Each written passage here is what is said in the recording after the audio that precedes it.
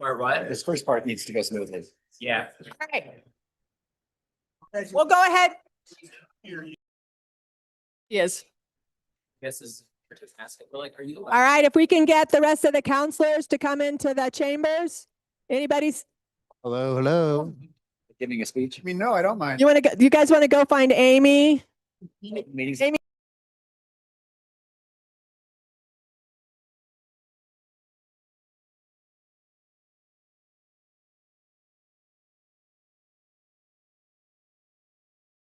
I'm asking you.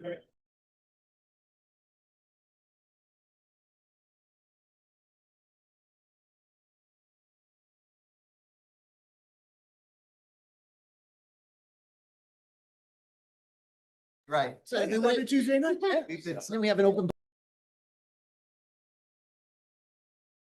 All right, somebody want to find Joella?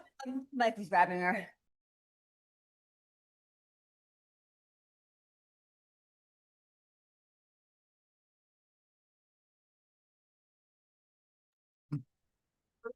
Oh, Shannon's.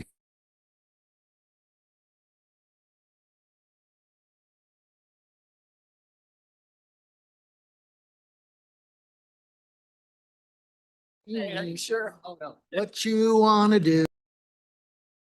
So we're saying. You have, we are. Yeah, this is on. Yeah. All right, you guys can all come in and take a seat. It'd be great to have the chambers full.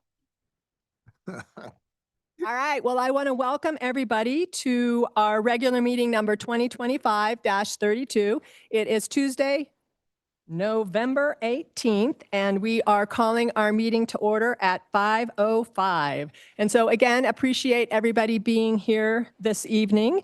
And our kind of first order of business, we probably need to do roll call, right? We'll do roll call. Gail Gary, Here. Joella West. Here. Michael Pacino, Here. Amy Dixon, Here. Dakota McGinley. Here. Steve Muntean, Here. Brian Swintek. Here. All right, thank you.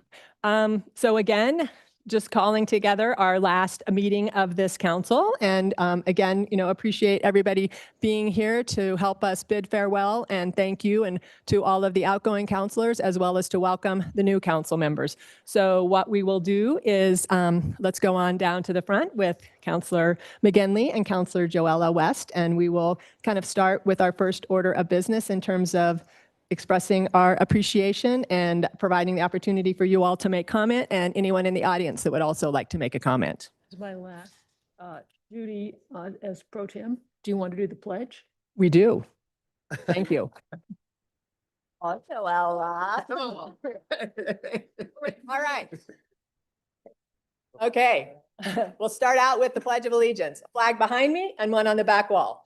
I pledge allegiance to the flag of the United States of America and to the republic for which it stands, one nation, under God, indivisible, with liberty and justice for all. Okay, now am I on point? So much better. Good, thank you. Right? Are we ready now? Okay, Whatever. yeah. Well, why don't we come up? I think Councilor Dixon is going to join you as well.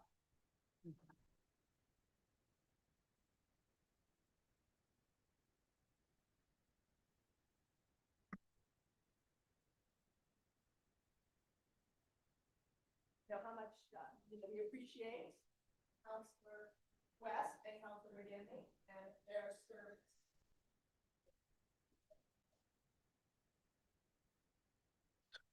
And then for all of you in the audience, we would absolutely welcome you up to the front as well to make any sort of comments that you would like to make. So again, with that, I just want to say on behalf of City Council, of the staff, and of our community, we want to express our deep gratitude to you, Councilor West, and to you, Councilor McGinley, for stepping up to serve on City Council. It's been an honor to serve with both of you, and we so appreciate the dedication and the passion that you brought in service to this community.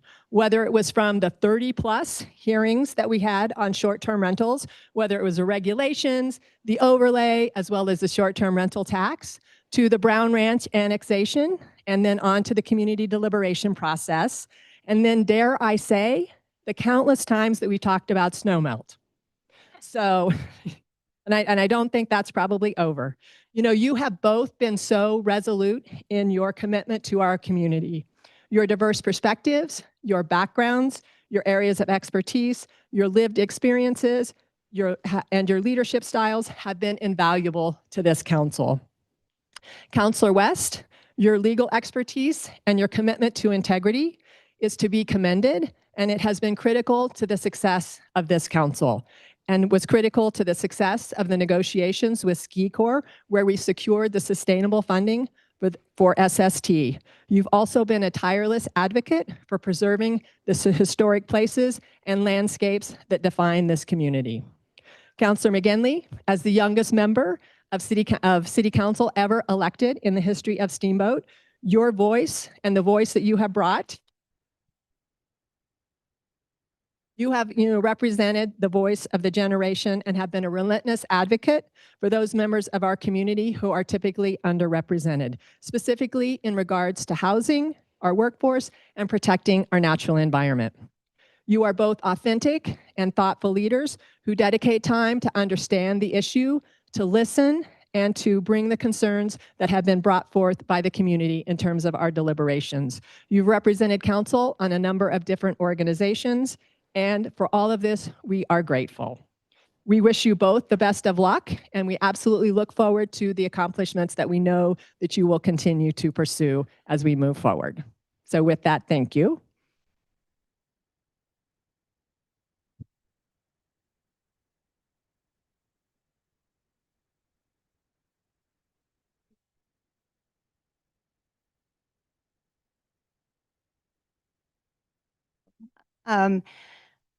I also wanted to say a few words to both of you. You have meant so much to me. I'm going to try not to get emotional because I consider both of you friends.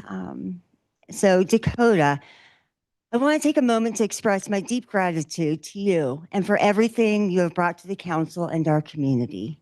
From the very beginning, you led with curiosity, compassion, and courage. You stepped into this role with a clear commitment to environmental stewardship, affordable housing, and many other important issues in our community.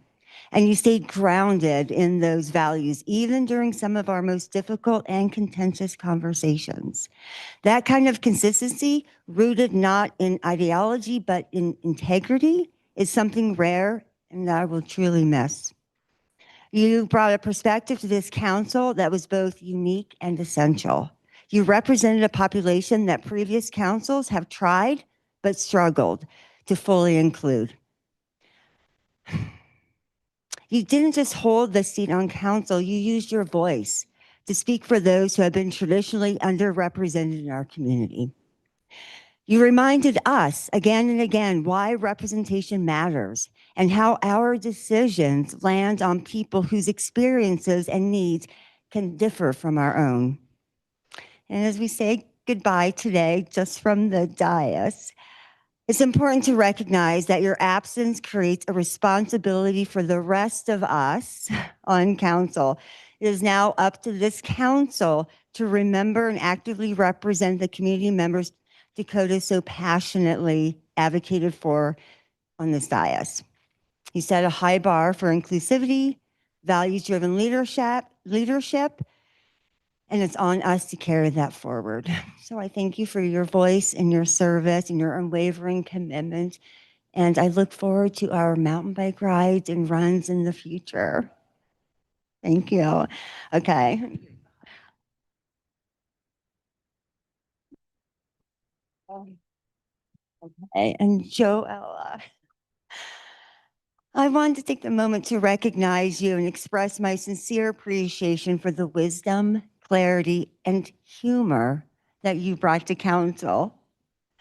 You are one of the most level-headed and inquisitive people that I've had the privilege of serving with.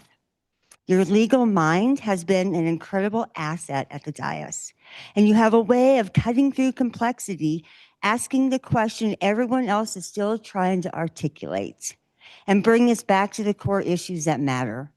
Your calm, clear communication style grounded our conversations and helped keep us focused when things became challenging or complicated.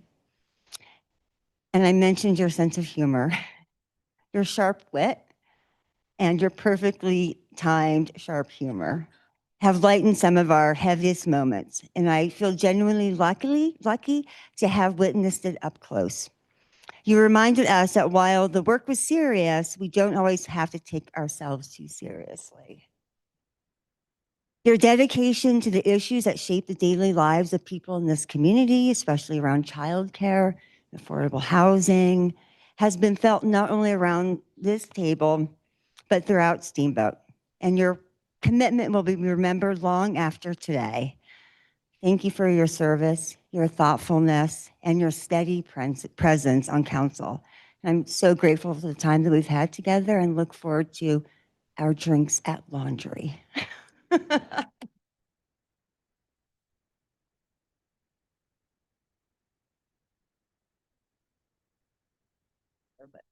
Yeah. Thank you both so much. And I do have some words as well. I first want to thank everyone who supported me from the beginning, my mom, my dad, my friends, my amazing partner, Michael, all the teachers who helped shape me and teach me that the biggest impact that we can have is within our own backyard. I want to thank those that supported me on the campaign trail, Catherine Carson, wherever you are, you're a saint. When all I had was hope and a vision to keep the Steamboat dream alive for futures to come, for all of us to be able to grow together. I want to thank those that believed in me enough to give me a chance, and those that doubted me but opened their hearts and minds. I have so much gratitude for my fellow council members and city staff. Oh my goodness. Thanks for answering all the countless questions over the years. You are the experts, and I couldn't have made informed decisions without you. Council, you each provide very unique strengths and perspectives, and I thank you for helping me find my voice. And working so hard to cultivate opportunities for our community to be resilient and inclusive for generations to come. I hope you can continue to lead from the heart with compassion and honesty, that you protect our most vulnerable people and places, give voice to the voiceless, defend the defenseless, give hope to the hopeless, help our community feel heard, even when we can't accomplish everything. Inspire others to get involved and be a part of the solutions. Mahatma Gandhi once said, "The true measure of any society can be found in how it treats its most vulnerable members." I wish you all the courage and heart to make the hard decisions and take care of yourselves along the way. Thank you.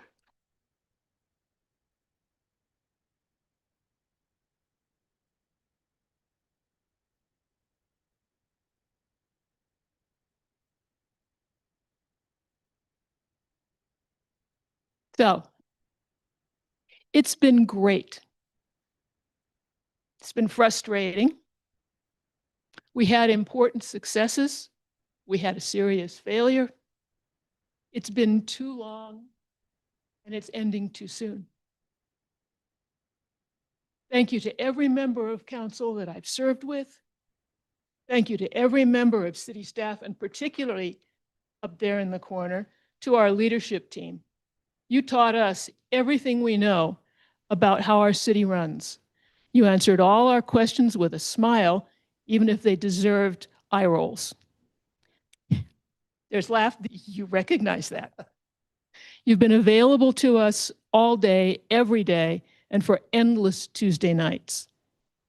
You've implemented our policy decisions without complaint, even if you questioned their wisdom, and if you did, we never knew. Thank you especially to Tom and to Dan, and to two special people who I hope are listening tonight. Gary, I've said this before, I would never have run for city council 4 years ago if Gary hadn't been our city manager. and Winnie for knowing how everything worked in the past, how it could work in the future, and how to make the seemingly impossible happen. And thank you to every citizen who has participated in our exercise in local democracy. From the first public commenter at my first meeting 4 years ago, some of you will remember he explained to us why cats should be free. To those who brought us to tears when Casey's Pond was about to close. To those who came to our last meeting to express their urgent concerns about Stagecoach Mountain Ranch. To everyone who has stopped by council table at Farmers Market, and to everybody who shows up early on a cold, snowy winter morning for coffee with council. Keep coming, keep watching, keep talking, and every so often I'll be one of you, because I'll be around. The work's not done. And to quote a piece of wisdom from a couple thousand years ago, you are not obligated to complete the work, but neither are you free to desist from it. And with that, I'll move on from rabbis to end with Edward R. Murrow, because why not? So, good night and good luck.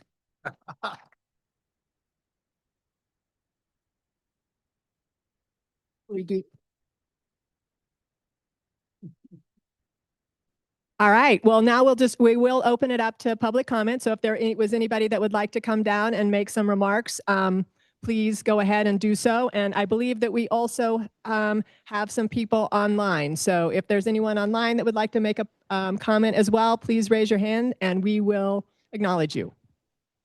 I'm going first because I got to go pick up my kid for the last week of my life. I'm here for Joella. It was an incredible pleasure to serve with you for 2 years. And I think it's been even more of a pleasure to try to make you laugh once every other week with Robin. Our little meetings for the last 2 years have kind of kept Robin and I in that circle of connection without feeling the stressors of being on council. You are an incredibly brilliant woman, and truly your mind will be missed in this community. And I hope that there are other outlets where you can be utilized, because that brain should not go dormant. It is incredible. And you filled shoes that Mr. Lacey had as a void, and it was wonderful to have more legal knowledge and wherewithal at the dais that we had. And I thank you for that. Your strength, your like everyone said, your humor, and your peace of mind, knowing that the decision you made, you will rest with, and ownership of those decisions is really commendable. So many people have regret or changed their voice, and you have stayed consistent throughout your term. And I thank you for that. For the council that's coming and is here, good luck, and really and truly think about the people that you are serving. This is a very hard job. You are not going to make friends. You aren't going to make enemies. You need to stay consistent. Stay consistent like Joella. Make sure that you go with your gut. Make sure that you make decisions that you not only see today, but the recourse will happen for 20, 30, 40 years. This is a very hard job. It's a lot of long nights. It's fun and it's stressful and it's rewarding as heck. And you have the best badge of honor in the world. You did it with such charm and such grace. And I thank you for becoming your friend after council and realizing that you're really fun. And I do wish that we can keep laughing every couple weeks and making fun of not only your chaos that you were living in, but now someone else's. So thank you.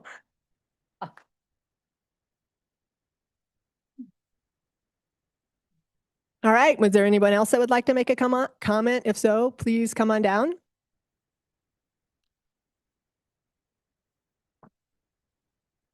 Hi, I'll make a comment. Angelica Salinas, I don't know if this is like official public comment, so I don't need to say anything, but I want to talk to Joella and Dakota as well. Thank you both for stepping up to serve our community. Thank you for your partnership with the county on so many issues over the last year. Thank you both for being mentors as strong women who ran for office. Dakota, I will mimic what Gail and Amy said, that it's amazing to see someone with a young, diverse, and strong and powerful voice have your role.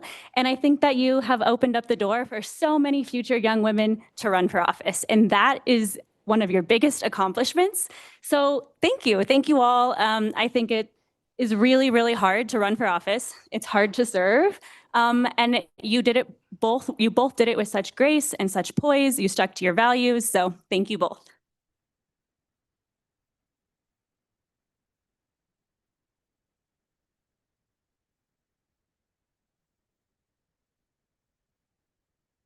Hello, I am Dakota's mom. Little biased maybe.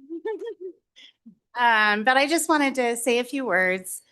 I've been with her on this journey for the last 4 years.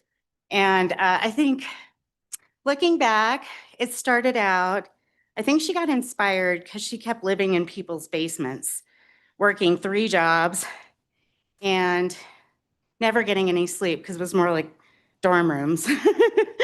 And I think that affordable housing became her passion at that point.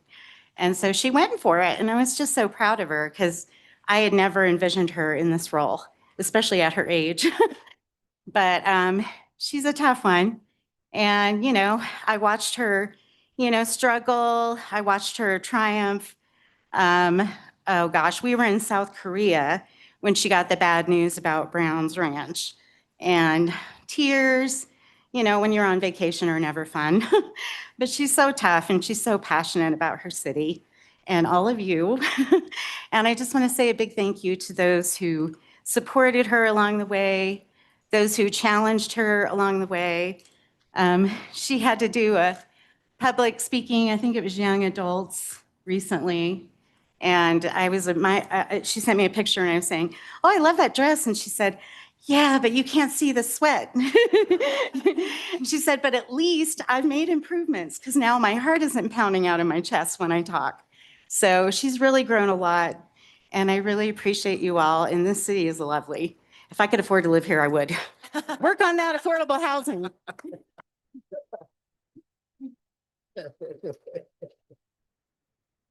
All right, if there's anyone else in the audience that would like to come on down, please come down. And I believe we have a special guest online. If you would like to go ahead and unmute, we'll make you be able to make a comment as well. All right, go ahead. I'm the abandoned husband.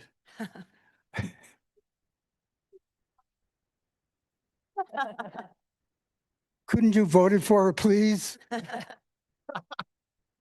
Dakota, I have to say, watching you grow, it was like a miracle.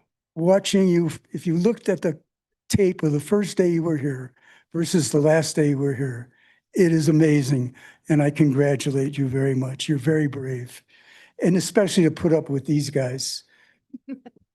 And for Joella, all I can say is she is an amazing woman. That's why I married her. She said at the very beginning, well, I've been a lawyer in Hollywood for many years, so this is going to be really easy for me. It wasn't. And I congratulate our new council people, and I hope that you're able to devote as much time and as much effort as Joella did. And I think the first thing on your agenda would be to shorten the meetings. Thank you.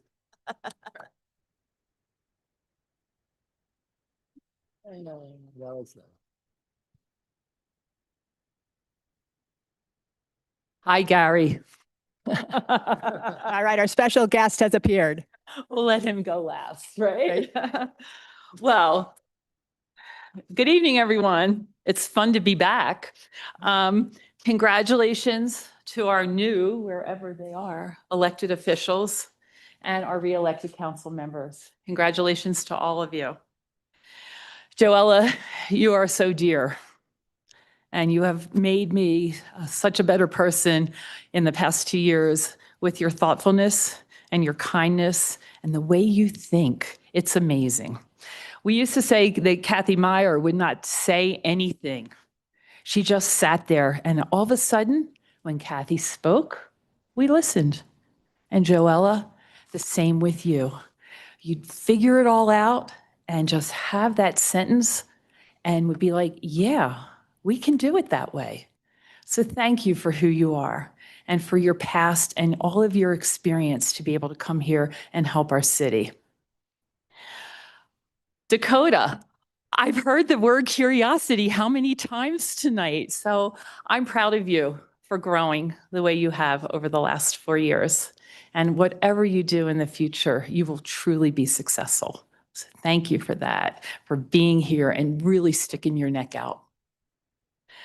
I just have a brief request for all of you to remember, new and sitting council members. Remember who you represent. It's not just the folks who contributed to your campaigns, and it's not just the folks who voted for you.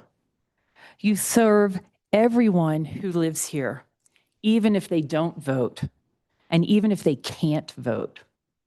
Respect them, listen to them, and even when you don't agree with them. You need to review policy and do what's right for all your constituents.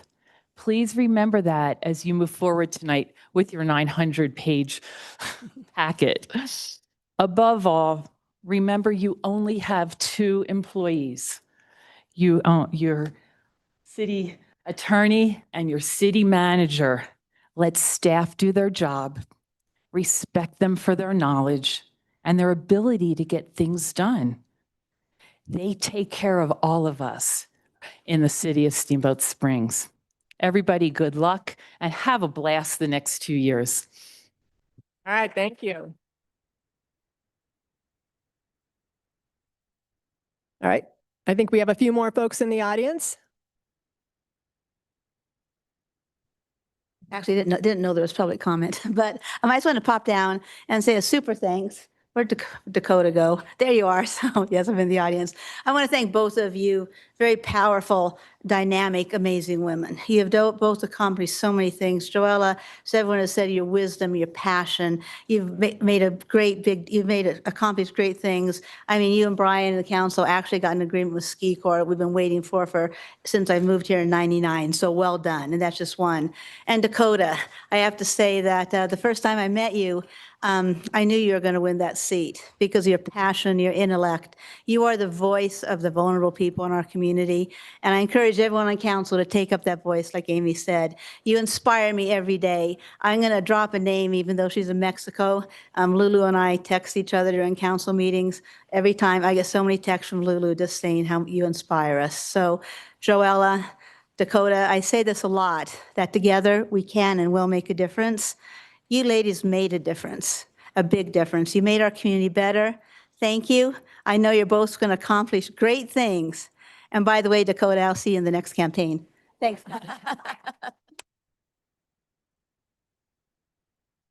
All right, is there anyone else in the audience that would like to make a comment or bid farewell? All right, if not, Gary, we'll have you unmute and turn the stage to you. All right, do you have audio?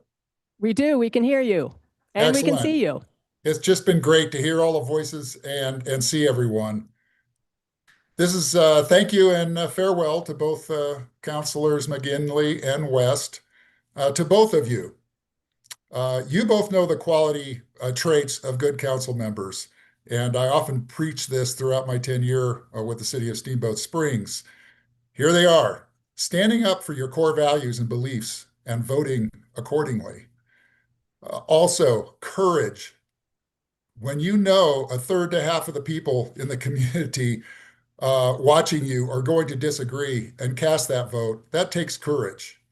You have to show respect toward your other council members. If that's just a must-have. If you don't have that, you're going to have a long 2 years or 4 years. Respecting staff and knowing the difference between policy and administration. Also, working in the best interest of the community. You're kind of seeing a theme here, which you've heard, working in the best interest of the community versus single issues or personal agendas. And last but not least, well, it's really not last either, but graciousness, being on the losing side of a vote and not taking it personally, having a short-term memory and taking on the next issue with focus and intention. That type of resiliency is a must-have for effective council members. It's a very difficult role, and you've both performed well over the last 4 years. I'm giving you both an A for whatever that's worth. Dakota, again, repeating the themes. I watched you grow into your role over the years. You were an active listener and always curious. There's that word again. That defines you, Dakota. Your questions brought depth to the conversations. You sought to understand. Your questions became more focused and impactful throughout your term of office. And I know you're aware of that. You have hit your stride, and I'm sorry to see you go. We needed your youthful representation, and the community continues to need that youthful representation. So thank you. Joella, along with the qualities I mentioned earlier, I have a few words that come to mind for you. And again, this is following the theme. Thoughtful is the first word. When you spoke, your words were carefully thought out and they were impactful. People listened. Preparation. The Boy Scouts motto, be prepared, that defines you. You were always prepared for the meeting. You always read your packets, even when you had a lot of other serious matters going on in your life and other distractions. Steadiness. You brought objectivity and steadiness to the council dais, something that every governing board can use and needs. Thank you for your years of service to the community, Joella. And got to congratulate the incoming council members. Congratulations. It's a big deal getting elected to city council. I'm happy for you all. And you have some major issues to address. And I just want to let you know, the city's on a solid track. It has an adopted strategic plan. I encourage you to read the strategic plan. Important to stay focused, work together, and not get distracted by the noise on the sidelines, as there will be a lot of noise. You will not be successful if you try and take on too much. You will be successful if you work with your colleagues, show respect, vote your conscience, and listen with an open mind. So with that, I wish you all the best of luck, wish you happy holidays, and I appreciate your time. Take care. All right. Thank you, Gary. You're welcome. All right. Thank you, Gary. Is there anyone else that would like to make a comment?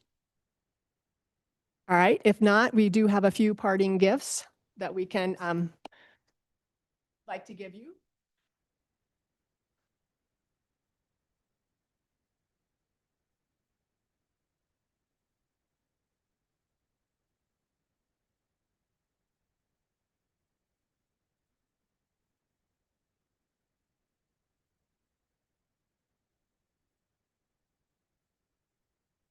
It is from all of us.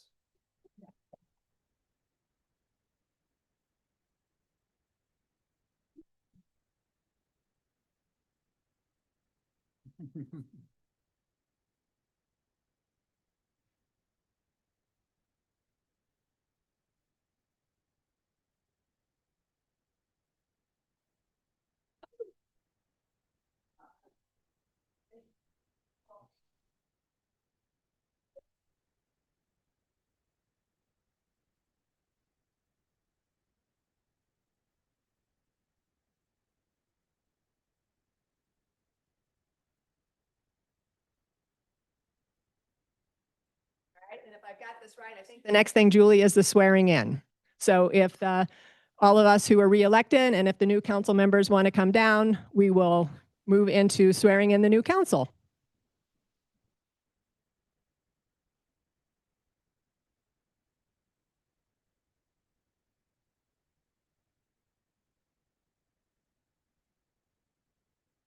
Either one. And then. where's Joe?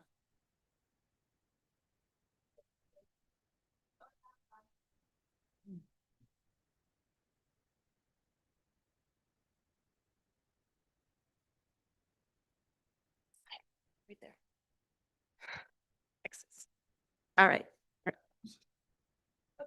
Right. Raise your hand, please. I state your name.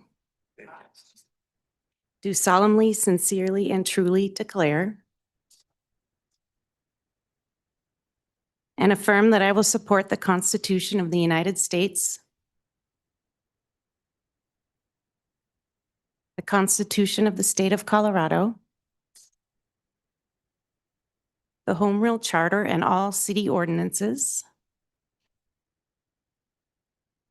and will faithfully perform the duties of the office of City Council Person.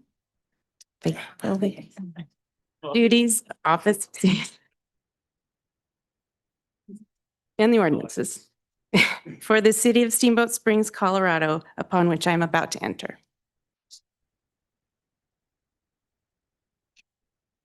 Congratulations.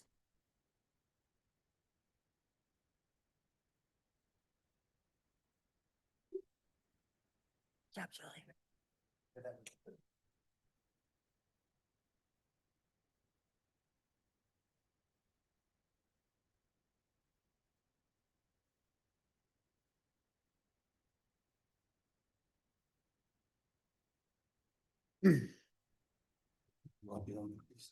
Is it next to me?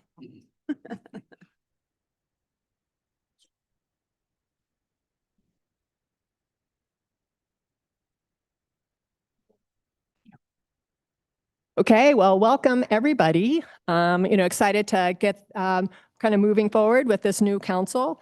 Before we move into our next order of business, which is the selection of president and president pro tem, I did want to take a moment to make a few remarks. It's been an extraordinary honor to serve this community as the city council president over the last 2 years, alongside a group of dedicated and talented leaders. Together, we have faced big challenges, we've made difficult decisions, we've delivered real results for our community. This council has much to be proud of. And to highlight just a few of those accomplishments that demonstrate what collaborative, community-oriented leadership can achieve, we saved Casey's Pond. When our community's only senior living facility was at risk of being closed, we acted swiftly by leveraging the short-term rental tax and partnering with the Yampa Valley Community Foundation, the Northwest Colorado Health, as well as numerous community members. We secured a path forward, and we ensured that our seniors could stay in the valley that they call home. This is, I believe, one of our probably proudest accomplishments. We advanced a comprehensive housing strategy backed by real action. We dedicated staff, we adopted a clear strategy and an action plan, and we made meaningful progress, including using the STR revenues to reduce the prices of the 86 deed-restricted homes at the Cottonwoods, into the range of the $200,000 to $400,000 range for each one of the units, creating the first new deed-restricted units for for-sale workforce housing in nearly 20 years. We also use the STR monies to lower the price for local workers at Base Camp and at Riverview. We led by example on climate action. We adopted a facilities master plan that puts us on a measurable path toward electrification and decarbonization of city buildings and operations. We strengthened regional collaboration. With overwhelming community support, we partnered with Routt County, the towns of Hayden, Oak Creek, Yampa, and the city of Craig to establish the region's first ever Regional Transportation Authority, an initiative that will shape mobility and economic opportunity for decades. Through all of this work, we remain committed to creating a welcoming and an inclusive and respectful environment in council chambers. We listened deeply, we debated vigorously with respect for each one of our views, and made sure that the diverse perspectives of our community were heard and that they were considered. And with the seating of this new council, I have made the decision not to seek re-election as council president. This is a collaborative body. All 7 of us are leaders, and each deserves an opportunity to help guide the council's work. I remain steadfast in my commitment to this community. I'll continue to bring the experience I've gained as council president to support the important work that we have ahead of us. And as we all know, there is work that needs to be done. And we know what that work is that needs to be done because we have heard it loud and we have heard it clear from our community and from our residents. We need to create more housing so that those who work here can live here. We need to protect our natural environment and the health of our Yampa River. We need to build a local and a regional multimodal transportation system that works for everyone. And we need to support our working families and our aging population through smart policy and through strong partnerships. These priorities are essential to maintaining a vibrant economy, a resilient community, and to preserve the small town culture that we all cherish.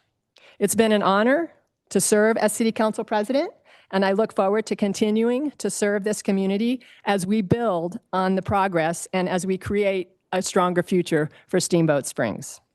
So with that, I will now open up the nominations for Council President. And I would like to start and begin by nominating Councilor Muntean to serve as president. Are there any other nominations for Council President? All right. Hearing none, then we do have the option. Councilor Muntean should indicate whether he wishes to accept the Yes, nomination. thank you. I accept the nomination, That, Steve. right? Thank you. Yes. Okay, would you accept the nomination, Councilor Muntean? Okay, and I do believe that we have the option of either doing a voice vote, a roll call, or a ballot. I would suggest just a regular vote if everyone's in agreement with that. May I interrupt again? Yes? You would first need a motion to close nominations. Really? Thank you, Dan. Move to close nominations. Okay, can I get? Okay, so we've got a motion by Councilor Bacino and we have a second by Councilor Quintac to close the nomination for president. Okay, In favor.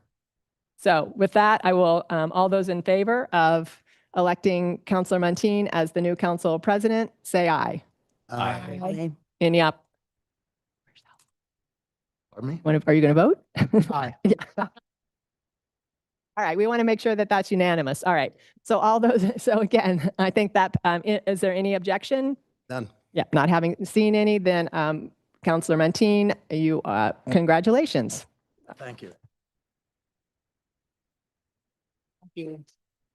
Oh, you got it. Thank you. Oh, You're right, so you're Oh, right on you're up point now. I got to bring all this You stuff. got to bring your big This is- packet. Sonia said it's 900 pages or whatever, or Robin said. Trade with. All right, we'll work through. Try to get through.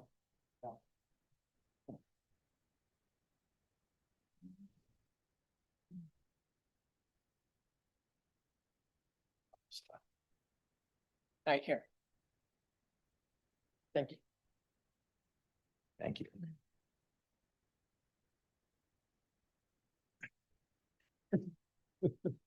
I did want to say something about our outgoing president, Gary. She said a lot.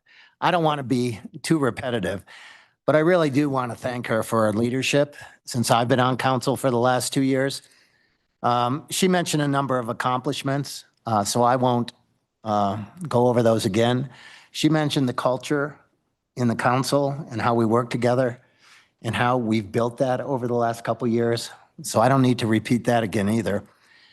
But I will say this, and that is, I really haven't met anyone who is as dedicated and committed as Gail is. This is a hard job. This is a very long job in terms of hours and all the things you have to put up with. And your commitment to the community never wavers. It never does. And I just really appreciate the fact that you embrace all the challenges and all the opportunities. So thank you for what you've done. Seriously.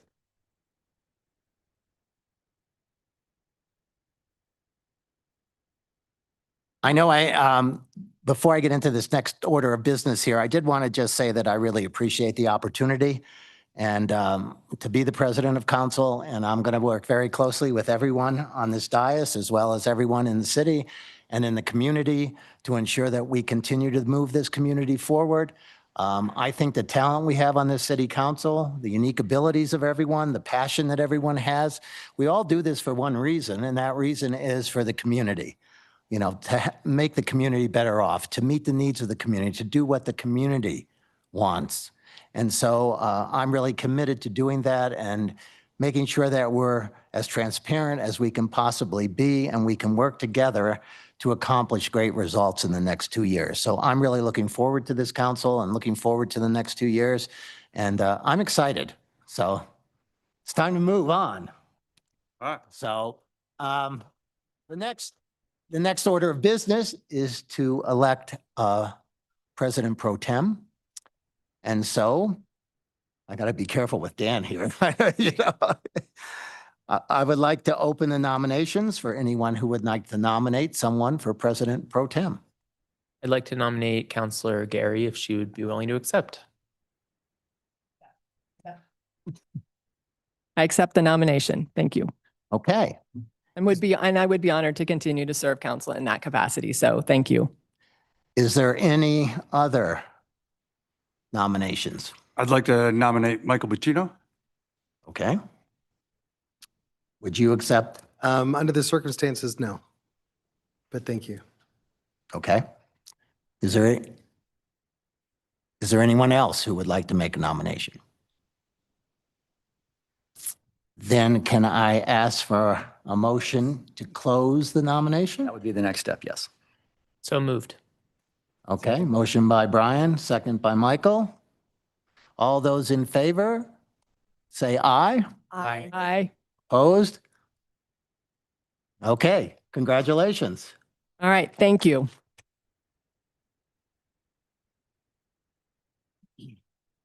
So, I wanted to announce, we usually have public comment at 6 o'clock.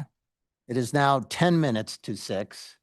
So I think we should move forward with public comment because we do have a long night tonight. So if there's anybody in the room or anybody online who would like to make a public comment, you can come down to the dais or online, and you have 3 minutes. And if you would state your name and your address. And this is for any comment that is unrelated to what we're talking about tonight. So if it's anything to do with what's on the agenda tonight, we will have that public comment separately. So this is for anything that's not on the agenda. So come on down. Yeah. And state your name, and you have 3 minutes. Okay, congratulations, everybody. Debbie Spiker, 1225 Meadowwood Court. This is not a new issue. It's just gotten slipped away with the Stone Lane Bridge and Whistler Park, et cetera. But I've been asking about the lighting for the hotels on Highway 40. In November 2023, I sent a message to code enforcement twice with pictures, never got any response. I did talk to Joella West about it at the farmer's market in 2024. And then I brought it up at city council meeting on October 7th of 2024. And I passed around one picture. And Gary Suter assigned it, Steve, I think to you, but the lighting for the hallway windows that face uphill for both the Homewood Suites and now the Holiday Inn Express are very bright. It's, I would say, a climate action, but it's light pollution. And I would ask the city council to look at some sort of light ordinance. The state actually does have an ordinance for light pollution for state mandated types lighting. But we don't have anything, as I understand it, here in Steamboat. But for example, the Homewood Suites has 3 windows, 4 floors. They have something that looks like white curtains, but they block 0 light. So all 4 floors shine towards the residential area. Now Holiday Inn Express has 4 floors shining. I can count 4 lights up each row on each floor. John, if you stepped out in the front of Stone Lane, you can see this lighting. I did bring this picture, which was given last year, of what it looks like from Brome. And then this picture is the lights shining from the top of the roof into Walton Creek before it gets dark. So it's 8 floors of lights shining into the creek. And it's just disruptive for the community. If you go up the gondola, you see the lights. So the question is, can't there be some sort of requirement to have automated shades that actually are light blocking for the hallway lights that are facing the residential area and the roof lights? So the roof lights used to be flashing red, green, white. Now they're all white, but they're all along the roof line, and it creates a lot of light pollution. So I would just ask that we look at a light ordinance. Thank you. Thank you. Thank you. Is there anyone else who would like to come down and make a public comment? Thank you. And if you would state your name, and you have 3 minutes. Hi, I'm Patrick Browning. I live at 1450 Park Court. This is a Whistler comment, and Whistler Park is my backyard, so I'm here with a highly biased opinion. I'd like to express appreciation for your efforts in saving Whistler Park for our community. A brief rundown of what your commitment is providing. We live on Park Court. We built our dream home there 32 years ago next to the park. And for 32 years, we have been witness to the activity and life that exists in this landscape. Whistler Park is teeming with life, local life, the kind that tourists never see. Families walking with kids and dogs, senior citizens strolling on a safe, flat trail, no bikes zipping by and no rocks to trip over or climb over. Young couples walking hand in hand, then pregnant the next year, then walking with a dog and a kid the next year, and then another kid the next year, and 2 kids, 2 dogs, a stroller and a strider. Adolescents, boys and girls, walking and running in groups down to Walton Creek. Daycare kids at the playground and exploring the creek. People laughing in the darkness of a full moon party. Crazy people irritating the neighbors, shooting off fireworks on the 4th of July. Frisbees flying, golfers working on their short game, teams gathering for practice, large-scale sports tournaments with ample parking for about 100 cars. Hang gliders and hot air balloons landing, kites flying, kids learning to ride a bike, dads and kids shooting rockets into the air, 1,000 dogs chasing 10,000 tennis balls being thrown across the park. Cross-country skiers and snowshoers, dogs leaping through deep powder snow, if it snows this week. Always people utilizing the park in all weathers, in all seasons, every day of the week, and every month of the year. The Whistler area is teeming with life. Thank you for your efforts so far. Please get it done. And I hope that one of your legacies for your years on the council will be that you saved Whistler Park. Thank you. Thank you for your. Okay, Dave, come on down. Good evening. Dave Hunter, Steamboat Ski and Resort Corporation. Just wanted to come up for a minute and congratulate our 2 new council members, Barnes and Augusta, and the return of Councilor Gary. Congratulations. Thanks for your work. Thanks for your service to this community. Truly makes a difference. We look forward to continuing to strengthening our partnership between the resort and this community along with this city council. So we look forward to that. We are super excited about opening day. We are opening on Saturday. It will snow, and we hope the entire community comes up and celebrates the opening on Saturday, November 22nd. Thank you for what you do. Have a good evening. Thank you, Dave. Thank you. Okay. Come on down. Thank you. Hi there, I'm Andy Mackey. I live at 1430 Park Court. Talking tonight about Whistler Park. I know it's not 100% done deal yet, but I just want to say a big thank you to all parties involved for making the moves to hopefully save Whistler Park. Whistler Park is a true gem for the community of Steamboat, a unique feature that most mountain communities don't have because of building on every square inch available land. Thank you to all the council members for all your time and effort to help preserve Whistler Park, all the discussions and public comments that were genuinely listened to and heard. Me, my neighbors, park visitors, my dog Bandit, and all the wildlife truly appreciate the right choice moving forward. A huge thank you to my friends and neighbors who've put a lot of time communicating the progress and encouraging us to show up and voice our deep concerns during public comment. This is something that I'm not very comfortable with. I've met so many fabulous people in Whistler Park, and it really helps to bring a sense of community, and isn't that what we're here for? Thank you. Thank you. Thank you. Okay, is there anyone else who would like to make a public comment in the audience tonight? Okay, is there anyone online? Nobody online. Okay, then we will close public comment. Thank you very much. And what we heard tonight was around the light situation over by Homewood Suites. And I believe, Tom, didn't we address this or at least investigate this at some point in the last? I do remember it coming up previously. We do have a lighting code. It's sometimes I don't think it addresses the internal light, but I have a note and we'll look into it. Okay, good. And as far as Whistler, okay. May I ask that when you look into it, that you copy council on the results? Yes, anytime there's public comment like this, we'll give you an answer to what we found out. Yeah. And as far as Whistler concerned, as you know, it is on the agenda tonight.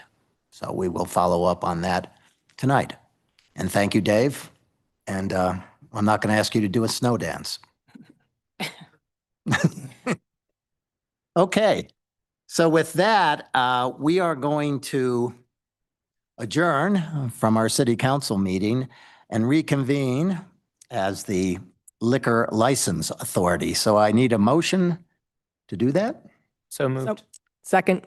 Okay, motion by Brian Swintek and a second by Gail Gary. So we are now into our Liquor License Authority. And are we okay with roll call, Julie? Yes. Okay. Good. We're good. This is a public hearing before the Liquor Licensing Authority of the City of Steamboat Springs to determine whether or not the application of the Westerly LLC, doing business as the Westerly, to be located at 907 Lincoln Avenue, Steamboat Springs, Colorado, for a beer and wine liquor license should be granted or denied. This hearing is conducted pursuant to the laws of the state of Colorado and the rules of the Liquor Licensing Authority of the City of Steamboat Springs. The purpose of this hearing is to receive information, data, and testimony by interested parties in order to enable the City Council to make findings and reach conclusions required to be made by state law as to whether or not the liquor license applied for should be issued. A record is being made of these proceedings so that those who desire to be heard must identify themselves by name and address. Interested parties are residents of the neighborhood under consideration or owners or managers of any business located in the neighborhood. The neighborhood has been preliminarily established as follows. The relevant neighborhood is the downtown.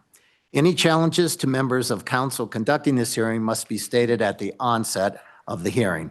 The burden is upon the applicant to satisfy the council that the reasonable requirements of the relevant neighborhood for the kind of license applied for are not presently being adequately satisfied. The burden is also upon the applicant to show the council that he or she is a person of good moral character entitled to hold a liquor license. Is the applicant ready to proceed? And if so, please identify yourself for the record by giving your name and address.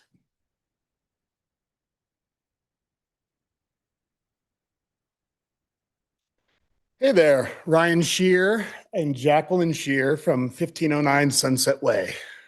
Okay, would you raise your right hand, please?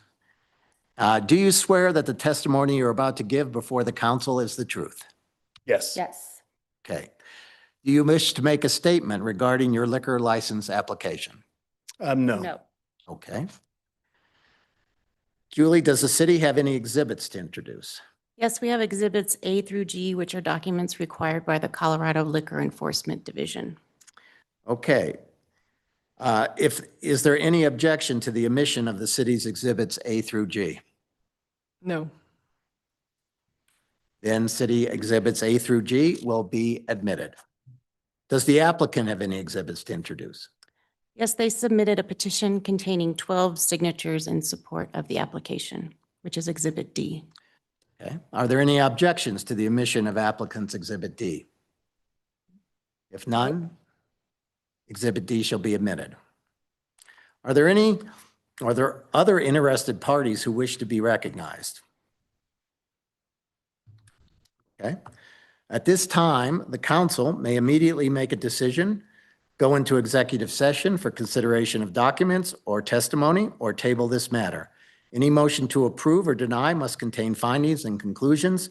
The city attorney has prepared an outline of findings to assist in a motion to approve or deny, which is in your agenda packet.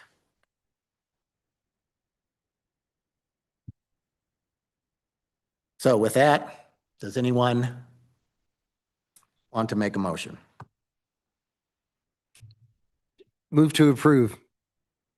And I'll second the motion to approve based upon all the findings that have been set forth by our city attorney in terms of necessary for the approval. Okay. All in favor? Aye. Aye. Opposed? Okay, passes 7-0. Congratulations. Thank you, council. Thank you, Julie, for all your help. Good luck. Thank you. And we had Julie, a second one that has been postponed till December 16th. That application has actually been withdrawn, so no action is required. Okay. Okay, perfect. So with that, we need a motion to adjourn. And Minutes. oh, yes, the minutes. Approval of the minutes. All right, I'll move to approve the minutes from our regular meeting, March 4th, 2025, and our regular meeting from October 14th, 2025. Second. All those in favor? Aye. Opposed? Minutes are approved, 7-0. Okay, thank you. Move to adjourn. Second. All those in favor? Aye. Then we are adjourned and we will reconvene as the Steamboat Springs Redevelopment Authority. So moved. Gates?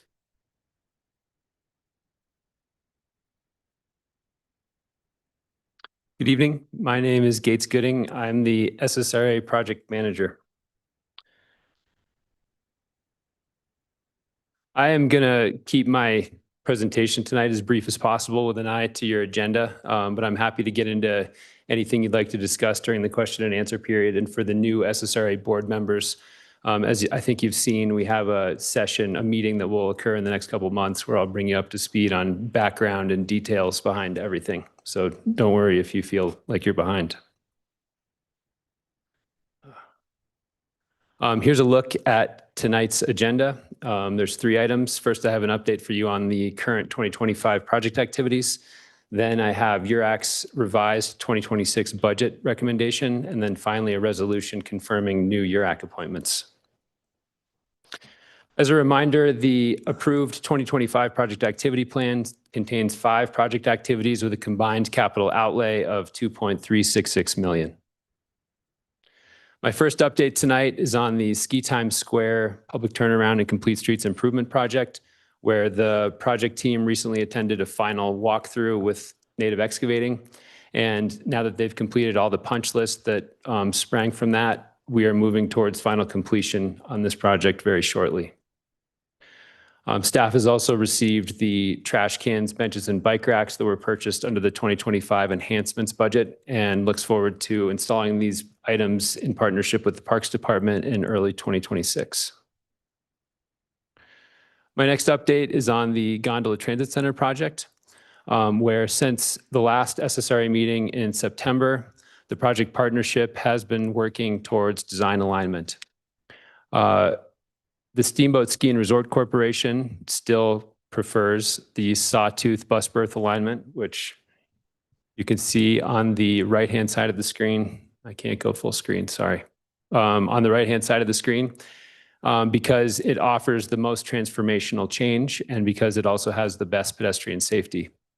On the other hand, staff's existing preference for the pull-through option, which you can see on the left, has recently grown stronger as we've learned about updates in the bus industry where the industry is moving towards longer vehicles for the future. The sawtooths, again on the right, have tighter geometry, and with longer vehicles, there's not enough space for those vehicles to move past one another. So we are still finding this process of alignment challenging. However, design alignment hasn't yet risen to be the most critical factor impeding progress on this. There are numerous other issues that we're trying to solve. Either of these designs is dependent on snowmelt for the safe and effective operation of the plaza area at the least. And we don't yet have a fully validated low or no carbon snowmelt option. There's also the potential that we may need to revisit funding commitments for this project as our estimated budgets have grown past the previously made commitments in the PIA. Neither side of the partnership wants to make further commitments to investing in design progress before we know that we have a realistic project. So in the intervening time, we hope that there's room to reach alignment before, again, that becomes the most critical thing in our path. But I do want to draw attention, this is hard to see, but this is a schedule scenario that imagines what if we could get to design alignment today and then follow an accelerated design schedule, and it would leave us just barely enough time to get SSRA approval of construction contracts before the final outside date in the PIA. So if we're looking at an extended process to get to alignment, it just raises the probability that we're at the very least going to have to amend the PIA, because in all likelihood, we're looking at missing the final outside date. So one of the most important pieces that we're working on in this intervening time is validating a snowmelt solution. And as most of you remember, the project team recently undertook an analysis of low or no carbon power sources for GTC snowmelt. And the outcome of that study was that the only viable backup option, if geothermal proves infeasible, is electric boilers. SSRC has preliminarily accepted electric boilers as a backup option, but as you've heard, that acceptance is conditioned on first ensuring that electric load won't meaningfully constrain capacity for future redevelopment. We're waiting on receiving YVEA's capacity study, and we've been told to expect that sometime after the new year. At the same time, we're continuing work on the GTC geothermal feasibility study. Our consultant, the Gray Edge Group, came in September for a site visit and inspected the Borefield location and visited potential buildings that will participate in the district. Bertram Drilling came. You can see on the right-hand side here, this is the well drilling trucks up on the ski hill. They drilled a test borehole to 440 feet, and then we did some advanced thermal response testing, which told us that we actually have very favorable geology for a project like this. And Gray Edge will now take those results and incorporate them into a preliminary feasibility analysis that we expect by the end of the year. And my last update tonight is on the GTC Consolidated Shuttle Study. Our consultant on this effort is Fair and Peers, and they recently visited Steamboat and hosted a stakeholder advisory meeting and a series of focus groups. And we did get great attendance and good engagement, but from very skeptical stakeholders. You can see on the right here, this question was, how do you feel about a consolidated shuttle system? And the size of the word corresponds to how many times that word was mentioned. You can see that we have our work cut out for us, not only to build trust, but hopefully to convince this group that we're building a system that will work well for them. That is the end of my updates tonight. I'll turn it over for questions. Okay. Who would like to start? Who has questions for Gates? Dave? I have some questions. So existing right now, and this is in regards to the snow melt, we're pretty sure that the electric company doesn't have the capacity to increase the amount of electric that you would need for the electric snow melt anytime soon. Is that kind of where we landed on that? We've been told the capacity is there to serve the snow melt. But the question is, if we use that capacity, are we getting closer to some cliff where if a new building wants to come in, would it take some huge investment in a new substation or something? So that's what we're waiting on, is making sure that there's additional capacity above what we need for the snow melt to make sure that we're not getting in the way of future redevelopment. And if we're looking at the geothermal concept, what would be a reasonable timeline if the stars align to get geothermal online? To get it online is potentially a couple years out, which might be in line with our timeline for the main GTC project. We're looking at hopefully mid to late spring for our feasibility study with preliminary engineering to be complete. And then there would likely be a process, if we get good results, there'd be a process of negotiation and looking for funding sources and moving forward. And right now, with the capacity of the boilers you guys have in place that are being used, would you have to add more boilers if you were to use natural gas? If it was, say, there was a waiver granted or some ability to use natural gas while we waited for the geo to be developed? There's enough existing capacity and existing boilers to serve the project. Okay. Other questions? Have you had any, regarding the geothermal and the cost? I know we're going to get the feasibility study or the study on it and how much it costs, the engineering and stuff like that, but initial findings, do we have an idea if that's like going to even throw this project way out of, the cost of just putting in a geothermal system? I don't know anything about geothermal, how much it costs to install and to utilize. So, I mean, we'll clearly get that, but that may be months and months out. Have you got any inclination as to it's more than a heat pump system, less than natural gas? I think it would be the most expensive option, but hopefully a third party would be interested to come in and fund that and then sell heat back to all the district participants, of which Ski Corps would be one, funding the operation of the snowmelt system. Now you're saying a third party. Have you talked actively to some people that may have that interest? We have active interest from multiple parties, including an effort that is being undertook by Altera in particular. Cool. Okay. John? So you made a statement in your summary, and it says the preliminary results are very favorable, showing. Actually, went dark on me. Come here. Sorry, I have to learn how to use this. Yes. Okay. The preliminary results are very favorable, showing that the geology under the Stampede Trail, will, efficiently store heat and require comparable, fewer boreholes than given thermal loads of similar areas throughout Colorado. So that's a very positive statement. So it sounds. So is that something you can begin your design around, given that you're 2 years out from that? But that's saying that basically the efficiency is very favorable, and it's better than other places in Colorado. That's a pretty strong statement. So the testing that we did is a measure of the thermal capacity and conductivity of the subsurface geology. And what that tells us is how many linear feet of borehole we need for our demand. And so we can size the demand, but then for a given demand, how many boreholes do we need? And our consultants are working with many other resort communities throughout the Western Slope. And they have told us that the results that we have compare favorably to what they've seen in other places. Do you have an estimate when you'll be able to make that call to move forward? So there's multiple milestones ahead of us. The preliminary feasibility analysis is due around the end of the year. And then if that looks good, we'll go to the second phase, which will involve more detailed engineering, and that will also include a cost estimate. And again, that might be finished around late spring timeframe. And then we should be able to take that as a basis to go and actually start getting into financial conversations. Okay, thank you. Okay. Yeah, I have other questions about other systems, but if you want to stay on geothermal for now. Any other questions on geothermal?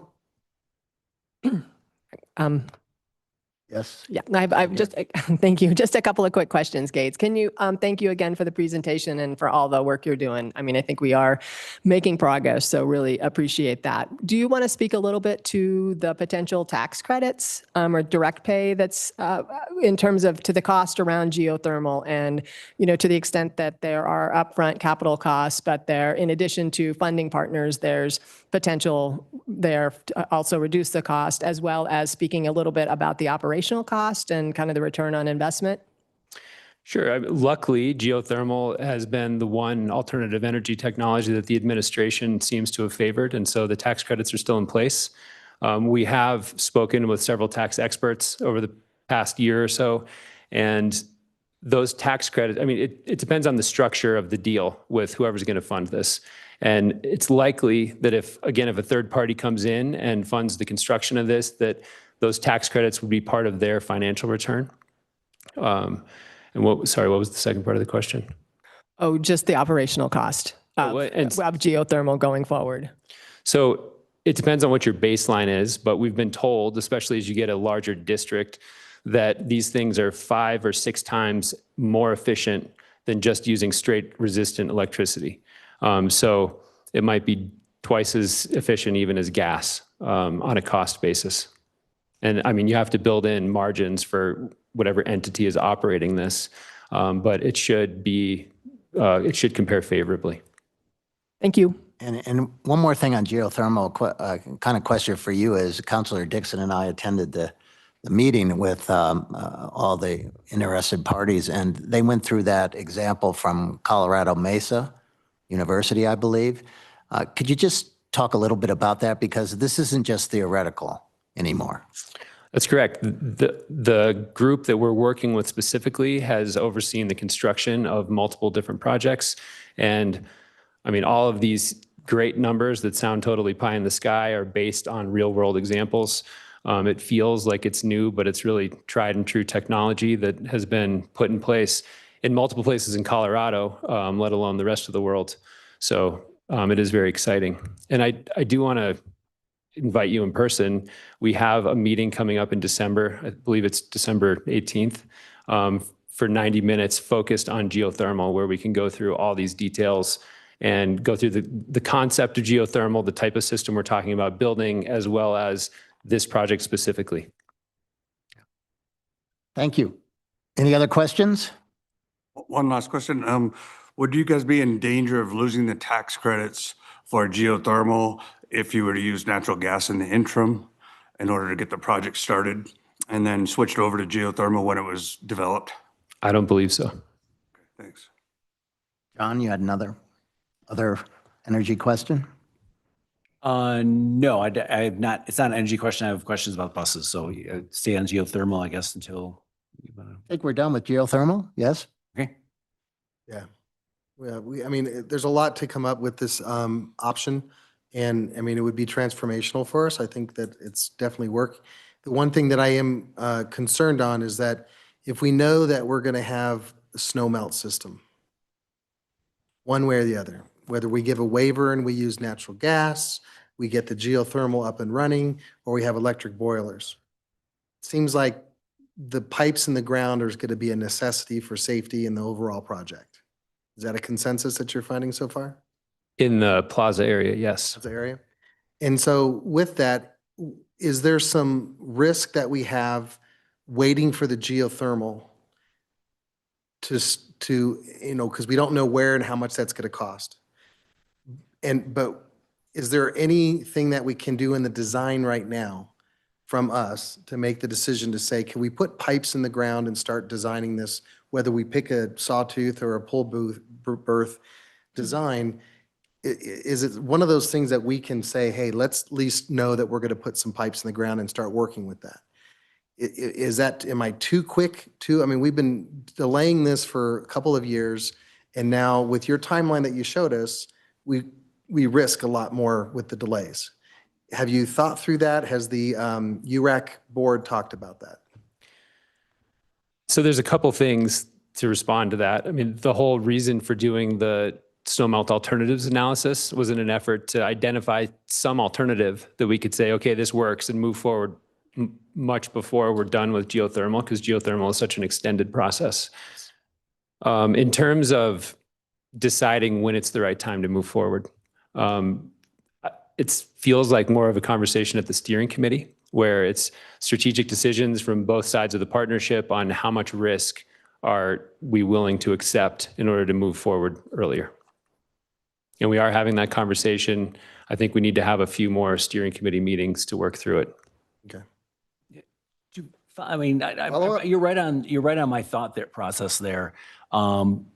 Is the pipes in the ground to be different whether you are doing geothermal versus you're doing gas? No. Okay. So what is holding you up? Since you know you're going to do something, what is holding you up from saying, let's go? I think the bus layout is one. We got that. Is there anything else holding you up?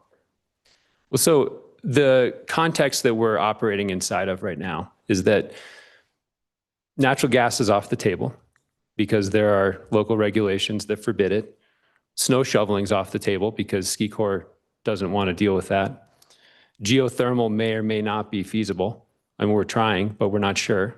And electric may or may not be feasible. We need to verify that capacity. And so we could build a project and put tubes in the ground and be assured that we'd have tubes in the ground, but whether or not we could operate those and actually run the snowmelt system is still an open question. We're working, again, to hopefully the quickest answer will come on the electric boilers, but unfortunately, it's still a couple months away. Well, I mean, if I could, I mean, I just know that the building department has already, has in their building criteria to allow more than required residential snow melt, so that a builder can go ahead and put pipes in the ground now without having a system planned. And so I mean, if they're doing that and we're allowing it, we just kind of want to see if what guidance could we give that would help expedite, if it would help. Otherwise, we'll just wait. I mean, that's my thing. If I may, because I've been trying to educate myself on this, and one of the reasons why you may not want to build it out now, and I answered my own question, is that depending on how much heat you're getting through on the geothermal will tell you how close those pipes need to be in the ground. So you may need to be closer. As far as where they're. Yeah, because when you run the loops, Makes sense. depending on how much heat you're generating, those loops may be further apart or closer together. Yeah, okay, we may be preemptive. I think yeah. Yeah. Yes, go ahead. So Gates, I think there's a misconception that the delay is only because of geothermal. But from my understanding, SSRA has not recommended a design yet, because we're clearly still talking about both. That's correct. At what point does SSRA need to make a decision on the design? Any time would be great. Great. Yeah, so there are other factors involved here for us to. Again, specific. So design is not yet our critical factor. Yeah. We do at some point need SSRA to weigh in and support a design choice. It's being negotiated right now at the steering committee level between the partners. But if SSRA is not going to support what staff is saying its preference is, then it would be good to know that sooner than later. Right, okay. My second question was, I know that designs are highly reliant on the consolidated shuttle system. You can't see, in these pictures, you can't see where those shuttles will be dropping off and picking up in those pictures very well. I think I have another one. What happens if we can't get consensus on that? And does this push us back to the drawing board for a design? You're right. The design as currently envisioned is dependent on a consolidated system because we're shrinking the available capacity, the available number of shuttle berths. But there's some ability for that study to influence the design still, for us to grow or shrink that shuttle capacity as necessary. And so this is just a journey we have to take with those shuttle stakeholders and see where we end up. Okay, thank you. Yeah.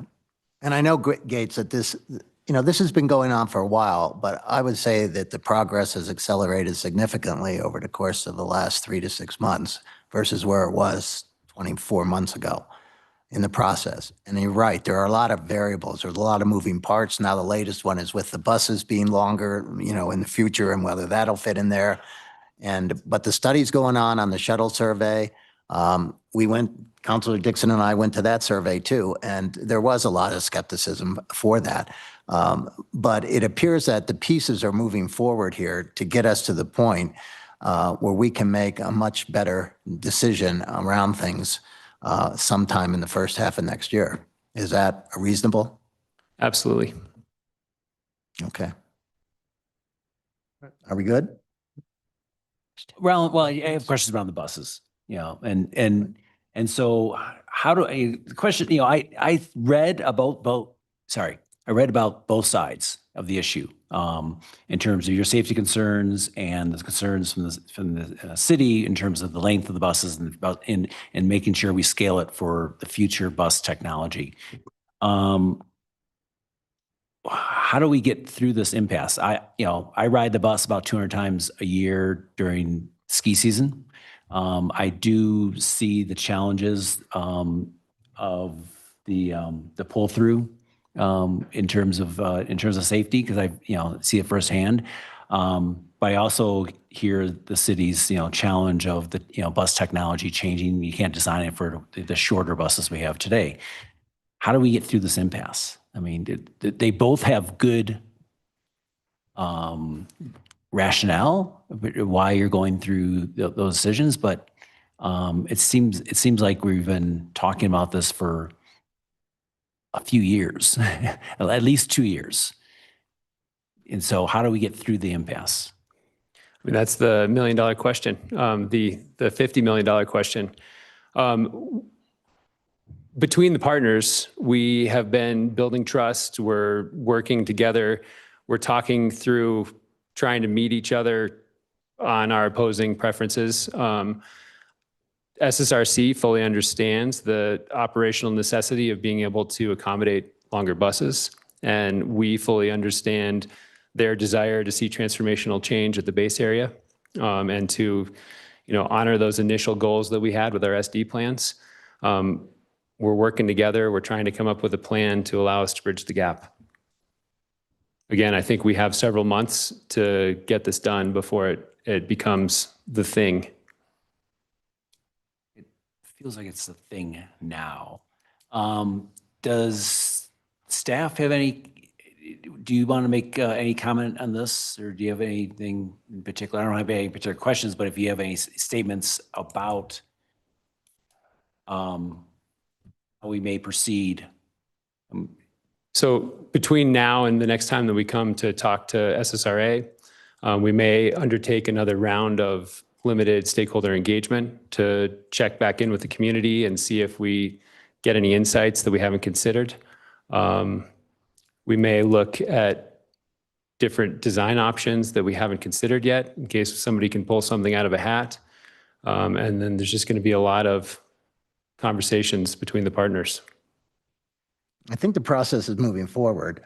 Do we have any other questions on this subject? Because if we don't, we can open it up to public comment at this I point. just have one suggestion. And that would be for us to consider a waiver for the use of natural gas until the geothermal can be realized. I think, in talking with John Flint today for a long period of time and talking about the safety features of Sawtooth versus the pull-through, it certainly seems like the pull-through gives the most options for the extended buses, for, looking forward into the future, where the Sawtooth, you could end up in a situation where you no longer have the ability to get these shorter buses in, and now you have a center that isn't designed correctly. I would say, in my opinion, that the big transformational process that's going to happen at the ski area is going to be that gondola and not the bus stops. And I think from talking with John and understanding the challenges of the driver and where their focus is going to be in pulling around the buses in the Sawtooth, that the pull-through offers a lot a lot more safety, even though you're having more pedestrians cross in front. So understanding that, I know I'm not trying to solve the world's problems tonight, but I do think moving the mark forward is that ability to have a natural gas waiver. And I do suggest that it is a climate action plan in a positive direction with the amount of vehicles that you will get off the road, the amount of shuttles that you get off the road, with the understanding that the day geothermal is done, that the whole snowmelt system in the gondola goes to geothermal, and that the boilers are Put a kept. pin in this and and pick you know this what, up yeah. during deliberation, because Yeah, I was gonna say that. really need debate. Just If I can just make one quick response before I cede the podium. So we might get there. At present, neither side of the partnership is requesting a natural gas waiver. No one is? And just from a process perspective, usually we'll kind of ask questions of staff, and then we get public comment, and then we bring it back to deliberation. Right. May I ask a question to Jonathan Flint? I saw him. Sorry. Hiding in the back. Question for Jonathan Flint up there. This was a big conversation at our URAC meeting a couple weeks ago around safety between the two different designs, and I would love for our expert to weigh in. Sure. Jonathan Flint, Transit Manager. In talking about the safety aspect, obviously, whenever you have a pedestrian and a vehicle occupying a similar space, there is a safety risk there. So we looked at the sawtooth design. It is a very doable design with the 35-foot bus. Unfortunately, that the industry is changing. But with the sawtooth design, as the driver is departing from that sawtooth design, they're really going to be focused on, and I apologize, this is deep bus theory, but here we go. They're going to be really focused on the right-hand flat mirror to make sure that they have clearance as they move around the other bus. With quick glances forward to see if there's anything forward of them. And so it's challenging to go from a large peripheral view to a very small, limited mirror-sized view. So that is one of the aspects that would be challenging. We went down, and I really appreciate the cooperation that we had with the ski area, the designers, and the city. And we actually chalked out the sawtooth design and drove it, tested it. As we go around the other vehicles, we have about 12 to 18 inches if everybody parks perfectly. So they really are going to be focused on that mirror to make sure that they are missing that person. So just that change in focus does introduce a bit of a safety concern. Also, if people are running up to the bus, as they're sheltered by that vehicle that we're going around, the bus we're going around, they could appear very suddenly. So there are some safety concerns with the sawtooth design. However, you are going to be putting 50% of your passengers shoreside. So there's a trade-off. With the pull-through design, the thing that we like about it from a overall safety aspect, yes, there will be pedestrian vehicle conflicts that the drivers will need to watch for. We feel that we have a very good staff, trained, safe staff. But their focus is going to be just out the windshield and the drivers. So it's a much more of a peripheral with the occasional glance back to just make sure nothing has changed. But overall, everything you're going to see is out the front glass. And so you're going to be able to focus more attention on that, look for changes, that kind of thing. So there's safety concerns with both. The pull-through design also does allow for some flexibility as far as where the bus pulls in, the length of the bus, that kind of thing. Perfect. Thanks, Jonathan. All right, thank you. Okay. Are we good? Public comment. Public comment. Is there anyone in the audience who would like to make a public comment regarding this subject? Seeing none? Anybody online? Oh, there's one. As I said, yeah. And if there's anybody online that would like to make a public comment, take this opportunity to raise your hand, please. State your name and you have 3 minutes. Thank you. Ryan Stone, a member of the Urban Renewal Authority Advisory Committee. And as someone who's been working on this Gondola Transit Center for about the last 5 years. I wanted to sort of just put a few things into perspective here. One is the origins of this idea there was a study done in 2018 that identified vehicle pedestrian conflicts as the #1 issue within the transit center. And the idea of a curbside pedestrian drop-off was what came from that study. How do we eliminate any opportunity for a vehicle and a pedestrian to have to be in the same place? The Sawtooth version has sort of evolved. The original design didn't have as many berths as the current design. With the revised Sawtooth design, that island does require a single crossing point for those. So I just wanted to give some context to that. That's why it was originally designed that way.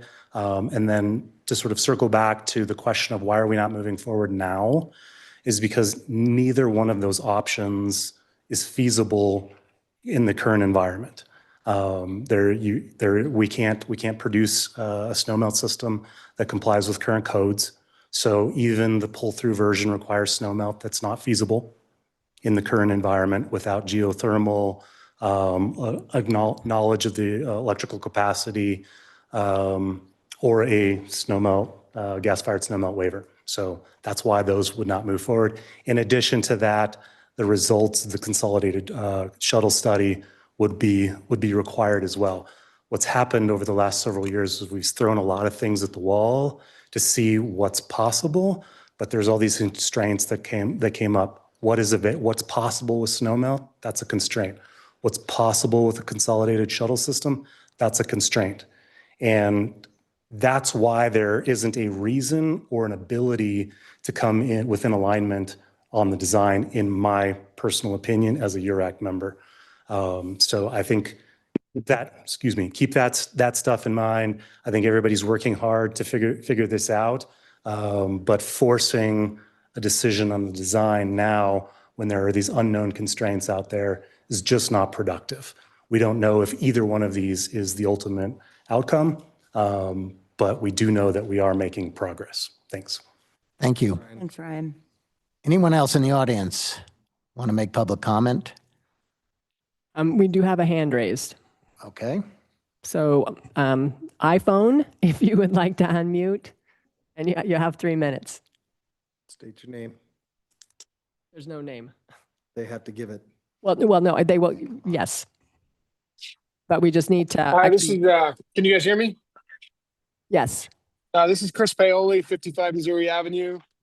And, I just want to challenge, I know we've had a bunch of councils up there and we've had a bunch of people that everybody's all hell bent on electric and, being energy efficient, which I don't disagree with. But I'm an engineer by degree. I actually work in the development world. And I'm looking at pro formas for electric snowmelt.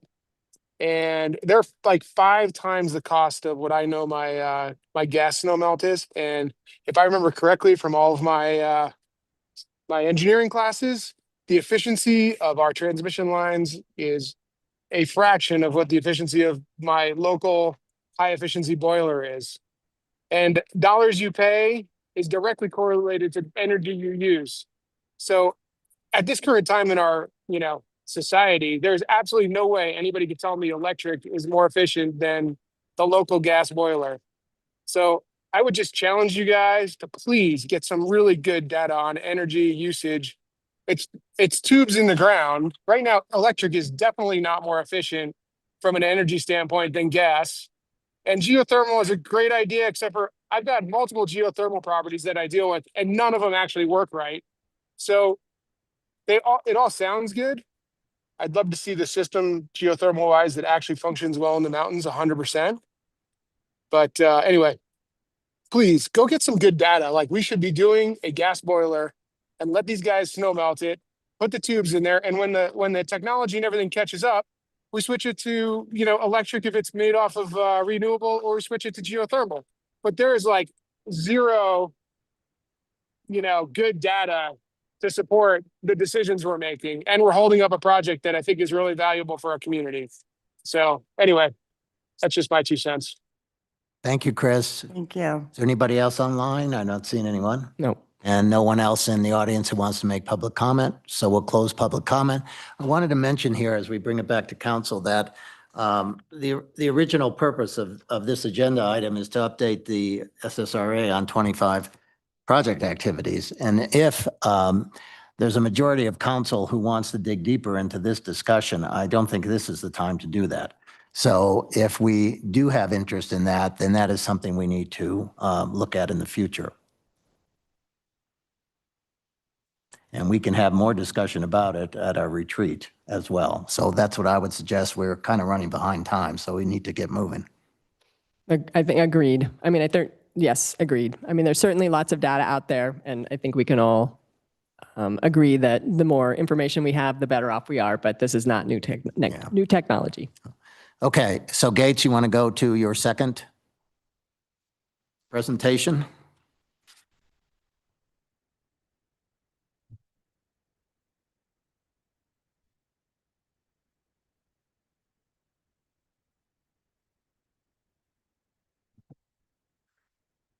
Okay, so this is the second agenda item. This is URAC's revised 2026 budget recommendation. URAC's recommendation as revised now includes 6 project activities with a total capital outlay of $3.079 million, and I'll take you through each of these through the rest of the presentation. Following guidance from SSRA in September, when all of you said add to your budget for 2026, URAC undertook a process where they started with their prioritized list of remaining project activities and went through a process of eliminating everything that doesn't make sense to add to a budget for next year. So they started by eliminating what's already in the 2026 project activity plan. Then they eliminated projects that either already have been completed or expected to be completed by adjacent private redevelopment projects. There are a few project activities that don't meet engineering warrants for an improvement. So an intersection improvement, for instance, where the intersection's already functioning fine. So the improvement isn't warranted at this point. And then lastly, some problematic ones that rely on snowmelt or that require easements from SSRC. And that left URAC with this list, much fewer than the total. And these 3 project activities are what they are proposing to add to the budget for next year. This is 2 complete street segments and the Mount Werner Circle, Mount Werner Road intersection. That intersection is part of the commitment for the GTC project, but this project as conceptualized now adds to that commitment quite substantially, as you'll see. So this is a map of what this new project would be. The circle is the intersection, right at the intersection again of Mount Werner Circle and Mount Werner Road. And then the blue lines are a big missing sidewalk segment between Steamboat Boulevard and Burgess Creek Road. So this is 3 project activities brought together in one large project with a design budget for 2026 of $1.659 million, and then construction to follow in 2027 for just under 7.5. So this is a $9 million total budget project. There was additional conversation at URAC about even adding some more sidewalk segments to this, but with staffing challenges in the engineering department, all of this is just on me as the only project manager. And I told them that I feel this is a pretty good sized project. And in addition to everything else going on, this is kind of the limit of what I'd like my capacity to be for 2026. So that is why this is the proposal. So with that new project activity plan, a look at the fund projections for next year. We expect a beginning fund balance of $14.717 million. And then revenues, property tax will be $4.347 million, sales tax 2.475, and interest income will be $589,000. Against that, our projected operating expenses of just under $730,000. This new capital outlay of $3.079 million, debt service of $1.545 million, and that will leave us with an ending balance of $16.774 million at the end of next year. That ending balance will be split between a number of reserves. So the bond reserve fund will be 1.065 million. Budgetary reserves at $500,000, a debt prepayment reserve at 145,000. And that leaves us with remaining unrestricted reserves at the end of next year of just over 15 million. And again, a total of 16.774 million in the bank. So this updated project activity plan includes Ski Times Square closeouts with no new budget requested, but ongoing closeout activities. 500,000 recommended for the GTC project to support future design phases and the ongoing geothermal and consolidated shuttle studies. 825,000 to support construction on Complete Street Segment 4B Phase 2. And this is a missing sidewalk segment along the Knoll parking lot. And this project is moving forward after SSRC committed in September to grant the required easements for no cash compensation. And then lastly, the new project, the Mount Werner Road and Mount Werner Circle intersection and Complete Streets Improvements Project, with a recommended budget for 2026 of 1.659 million for design. And the plan also includes $25,000 for a preliminary intersection control evaluation. And this is a preliminary step where we basically look at the traffic demands and projected traffic demands at this intersection and make sure that a roundabout, for instance, is the right improvement to build. So we're going in with an open mind and saying, what is the right improvement? And then once we determine what that is, then we'll go out for the full design project. So again, this would be designed next year, construction to follow. And then lastly, URAC recommends continuing the developer partnership planning and spare parts programs. Last, the proposed 2026 SSRA meeting schedule is March 17th for another update on project activities and the supplemental budget request, September 8th for the 2027 budget work session, and October 20th for the 2027 budget adoption. And I'll leave you with this slide with your options for budget approval and the proposed 2026 meetings. Thank you, Gates. Any questions for Gates on the recommended 2026 budget? Yeah, I have a question. In terms of prioritization, first of all, when you put when the Gandhi goes in from the Meadows lot into the ski area, would that go in before GGC? Or is that going to be, would the Gandhi, would you start the Gandhi next year, for example, from what you have as a base now? So Meadows. The current GTC doesn't leave enough room for the gondola to land. It would clip the buses. So we have to reconfigure the roads before we can have the gondola come in. Okay, all right. So my thought process, is there when I see the Mount Werner Road project is once you have the GTC and pedestrian traffic, non-commercial traffic is not allowed in the gondola center. That's going to change your traffic flow. And so they make sure that we take that into account. But that's something in the future is part of GGC. Right. Yeah, we're taking that into account. Any other questions? Okay. Yes, Wait, I Brian? have a question. The 3 projects that weren't selected, aside from spare parts, you're saying that's due to capacity to manage more projects? You mean The bottom, yeah. the bottom ones? I mean, the lowest one is spare parts, and there is fund for that. So I'm more speaking to those other 3. Après Skiway, Village Drive, Complete Streets, Segment 1C. Yeah, there are a couple other sidewalk segments that make sense to construct. But if we add too many projects in 1 year, it's going to be too much for me to handle by myself. Okay, thanks. Okay, any other questions? Seeing none, we'll open up for public comment. Any public comment from anyone in the audience? May come down. No? Anyone online? No. Then we'll close public comment, bring it back to council, and maybe we can put up that slide, Gates, that you had up there. Well, you do have it up there. So, discussion or a motion at this point? Move to approve. Yeah, well, I mean, I'm going to move to approve on option 1, but a little discussion on the front end.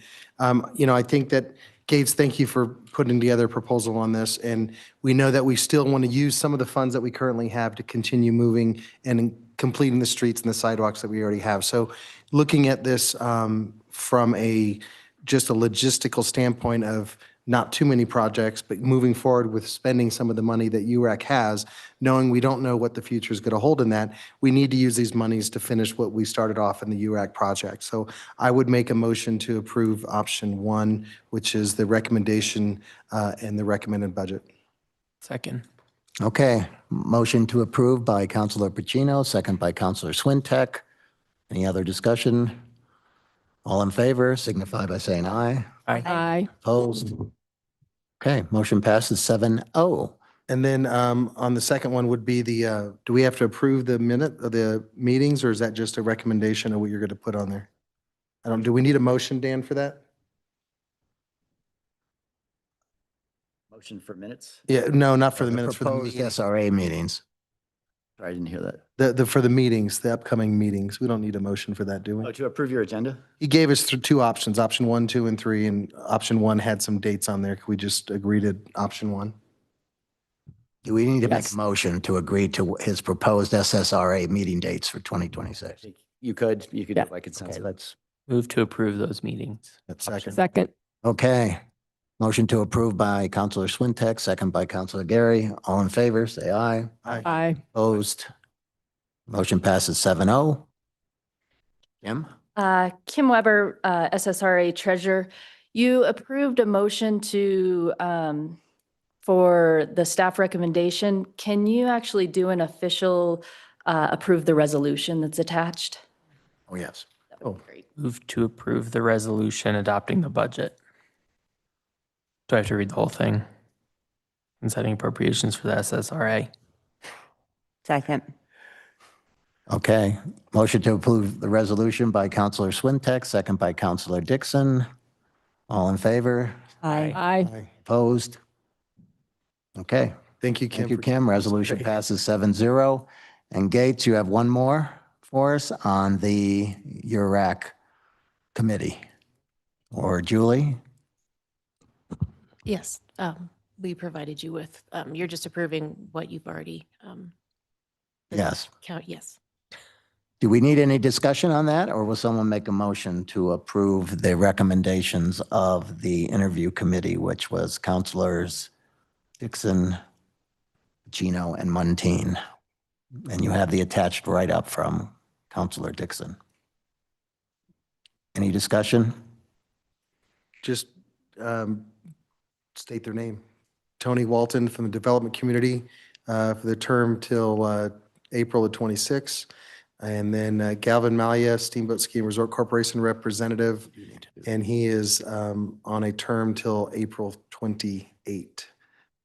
So I would move to approve this motion. And I'll second. Okay. Motion to approve by Counselor Pacino, second by Counselor Gary. All those in favor? Aye. Opposed? Okay. Resolution passes 7-0. It's Okay. Meeting minutes. Meeting minutes is the last one. Any questions, discussion? I can make a motion to approve the regular meeting from minutes from our September 16th, 2025 meeting. Second. Okay, motion to approve the minutes by Counselor Gary, second by Counselor Swintek. Any discussion? All in favor, say aye. Aye. Aye. Opposed? Minutes are approved 7-0. great. Move to adjourn. Move to Second. adjourn from the Move to- SSRA and reconvene to our regular council meeting. Oh, yeah, there's more to that. I'll second that. I'll second that motion to move Thank you, Gates. to adjourn from SSRA and to reconvene in our regular council meeting. Okay, all those in favor? Aye, say aye. Aye. Opposed? Okay, we are reconvened as our regular council meeting. It is now what, 3 minutes of 7? Would you like to take a 10-minute break? Yes, please. So let's do that. 10 minutes. We will be back here at 7:07. How about that? All right. Good job. And then I got to get.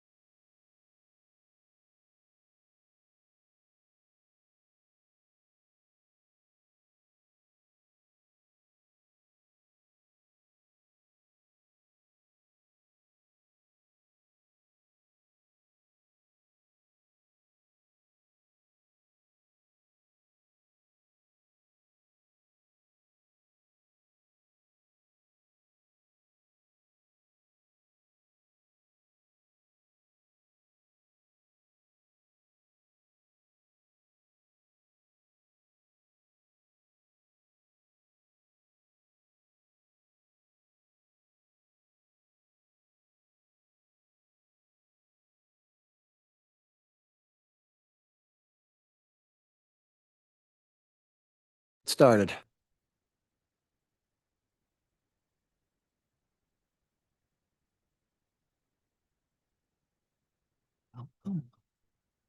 Listen, You're on the air. on, who else?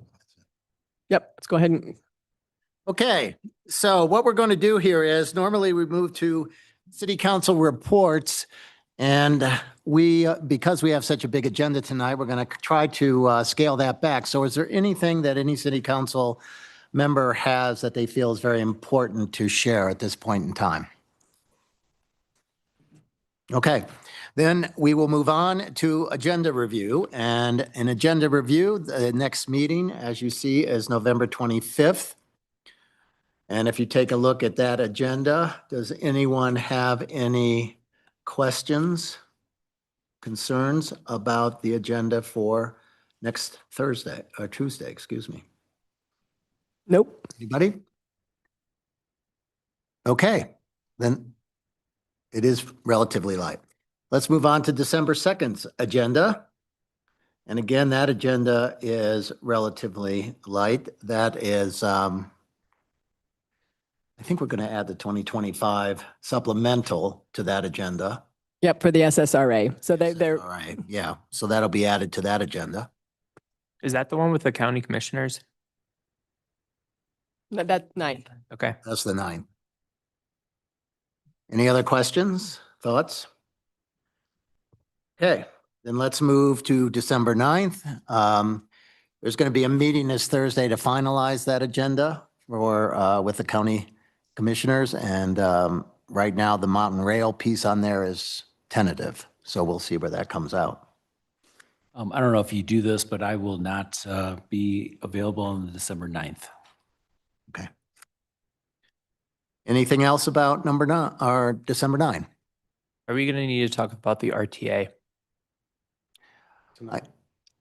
With the county commissioners, they wrote us that letter. I don't think, again, I think that that's something we will talk about at our retreat when we talk, and also under the boards and commissions and what we want to do there moving forward. On the December 9th meeting, is it just the joint meeting or is there a regular city council meeting at the same time? A work session. It's a work session. Okay. Yeah. All right. Thank you. December 16th meeting, we did make a change there. We're going to replace the Fish Creek water filtration plant discussion with a water capacity study discussion about future water capacity and where we stand on that.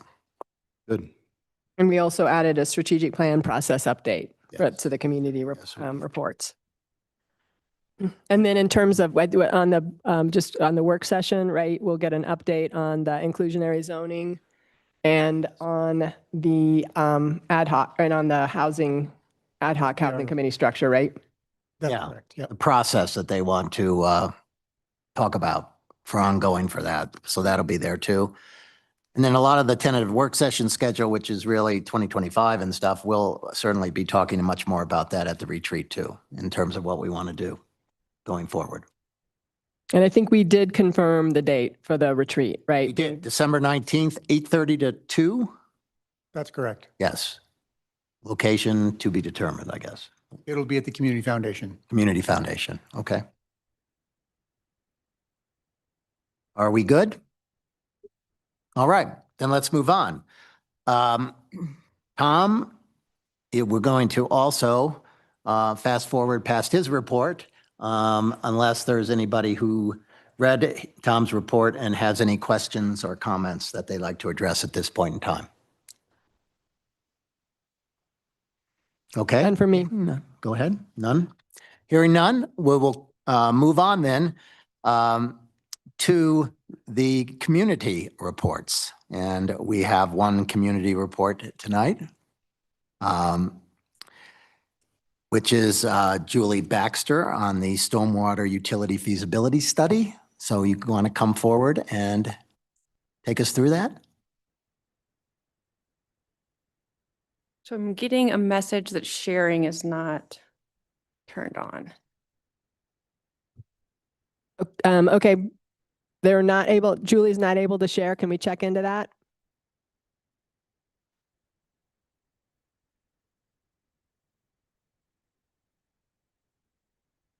There we go. Great. Thank you.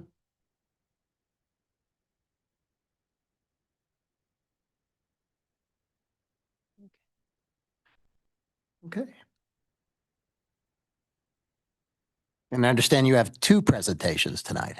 We have them PDF together, so Okay, yes. good.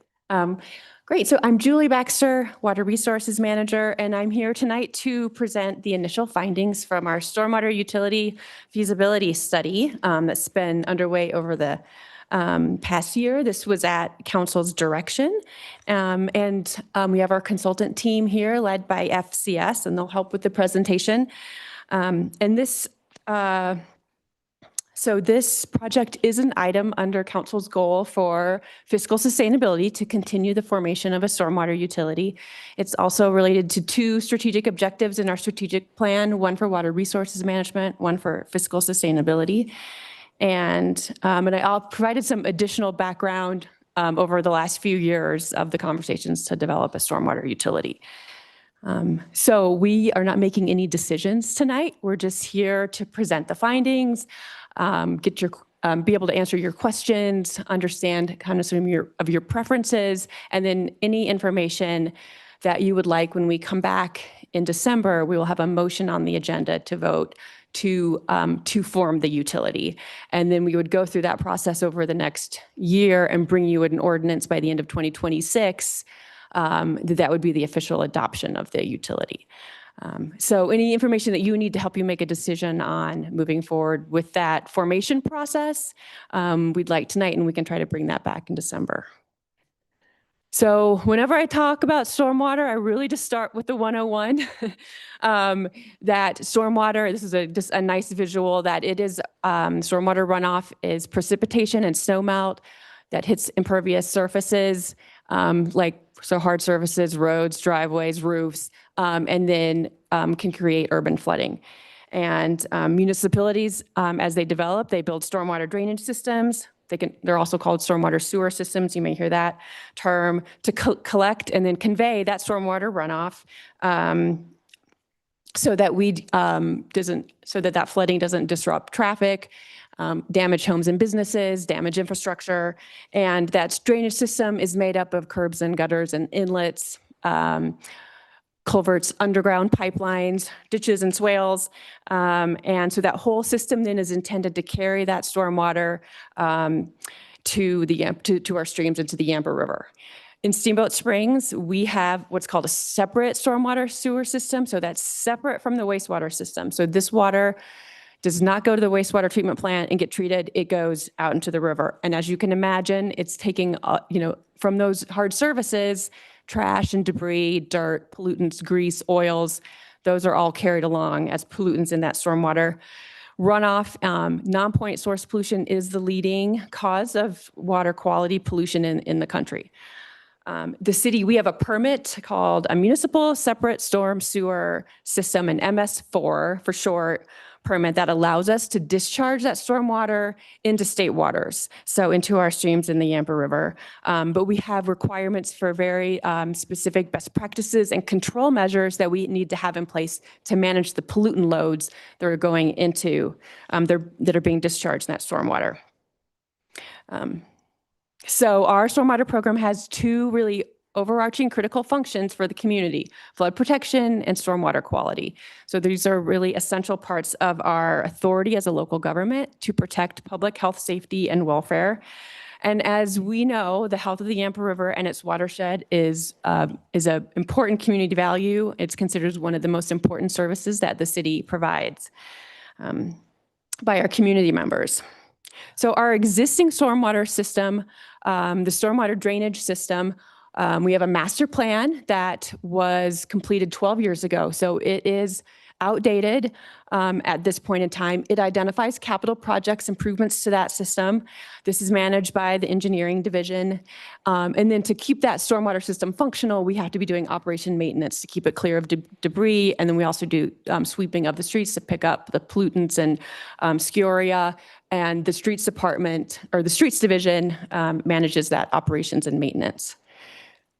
For our MS4 permit, as part of those control measures, we're managing construction sites for erosion, water quality facilities that are built as part of new development.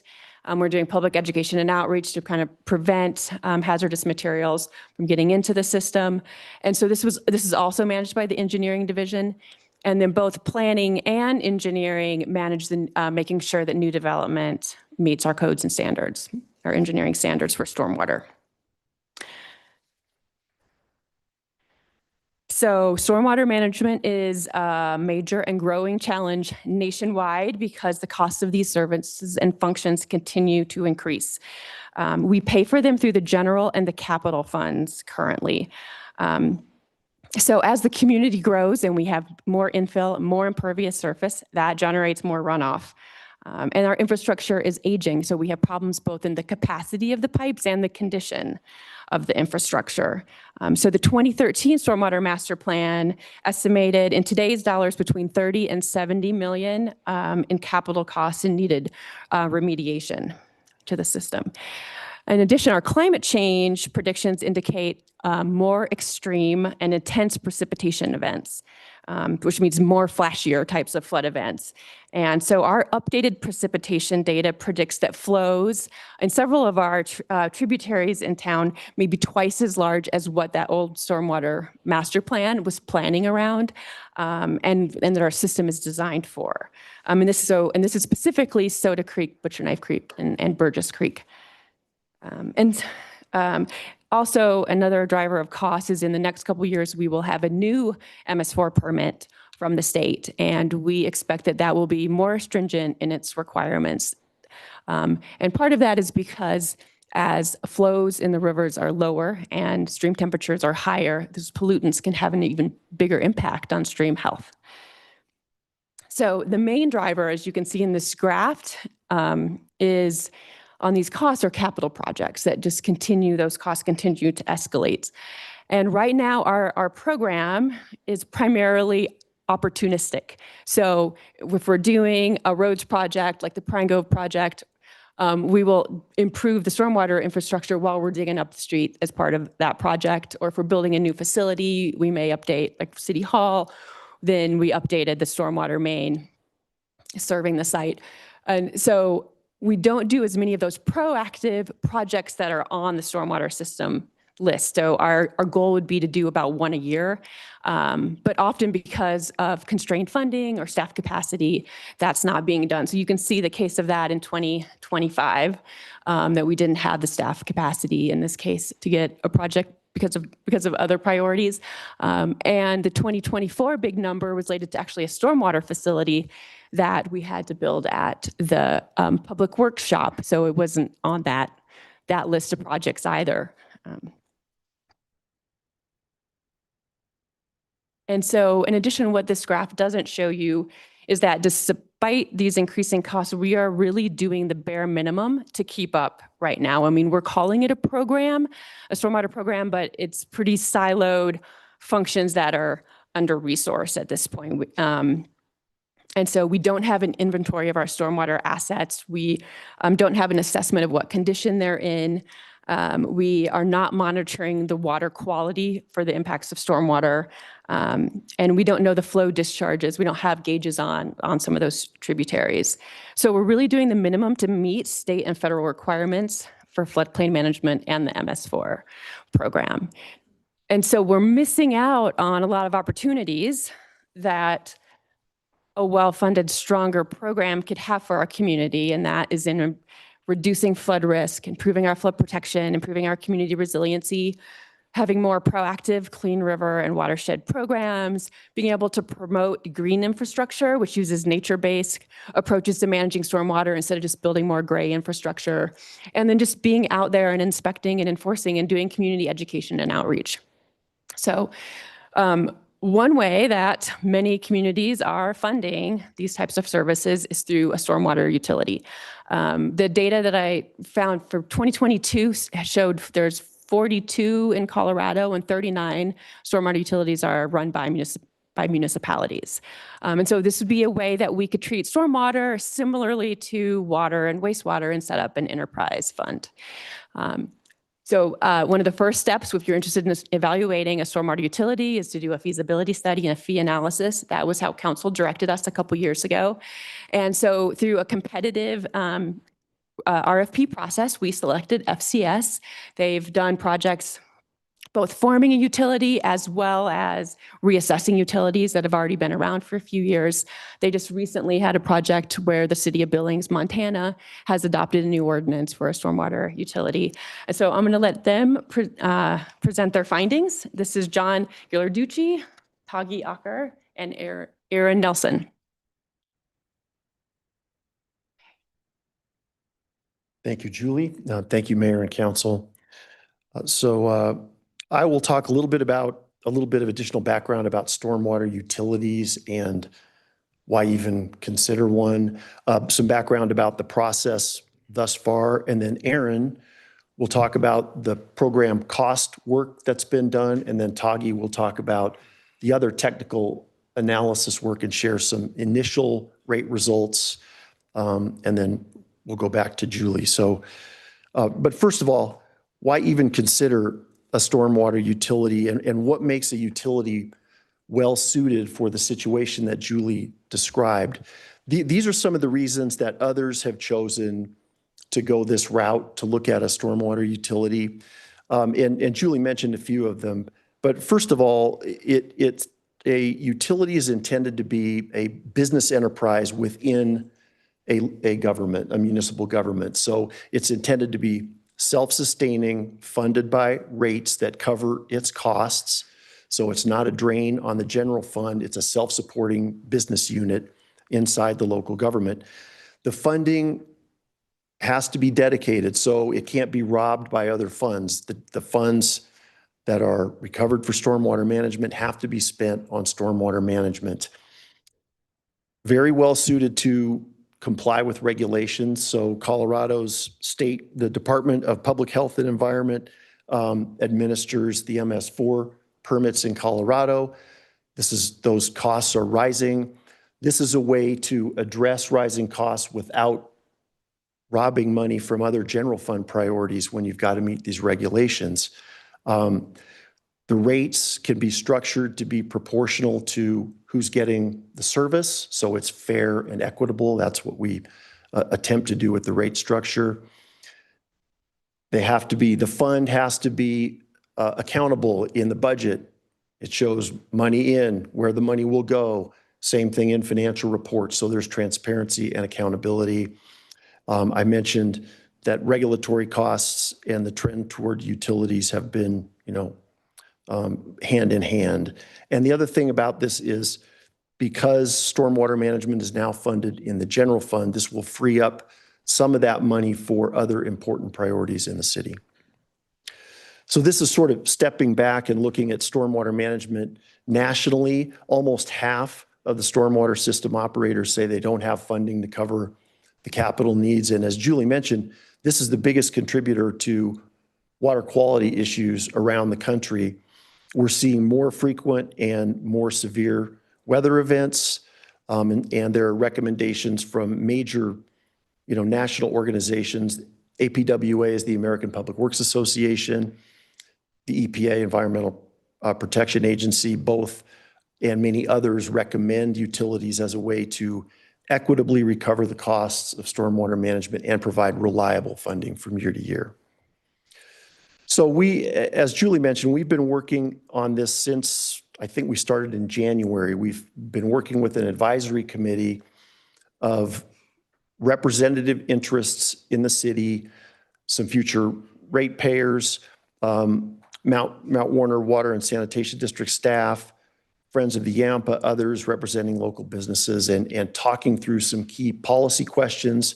We shared initial rate results with them this morning, and we'll talk about what their initial recommendations were. But their role has been to provide advice and maybe do some of the homework that will help you as a council make these decisions, vet some of these issues. The first topic, and the way that we addressed these with the committee, we provided a short issue paper on each of these key policy issues, talked through to a consensus about what direction to take. The first topic was looking at the universe of funding options for stormwater management. What's the best way to move forward? And there was general agreement that this utility concept supported by a rate or a fee for service is the best of no really great options, but it's the best of those options from moving forward. The second topic we discussed with them was, okay, if a rate, how should that rate be structured?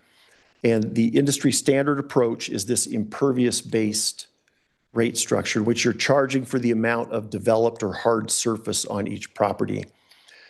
There was agreement about, rather than charging all single-family residences uniformly, look at grouping them in small, medium, and large, because there's a very large disparity between the sizes of single-family residences in Steamboat Springs. That seemed like a more fair way to address the single-family residential class. All others would be charged for their measured impervious surface area. We talked about rate credits, and should there be credits provided for on-site mitigation that properties provide. That was one that the committee decided would be best to address at a later date. There's no requirement that rate credits be provided.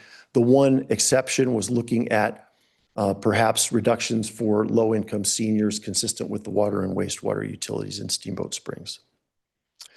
So as I mentioned, we met today. We'll talk a little later in this presentation about what the feedback and direction was from the advisory committee on some of the technical results that we shared with them. So just a quick outline of sort of how we approach the study. The policy questions, and those aren't the ones that we've generally talked about, but they're reflected in the numbers. How are we going to fund capital projects? What are smart fiscal policies? What rate structure should we be considering? Those all feed into the technical analysis on the right there, in which we are looking at reserve policy, operating costs, capital costs, bringing that all together to determine the amount of revenue that's needed from rates each year. That's the revenue requirement. And then the rate design is intended to recover that amount of money on from each year. So it's basically a multi-year financial plan. Oops, too far. When we calculate the rates, and you'll see a summary of that calculation in just a minute, we're taking that annual revenue requirement, which is basically the cost of doing business each year. You divide it by the customer base. So this is the impervious surface area that will be charged, expressed as what we're calling equivalent service units. And the equivalent service unit is basically the amount of impervious surface area on the average single-family residence in Steamboat Springs. So a larger commercial development would be charged as if it were a number of single-family residences or equivalent service units. Erin. Okay, thank you. So we looked at level of service. We identified 4 different levels of service to evaluate for the potential stormwater utility formation. This slide here shows 4 different levels. Levels of service 0 is the existing stormwater utility or existing stormwater program. Julie talked a lot about already what the existing stormwater program entails. So it's regulatory compliance with the state MS4 permit. It's inlet cleaning, maintenance and operations as more of a reactive mode. So when streets are paving ahead of that, then they'll look at the stormwater system. And then if there's something that needs to be repaired, they'll repair it. street sweeping, mandatory floodplain management, just the bare minimum of what needs to be done in more of a reactive mode. So if you were not to form a stormwater utility, you would keep existing staff, and then that would be the program, just to continue on status quo. So looking at 3 other options for level of service 1, 2, and 3, we looked at what the highest priority needs were. So level of service 1 is basic of what needs to be done, which is not being done right now. And that includes what's coming up with the MS4 state permit, that there's going to be a new permit in a couple years, and there's going to be new regulations that need to be met. So that's definitely on the horizon. Updating the stormwater master plan that was done in 2013, that needs to be updated to be more current, to identify new projects or look at the old projects that were on the list. Asset management, get a handle on all of the stormwater assets, what condition they're in, when they might need to be repaired or replaced in a more proactive manner. Updating the floodplain models. As Julie mentioned, the precipitation data is out of date. And so therefore the floodplain models, the hydraulic modeling is not accurate currently. So it's hard to design projects using that data. And then completing the existing CIP of what was forecast in the 2013 stormwater master plan. There's about $16 million worth of projects at the minimum that is deferred. And so if you complete those projects in 20 years, that's what the level of service 1 would get you, basic. So level of service 2 is an improved level. So that is where we're looking at doing more for the river, for the tributaries, water quality, more water quality monitoring, putting gauges in your tributary streams to see what the flows are so that those can inform your floodplain management, updating engineering standards, doing expanded floodplain or public education and outreach, doing improved inspection and enforcement of existing development and future development, and then also completing your CIP in 15 years, so accelerating that CIP. Lastly, all of these are additive, by the way, so if you do level of service 2, that also includes level of service 1. Level of service 3 is everything that could be done under a stormwater utility. So that would be, adding some green infrastructure guidance, going beyond what is, valued by the community, but improving even more. So guidance on green infrastructure, maybe pilot projects that could show developers what could be done with green infrastructure, enhanced education materials, maybe some stream habitat projects in addition to just pipe projects, and then also completing the CIP in 10 years instead, what's on the list. So, let's see. Okay, so this slide just shows the operating costs only by level of service, and the blue is the level of service 0, existing program. Orange just shows the level of service 1, which is front-loaded in the early years because those are basic needs that need to be done early, the compliance and then stormwater master plan, that sort of thing.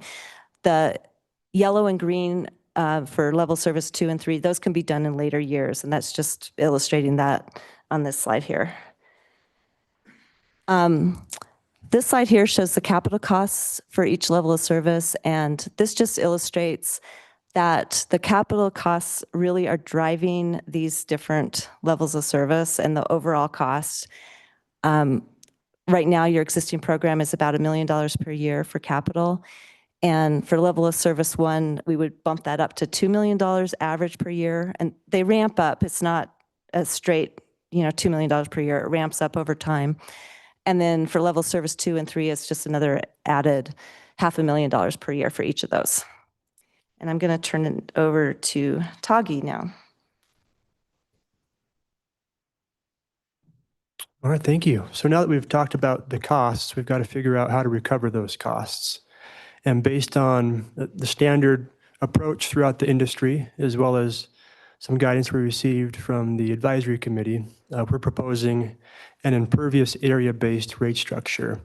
And that'd be resulting in a dollar amount per equivalent service unit, or ESU. So rather than a uniform charge for single-family parcels, it was the advisory committee's preference to look at 3 different tiers. So we developed a small, medium, and large single-family rate. And then for commercial and all other types of development, those charges would be scaled up based on measured impervious area. So a small single family would pay 0.5 ESUs, a medium would pay 1, a large would pay 2.0. And then just as an example, for a commercial parcel there that has about 20,000 impervious square feet, that would be roughly equivalent to 5 ESUs. So they pay 5 times the typical single family rate. In order to do that, we've got to measure the impervious area throughout the service area. And so as a part of the team, we worked with Ecopia, and they measured the impervious area on all parcels throughout the city. So they looked at roof lines, sidewalks, driveways, patios, parking lots, overlaid that with the parcel boundaries for each individual parcel, and that allowed us to look at how much impervious area is on each parcel. That would then help single family slot into those tiers, small, medium, or large, or to help tailor the charge for other commercial properties based on actual measured impervious area. One of the reasons why rate tiers is such a good fit for Steamboat Springs, as you can see, as John mentioned, the disparity between, this is all of the single family parcels throughout the city. You've got some smaller footprints there. You have some very large footprints, some approaching or even exceeding 30,000 impervious square feet. But a big grouping there, towards the bottom, less than 5,000 impervious square feet. The median or typical impervious area is just under 4,000 impervious square feet. So that's what we propose the ESU value to be, is 3,900 impervious square feet. So for our small, medium, and large single-family tier structures, we have about a quarter of the single-family class that would be in Tier 1. They'd pay essentially 50% of Tier 2. Tier 2 is about half of the overall single-family class. And then Tier 3 would be just over 20% of all single-family customers. So it gives you a sense of where actual parcels in the city would fall in those different tiers. So when you add it all together, there's about 12,000 parcels throughout the city that would equate to just over 14,900 impervious, or 14,900 equivalent service units. So the tier ranges that we'd be recommending, Tier 1 would be anything less than 3,000 impervious square feet. Tier 2 would be between 3,000 and 6,000 impervious square feet, and large would be anything greater than 6,000 impervious square feet. For other developed properties, it would be simply based on actual impervious area on the parcels. So how does that translate into rates? As Aaron walked through the different operating and capital components by level of service, or LOS, that resulted in some cost recovery goals starting in 2027 if you were to proceed with forming a stormwater utility. So level of service 1 would be about $3 million per year. Level of service 2 would be about $3.6 million per year. And level of service 3 would be about $4.5 million per year. So that equates to monthly rates of about $17 per ESU for level of service 1, $20 for level of service 2, and $25 per month per ESU in level of service 3. Once we set the rates in the cash flow projection model, we applied an annual inflationary adjustment. So that range of about $17 to $25 per month in 2027 would be a range of $19 to about $28.50 by 2032. Just give you a sense of the difference between the levels of service. As John mentioned earlier, we met with the advisory committee this morning. There was general preference for level of service 2, general agreement for an impervious area-based rate structure. They liked the single-family tiers. There were a few people that wanted to explore maybe adding a 4th single-family tier, whereby some of the largest footprints for residential customers would be treated more like commercial properties. And there was also some concern about residential affordability, as well as some of the financial impacts for some of the larger footprints of some of the commercial properties throughout the city. We show here in the blue columns different monthly rates for single-family residential customers throughout the state. We overlaid that with the 3 levels of service in gray there for Steamboat Springs. A couple of things to note here. These are the 2025 rates for these communities. Those gray columns would be the 2027 rates under the levels of service for Steamboat Springs. So a little bit of apples to oranges in terms of the timing there. And this also includes communities of various sizes. You have some smaller communities, larger communities, some in the Front Range, some over here. And there's some reasons why these rates might be different. Earlier in the advisory committee, we were learning that, the cost of construction and site work can be anywhere from 25 to 30% more here than it is on the Front Range. You have some areas of the city that have, very old or no infrastructure at all, and trying to get that installed is costly. There are 7 named tributaries throughout the city that makes things complicated to manage stormwater runoff and snowmelt. And some of the smaller mountain towns, in fact, are not regulated by the MS4 permit. And so there's a lot of reasons why rates might be different throughout the state, but wanted to give it a sense of where the different levels of service would fall in this broader region. We have a few sample bills to kind of show you where a smaller home under level of service 2 would pay about $10 a month. That's half an ESU. A medium home would pay about $20 a month. A larger home with a larger footprint would pay 2 ESUs, or about $40 per month. An apartment building with about 20,000 impervious square feet would pay about 5 ESUs. That's about $100 per month. Again, under level of service 2, an example grocery store here with about 128,000 impervious square feet. That's nearly 3 acres of impervious area. That's about 33 equivalent service units. That'd be about $660 per month. And then there's the police and sheriff building, about 40,000 impervious square feet, or 10 ESUs. Under level of service 2, that'd be about $200 per month. I'll hand it back to Julie for the conclusion.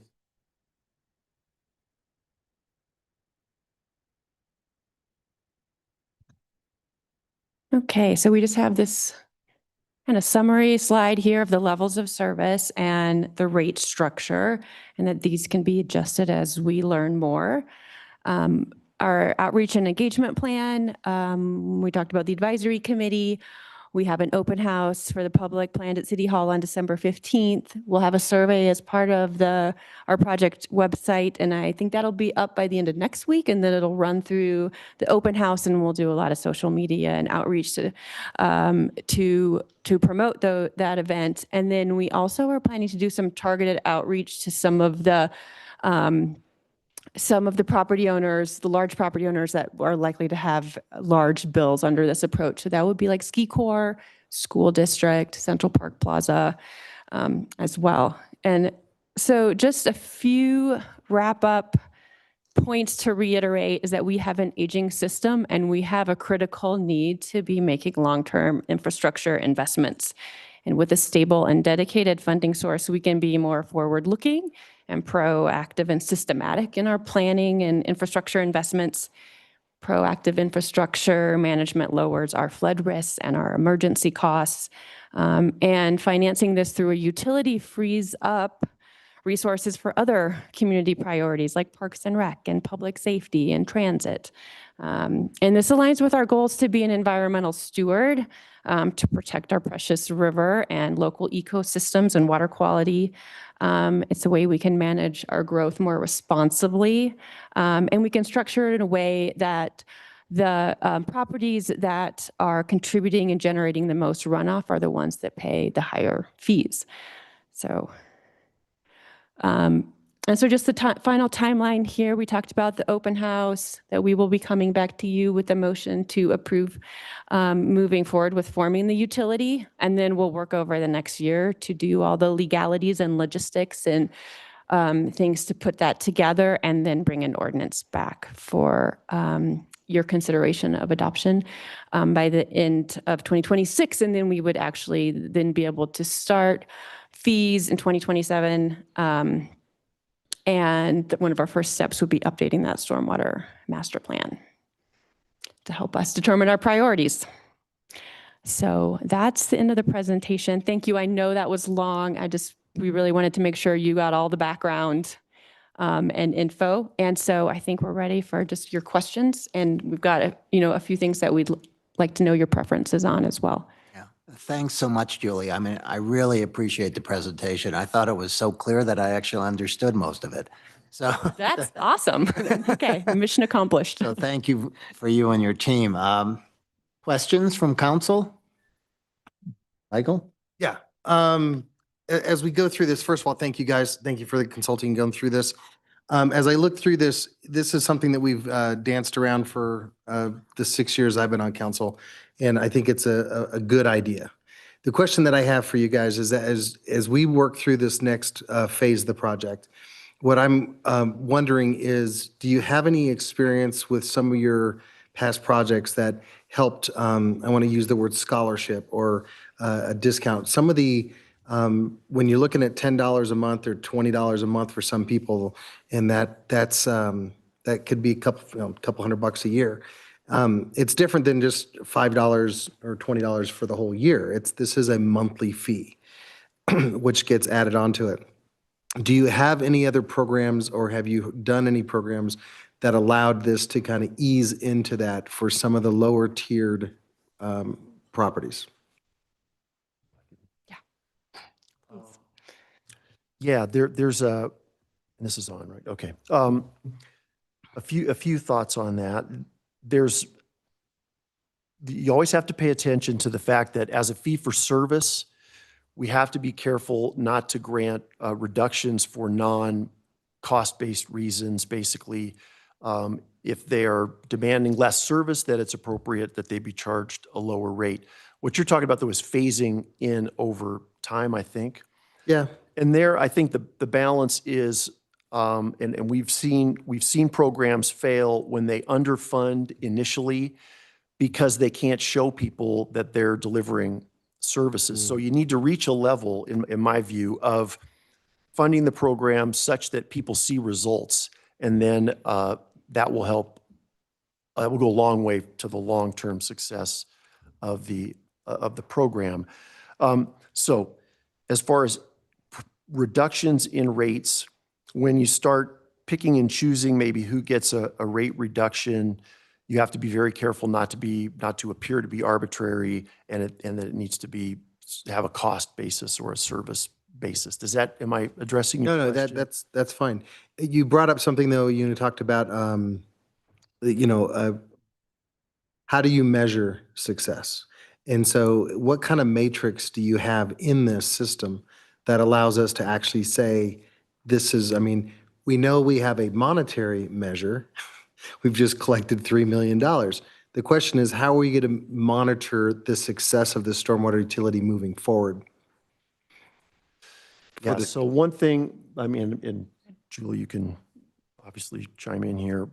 I think part of the way we can measure success is by looking back, and the city has done a really good job with the resources that have been available, responding to crises, dealing with things as they come up. But the result of that is maintenance, programmatic, regular maintenance gets deferred, and there's an accumulating liability of, I don't mean legal liability, I just mean obligation, that deferred maintenance creates. And there are projects that are on that list from the 2012 master plan that are still there, quite a few of them, and that's because the funding hasn't been available to start ticking off those projects. So one way to measure success will be looking at this program in 2, 3, 5 years. What kind of progress has been made on those needed capital projects? Has the city been able to get out ahead of the maintenance obligation and try to be more proactive so that there are fewer emergencies to respond to and you're starting to get ahead of it? Can that be quantified? I think that's more of an ongoing evaluation of what the city's doing and how it's using its resources. Okay. Thank you. That's good for now. Other questions? Yeah. I'm still coming up to speed on this. The first time looking at all this, so apologize. But when I look at when I'm listening to your information, I'm trying to grasp between the costs and the revenue. And I think they were on two different slide decks. And so I was kind of bouncing back and forth. And so you don't need to create that now, but when we come back or when you do some engagement, I think it'd be really good to sort of show that. And if there's a way to simplify that in terms of the cost versus revenue, because I immediately want to look at what's the difference between the cost and of just maintaining. And that gives us what's that improvement? How much money do we have for improvements, through the series? And when I see numbers like bring in $4 million, well, if you have 16 million worth of back projects, are we trying to recover everything in 4 years? Those are things that are going through my mind. And so I just want to let you know that. So next time we talk to other people, come back to us. That's kind of what I want to summarize that. Okay. Councilor Dixon. Thank you. Thanks, Julie. This is a really helpful presentation, and thank you for all your work. So I'm getting hung up on the term single family because we have a lot of other homes that are multifamily, duplexes, triplexes, all of it. When you're looking at ESU, it doesn't look like you incorporate city streets, which makes sense, right? Okay. We have lots of areas where homes are on private streets or little cul-de-sacs or condos that have roads. So they're not like necessarily parking lots, it's a road with parking spots. How is ESU going to be factored in for those? So I think generally, and Augie, correct me if I'm wrong here too, but so public streets are actually considered part of the stormwater system. And so to the extent that private streets have been constructed to those standards, we're not including them in chargeable impervious. When it's part of a parking lot, an internal, see, it is part of the measured impervious that ends up being charged to that development. A single family residence is a detached single family residence. And one of the unique things about Steamboat Springs, at least in our experience, is the number of condominiums. I mean, obviously because they're affiliated with the skiing activities and all that, but lots of condominiums and multifamily. Those are generally treated like commercial properties. The measured impervious surface area is the determinant of how much they'll be charged, and then it's divided up among all the tenants. So the result is usually far less than the charge would be for a detached single-family residence. Did that? Yeah, totally. That's what I was thinking. But We do include duplexes with the single family, just same as the community development code. Duplexes are considered single family. Okay, perfect. And one last question, Julie. How many tributaries do we have in Steamboat that discharges into the Yampa River? Do you know offhand? What did we say? 7 named? Say 7? 7 named tributaries. Yeah. And that's very, our system and our topography and hydrology is very unique within a municipality. That's Yeah, thank you. It's hard to compare with those flat front range communities. Gary, any questions? Okay. Then we'll come to you. Actually, just a couple of quick questions. Remind me how construction fits into this in terms of from a rate structure. And, and just the potential impact, or is that dealt with separately in terms of any sort of potential runoff or impact? It's charged once so there's the regulatory requirements, in which they have to comply with regulatory requirements during construction, but they're not charged until there's a permit pulled and they become a customer basically, and then they're charged for the impervious surface. Okay, so it's dealt with separately. Okay, and then if we could go back to that slide around Colorado 2025 monthly SFR rates. I'm not sure I'm following this. I mean, why, in terms of when we look at the potential rates for Steamboat, whether it's level 1, 2, or 3, are we on that high end as compared to, say, Golden or one of the larger communities? Well, I'll start, and then I think we have plenty of people that will chime in on this one. But our costs are driven by capital, and capital construction projects here versus almost all of these are Front Range communities are 25 to 30% higher. So just out of the gate, again, also that really complicated system of tributaries as well. So we're managing a different type of flood risk as well. And what else, John? I know you had some really. And I was going to say that probably answers it right there. I mean, in terms of to the extent that if what is the number one driver, the capital costs. And the amount that we have this very aging and actually in some parts of Old Town, like a non-existent system. And we've deferred so much work that we have a big backlog to try to address. And we also don't know how some of these utilities, they may not just be funded by rates. They could be funded partially by a general fund. I mean, it's not Apple, as we've said, it's not apples to oranges at all. Okay, and so I think that needs to be clarified because otherwise that looks a little alarming, right? So I would, a little asterisk there. And then can you talk a little bit about the talk about nature-based kind of potential solutions? And is there a movement to try to encourage more nature-based Yeah, we have a goal in many of our, and I had some just notes in case this came up, but we have a goals and policies in several of our plans to really try to promote green infrastructure. And it's with capacity, we've had a tough time making progress on that. But so the green infrastructure they're also called nature-based approaches, and they're designed to mimic natural systems. So we would use like a vegetated swale to filter stormwater and convey it instead of like a grate, instead of a pipe. And that has a lot more benefits in terms of more groundwater infiltration.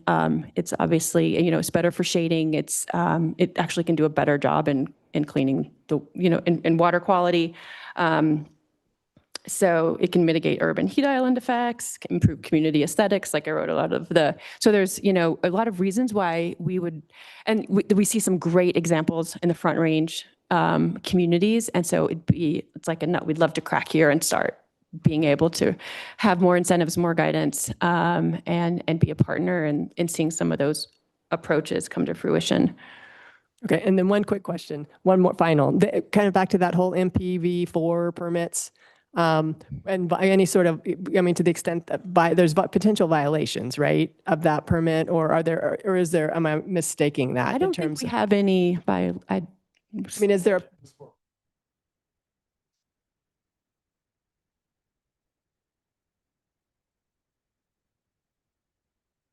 Mm-hmm.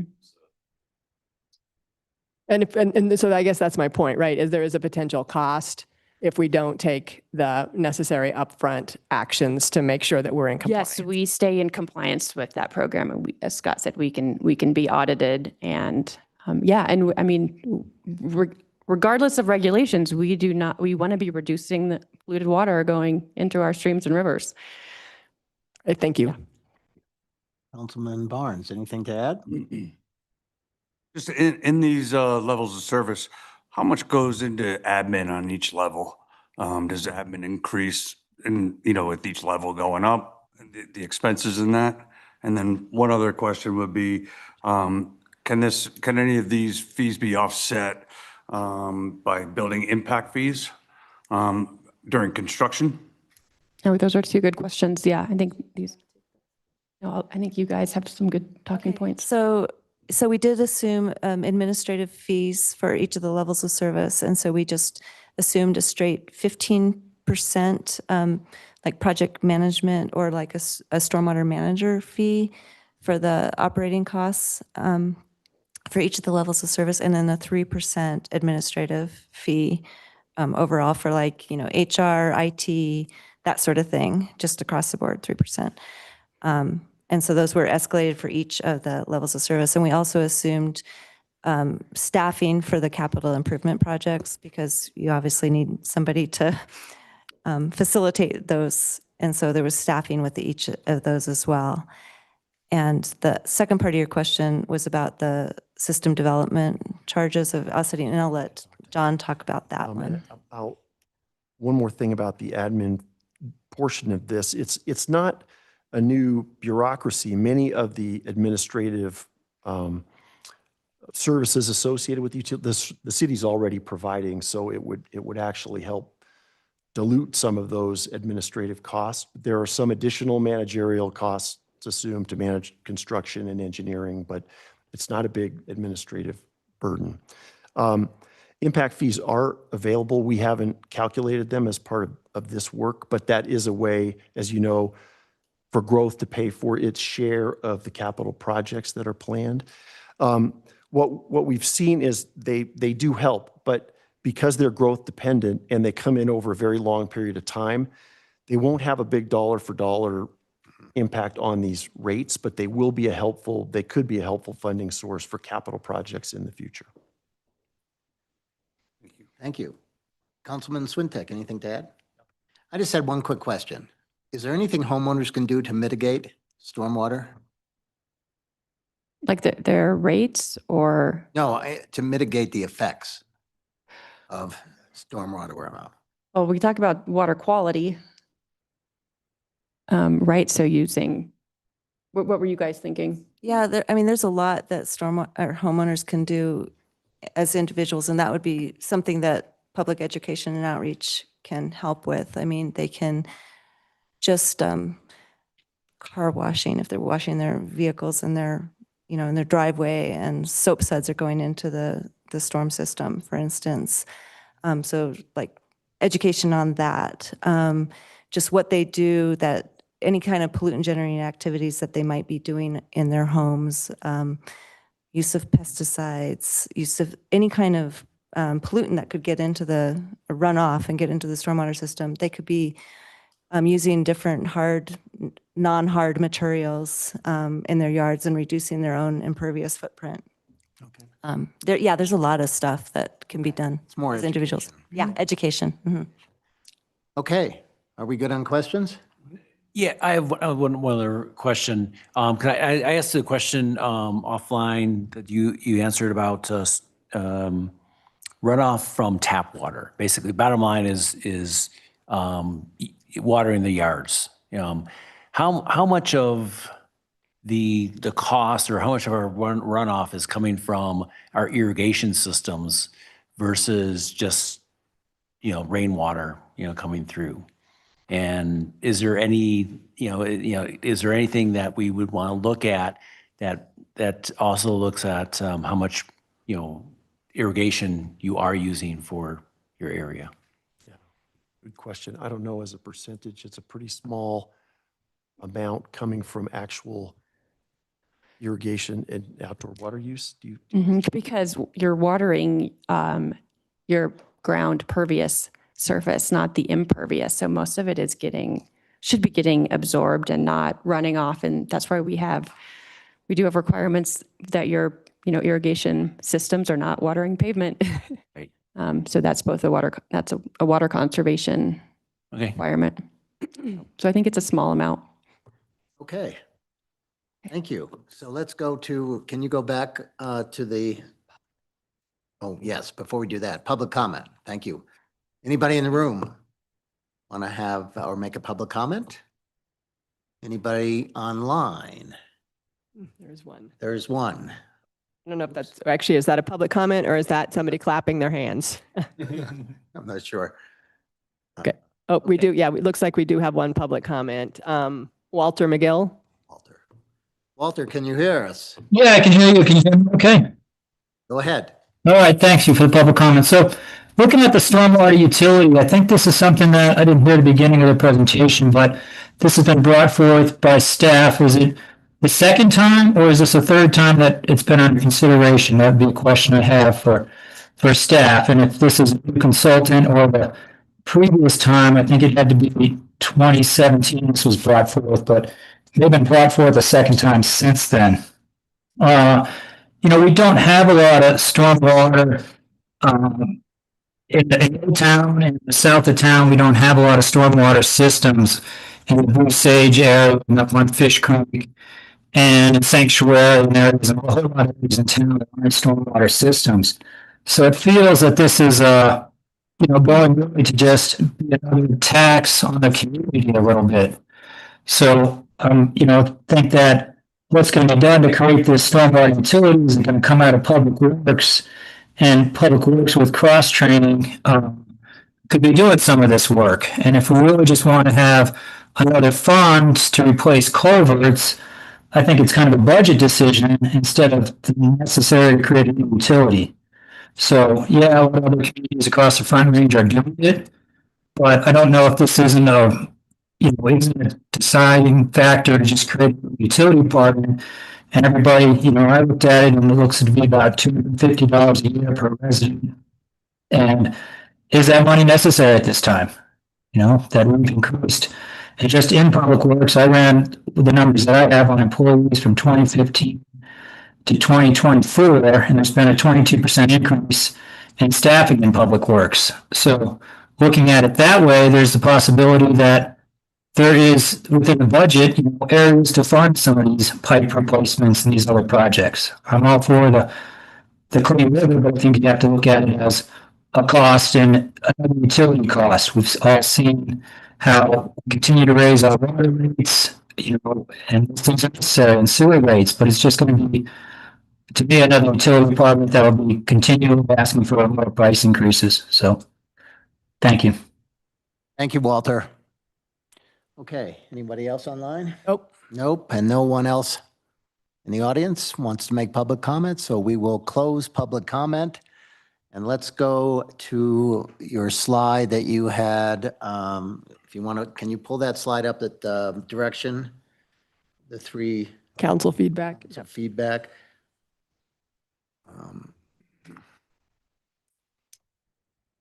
While you're pulling it up, the first one on here, the first bullet was direction on the preferred level of service, which I assume you mean LOS 0 through LOS 3. You got it. Yep. Okay. Thoughts?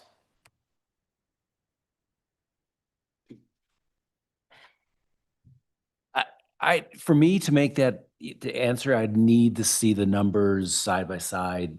As I said before, I saw there's one slide had a cost structure, another slide had a revenue structure, and then there's only, when you brought numbers together, there's only one tier you're looking at, and so I need to look at the data in a different way, then I can answer it just right here.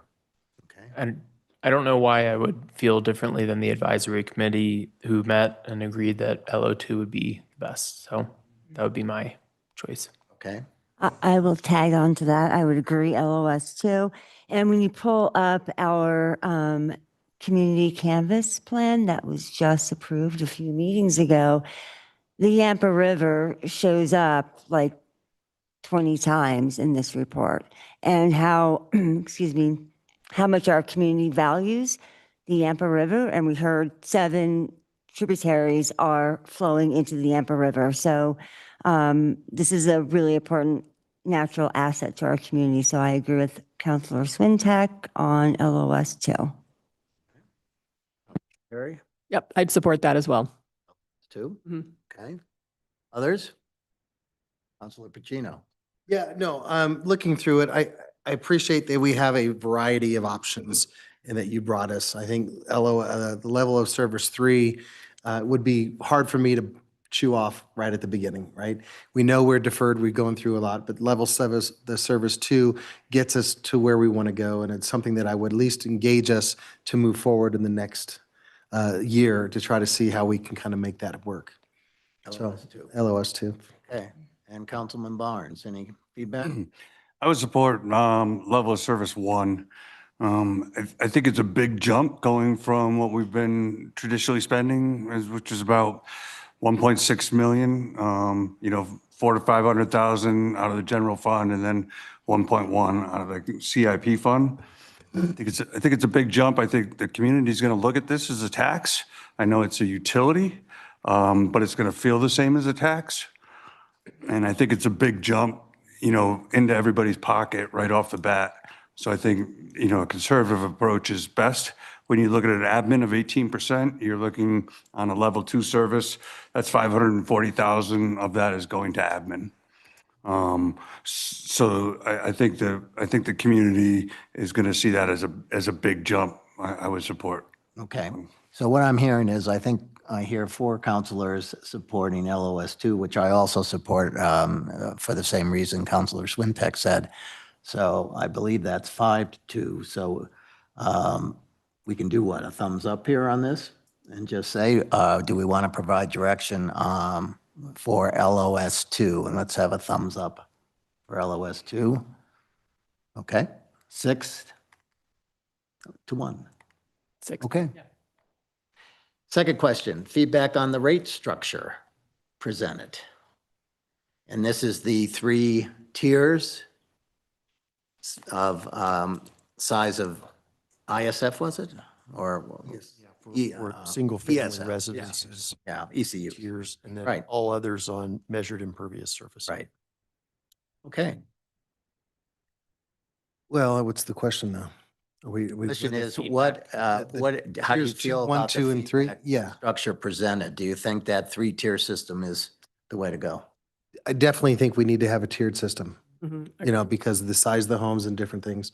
It seems to me like when we're looking at this, that the single-family homes, albeit there are a lot of them, you're going to have a lot more revenue generating from the condos and the ones that have large parking lots. When I'm looking at that example you have with Safeway giving $660 a month, so a lot of that commercial is going to be affected, but that's where a lot of that revenue per month will come that we're not recognizing. So I know it's going to hit some of our commercial vendors, but more importantly, the multifamily properties up on the ski mountain and stuff.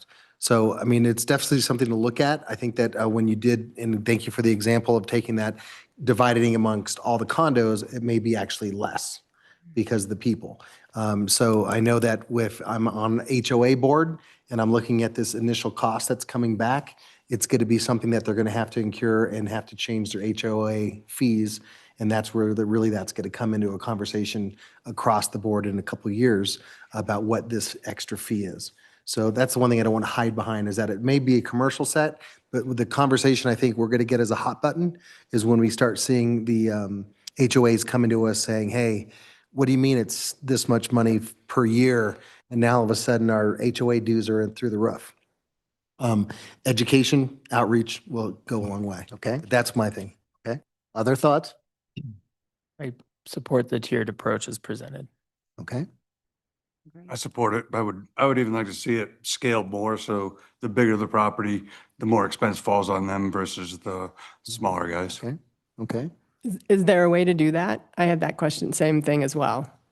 I mean, because right now, obviously, it's scaled up, right, in terms of the 5 or whatever ESU, but I agree in terms of if there's a way to. Square foot of the impervious area? It is.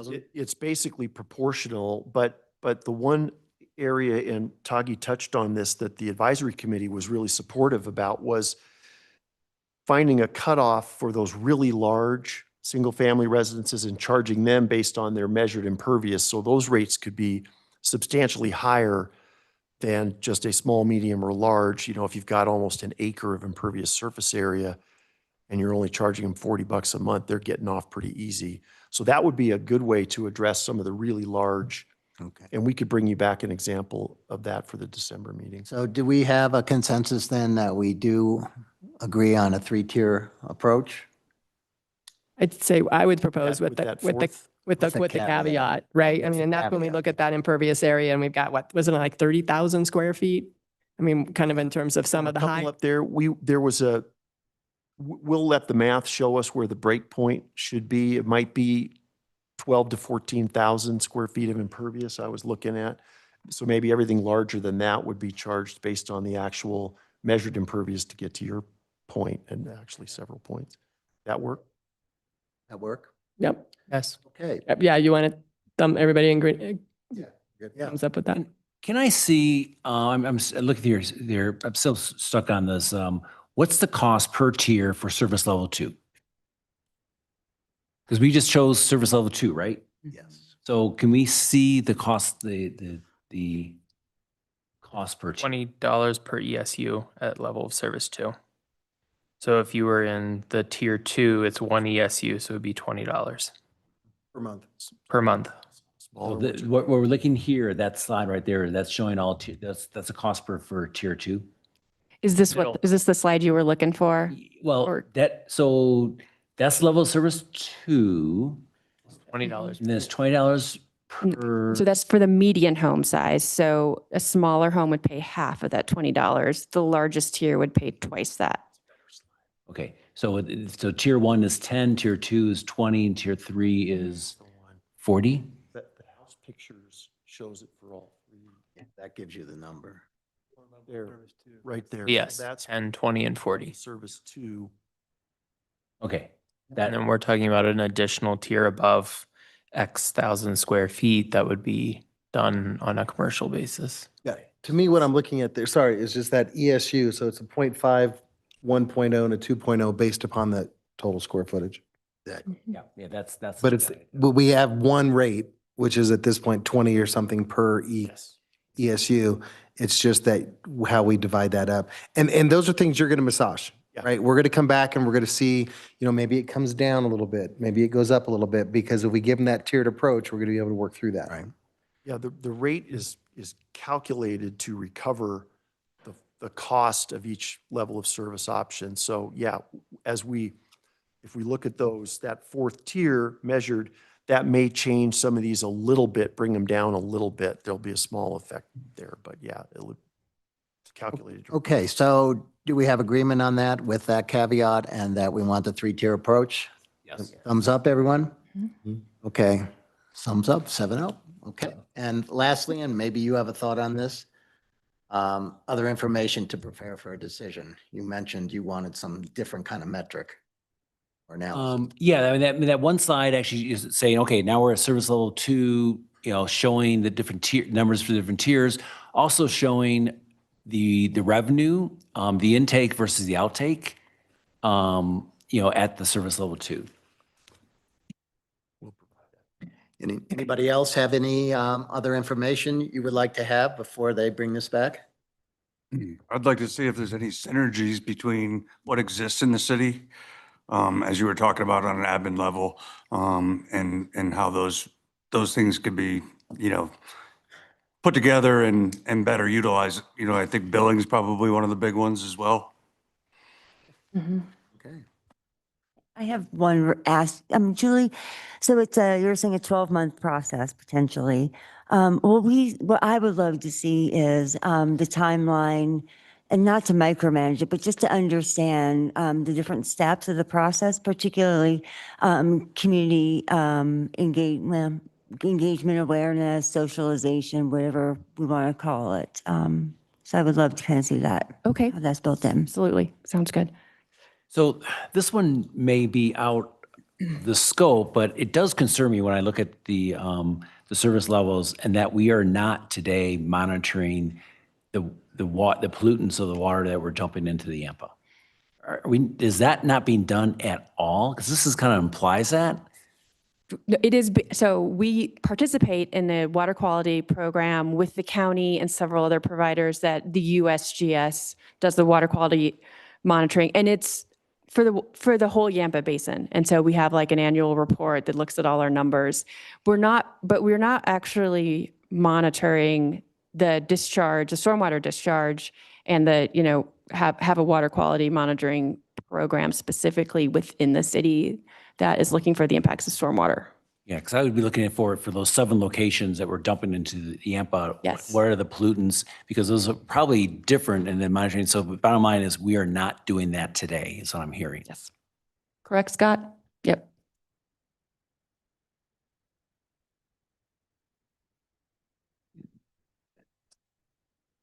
Yeah. Is that something we can help ask like Friends of Yampa to do for us, or? I know it's off tangent, but We can capture that. They would want us, we would probably pay them something. Okay, do you have what you need from us? Yes, thank you very much. Thank you. Thank you, and thank you you. for your team as well. Appreciate it. All right, thanks all. Okay, we're going to move on to our consent calendar. And items on the consent calendar may be reviewed and commented upon in the same manner as other agenda items. Any member of the council or the public may request withdrawal or of any item from the consent calendar for further discussion at any time prior to approval. If items are not removed, they may be approved with a single motion. So what I'm going to do here is just going to read through every one of these, one right after the other. When I am finished, I will come back and ask which ones, if any, council would like to pull. And then I would also ask for the public if any they would like to pull.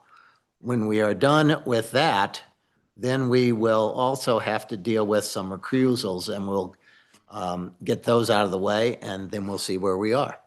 Are you with me on that? So we're not pulling each as we go. So I'll No. wait till you're done. I'm going to read Okay. them all. This is, if I can get through them all. Yep. So you may. Yeah, it may. Okay, so we're going to start with number 8, a resolution approving a conditional use development plan, major variance PL 202-500-63, Steamboat Base Camp Apartments Phase 2. Number 9, a resolution approving a preliminary plat and major variance PL 202-240-384, 1700 Ski Time Square subdivision. Number 10 is a resolution approving a conditional use development plan and major variance PL 202-40385, 1700 Ski Times Square development plan. Number 11 is a resolution approving a development plan and major variance PL 202-50210 for the Vantage at Village Drive. Resolution number 12 acknowledges appointments to the Golf Management Committee, Board of Adjustment, and the Historic Preservation Commission. Number 13 is a first reading of an ordinance approving a contract to purchase 9.2 acres of real property known as Whistler Park. Number 14 is the first reading of an ordinance approving the purchase of 2 parcels known as the Campbell property, composed of 0.61 acre track in SE4, NE4, NW4, less ROW, rec number 817799, SEC 7-6-84, and a 1.55 acre tract of land in the E2 Northwest 4, SEC 7-6-84, and providing an effective date and settling a hearing date. Number 15 is the first reading of an ordinance approving a supplemental budget appropriation for 2025, utilizing short-term rental tax funds for earnest money to acquire property referred to as the Campbell property for the purpose of providing affordable and attainable housing. Number 16 is the first reading of an ordinance approving a supplemental budget appropriation for 2026, utilizing short-term rental tax funds for earnest money to acquire property referred to as the Campbell property for the purpose of providing affordable and attainable housing. Everybody with me? So now we want to go back, and I will ask, is anyone on council want to pull any of those? Yes. Okay, Counselor Dixon. Which one? Oh, you want me to go through all the ones? Okay, I would like to pull number 9, Base Camp Apartments Phase 2. Okay, Base camp. number 9. Number 9. I'm sorry, 8. I have my Number 8. glasses on. Yep, Number 8, Amy, okay, I need to make it there. I would also like to pull number 10, okay, the Ski Time Square Development Plan. okay, I would like to pull 11, the Vantage at Village Drive. okay. I would like to pull 13, Whistler Park. Okay, is that it? That's it, and I'll let someone else pull. Does Al pull 14, 15, and 16? 14, 15, and 16? So, And more, it's just, Yeah, yes. yeah, we need to, And I do need to recuse myself from number 9 and number 10. 9. okay, 9 and 10. Before we get into that, I'm showing on here that the only ones we are leaving on here is 12, resolution number 12. I did not pull 9, And- so unless someone And else is 9, pulling excuse 9. me, Yeah, Okay. you changed 9. 9 and 12 are the only ones that will stay on the consent calendar. Is that correct? I believe. Okay. Okay, and would anybody in the audience like to pull either one of those two that have not been pulled? Okay, and I assume nobody is online. Nope, not seeing anybody online. Okay, so we'll leave those two on, and before we recuse, I think we could just make a motion to approve those two, which is items number 9 and number 12. So moved. I still need to recuse. You need to. Yeah, so. Oh, you do, I yes, need to I'm sorry. recuse myself of forgot, yeah. 8, 9, 10, and 11 because I have reviewed these under the Planning Commission and already made comment and voted. So I don't believe I can vote on 9. The question then is, should we vote on 12 with the whole group here, and then we will vote on the other one after the recusers leave? Does that make sense? Sure. So can I have a motion to Move to approve number 12? Motion to approve by Counselor Swintek, Second. second by Counselor Barnes. All in favor, say aye. Aye. Aye. Opposed? Although we should be able to, Dan, can't we still approve 9, even though, didn't we decide that? Even though we're in the room? Sure. Since we're, and just show that we've both been recused. Yes, you adopted a rule of order that did not require people stepping down from consent items to actually leave the room. You just announced that you're stepping down on that one. Okay. Don't have to leave. Yep, so we should be able to, Okay. I'll connect, do a friendly or amend the Friendly amendment. amendment to say that we'll approve items 9 and 12 on the consent calendar. Yeah. And the record will just show who needs to be recused. Wonderful. And then when you take up the individual items that have been pulled, then the usual rule would apply and you wouldn't leave the room. So, Counselor Gary is leaving the room for numbers 9 and 10. 9 and 10, and Counselor Augusta. Augusto is leaving for 8, 9, 10, and 11. Yeah. Okay, Right. Well, let's go to 8. see ya.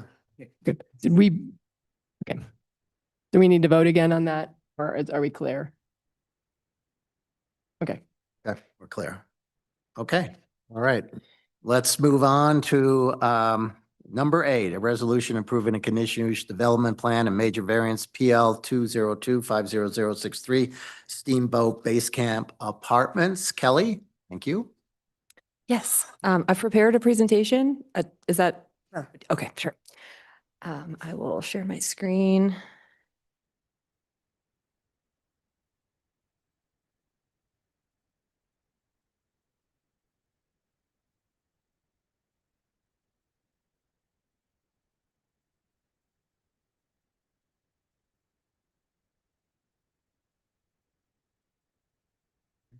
Okay, good evening, Council. I'm Kelly Douglas, Senior Planner. First, I'll start by grounding you to the ground itself, the site where we will be discussing. So this is the base camp development. That's what you're seeing on the screen here. It's 3 separate lots that were approved and built through a coordinated multi-phase approach. Earlier approvals have established the shared circulation pattern, shared parking, kind of the overall development pattern you see reflected today. Those shared systems are supported through recorded agreements, and they run with the land regardless of the ownership. So that's kind of the existing condition. With tonight's request, it's to complete development of Lot 3. So that's this lot here. And establish an interim parking layout on Lot 2. Lot 2 is the lot on the corner of Elk River Road and Lincoln. An interim parking lot on that lot to support both the existing development and future commercial use. This is the site plan that you're looking at. On Lot 3, like I was saying, that's the proposed 80-unit multiple family residential building with associated site improvements, parking. Lot 2, that's the surface parking lot, so it's over on your left when you're looking at the screen. As I mentioned before, future commercial use, but will serve the existing and proposed development in the meantime. There's 3, what I'm showing you on the screen is the criteria for approval from the Community Development Code, kind of for the benefit of folks that maybe this is our first quasi-judicial item. So that's there for your reference. I'm talking about 3 different conditional uses with this application. So this is the criteria that applies to all 3 of those uses. The first is multiple family residential, workforce units, and then surface parking lot. For workforce units, I wanted to briefly pause because words are really important in the CDC. A workforce unit is a defined term in Article 3, the land use section. So that's a use, that's a land use. Workforce housing is a different phrase, similar words, but it's not exactly the same thing. So just a, note for your discussion more than anything. A workforce unit, just to give you a little more information on that, it has to be occupied by a qualified resident. That's another defined term in the CDC in Article 8. That's someone that either has a household income at or below 120% AMI, or someone who works full-time in Routt County. So workforce unit is either of those designations. That's how the deed restriction works. This proposal includes 41 workforce units that meet that definition that I just outlined, in addition to some other requirements. Workforce units can be designated within any qualifying unit, including existing units, and the designation can shift over time as units turn over. That's the floating designation, and you see that here as an innovative approach to try to address turnover and maximize that benefit for the community. One of the conditions of approval included with this development is annual reporting. It confirms which units are designated, and it confirms that each resident that occupies one of those units is a qualified resident. So when I refer to workforce units, that's what I mean exactly. And in this case, staff supports that use at this site. The last use is the surface parking lot. That's just a conditional use in CS. On lot 2, I've said a couple times, kind of the gist of what this lot's trying to accomplish. It's interim, and we're preserving that corner for important commercial development. It's a really important corner in our community, Elk River Road and Lincoln. Overall, staff finds that these criteria are met for all 3 of the uses, so we're recommending approval. This is the development plan criteria for approval. And we find that the proposal meets each of them in terms of overall compatibility and the pattern, the scale, the height, the general form. We find them to be consistent with the mixed use character already present in the vicinity. I'm sorry, I advanced us too fast. One thing I wanted to mention also, kind of go through, is parking. It's evaluated as one coordinated system at base camp. And there are kind of 2 parts to that evaluation. So the first is the amount, and that comes from Article 3.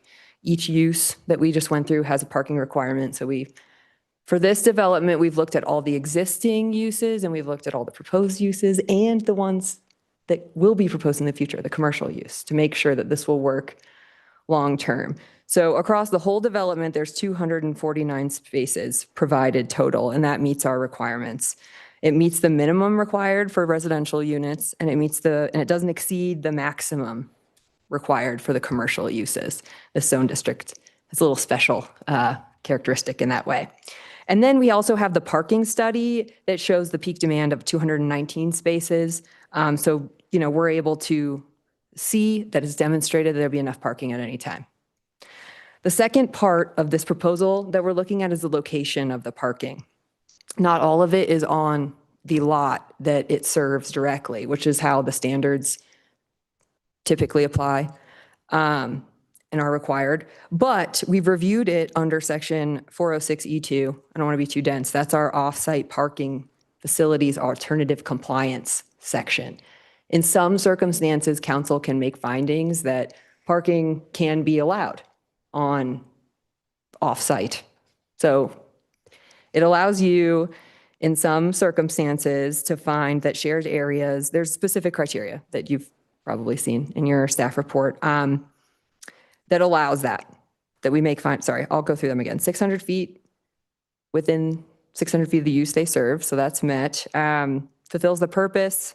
It's usable and convenient, just the same as it would be on site, and they don't create any negative visual impacts. So staff was able to find that all of those conditions are met. So we think that the offsite parking arrangement works and is supportable in this arrangement for the whole development. You have those findings in your packet for your consideration. And again, also, there's parking agreements in place that make sure that this functions over time. And if there's transfer, change in ownership, the same requirements, the same agreements remain in place. Snow storage also relies on a shared system that was established kind of in earlier phases. There's some storage happening on lot 1 that will help lot 2. There's adequate capacity overall. There's recorded agreements, again, that run with the land. So staff finds this to be a supportable approach. And overall, we find that the development, it meets these criteria up here. The last aspect of the proposal is the variances. So this is the major variance approval criteria. In this case, there's 6 variances included with this application. What they are to is parking lot setbacks, ground floor height, snow storage, building entry orientation, the roof form standards, and transparency standards. All 6 meet the acceptable alternative criteria. So that's, if you see on the screen, 3B. There's those 3 different options for acceptable alternative. Staff finds that all 6 meet 1 or more of those acceptable alternative criteria, and they achieve the purpose and intent of the standard. So we're supporting all 6 of those variances.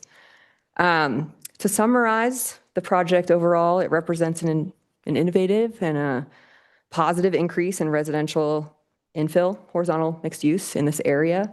It furthers direction in the community plan and the Community Development Code, the purpose of the CX zone district. Staff finds that it complies with the applicable criteria for approval that we've looked at. Therefore, we're recommending approval with conditions. I'm happy to answer questions, and the applicant's here as well. Okay, thank you, Kelly. Questions from council? So since I pulled it, Kelly, I will start. Thanks for all of that information. Oh, does he? Yeah, does he want to make? Yeah, I believe so. Oh, okay. Sorry, come on up. Sorry, I'd kind of forgotten the order of operations there. I'm Kevin Riegler from May Riegler. I think most of you I recognize. Congrats to the new council members. We're back again for base camp, hopefully for the last time, with the exception of hopefully expanding some of the workforce housing partnerships over time. I just wanted to touch base. Obviously, Kelly covered the technical side. You obviously saw an extensive planning commission hearing that probably concerns. I think it was important, or it's important to us to make sure that the council, especially the new members, understand what we think the kind of philosophical approach to base camp has been. And I think it's generally been held true over time. The original intention of base camp, obviously we all know the housing crisis. Hopefully everyone appreciates supply as the solution to that crisis. And the west side of Steamboat is likely the most logical place to grow at least local housing. Obviously there's unique circumstances like the Cottonwoods, et cetera, that have come out of the blue, for lack of a better way of putting it. But obviously the resort area is going to be that. And I think we can all agree west is the growth node.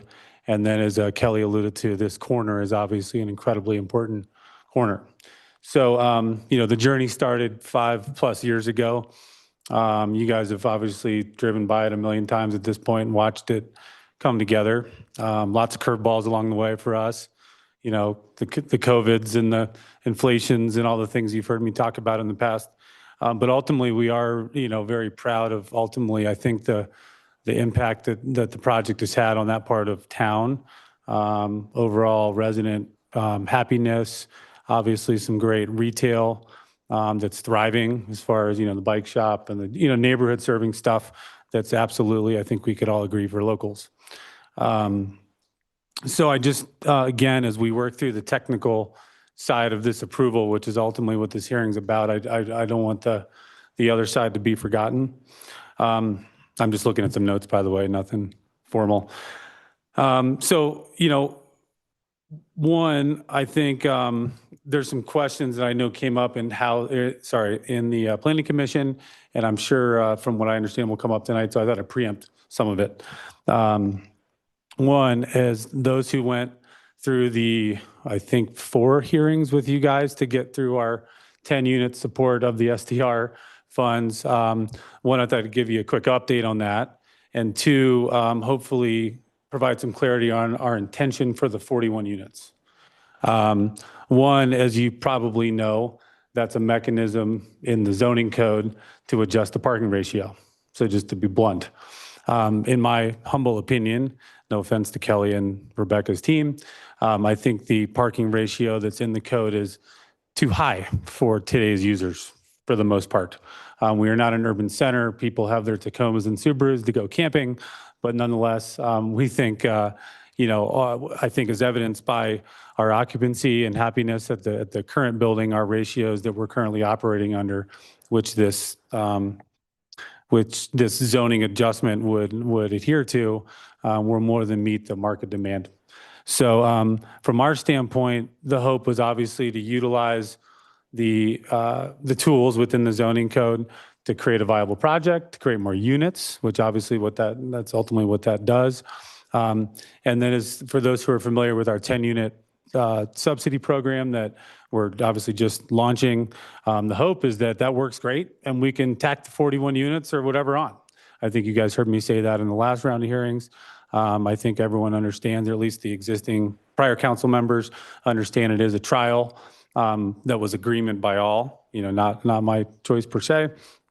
But I do believe there's going to be some version of that will be a success, and hopefully Basecamp continue to add to the pool of subsidized workforce housing versus just local jobs, et cetera.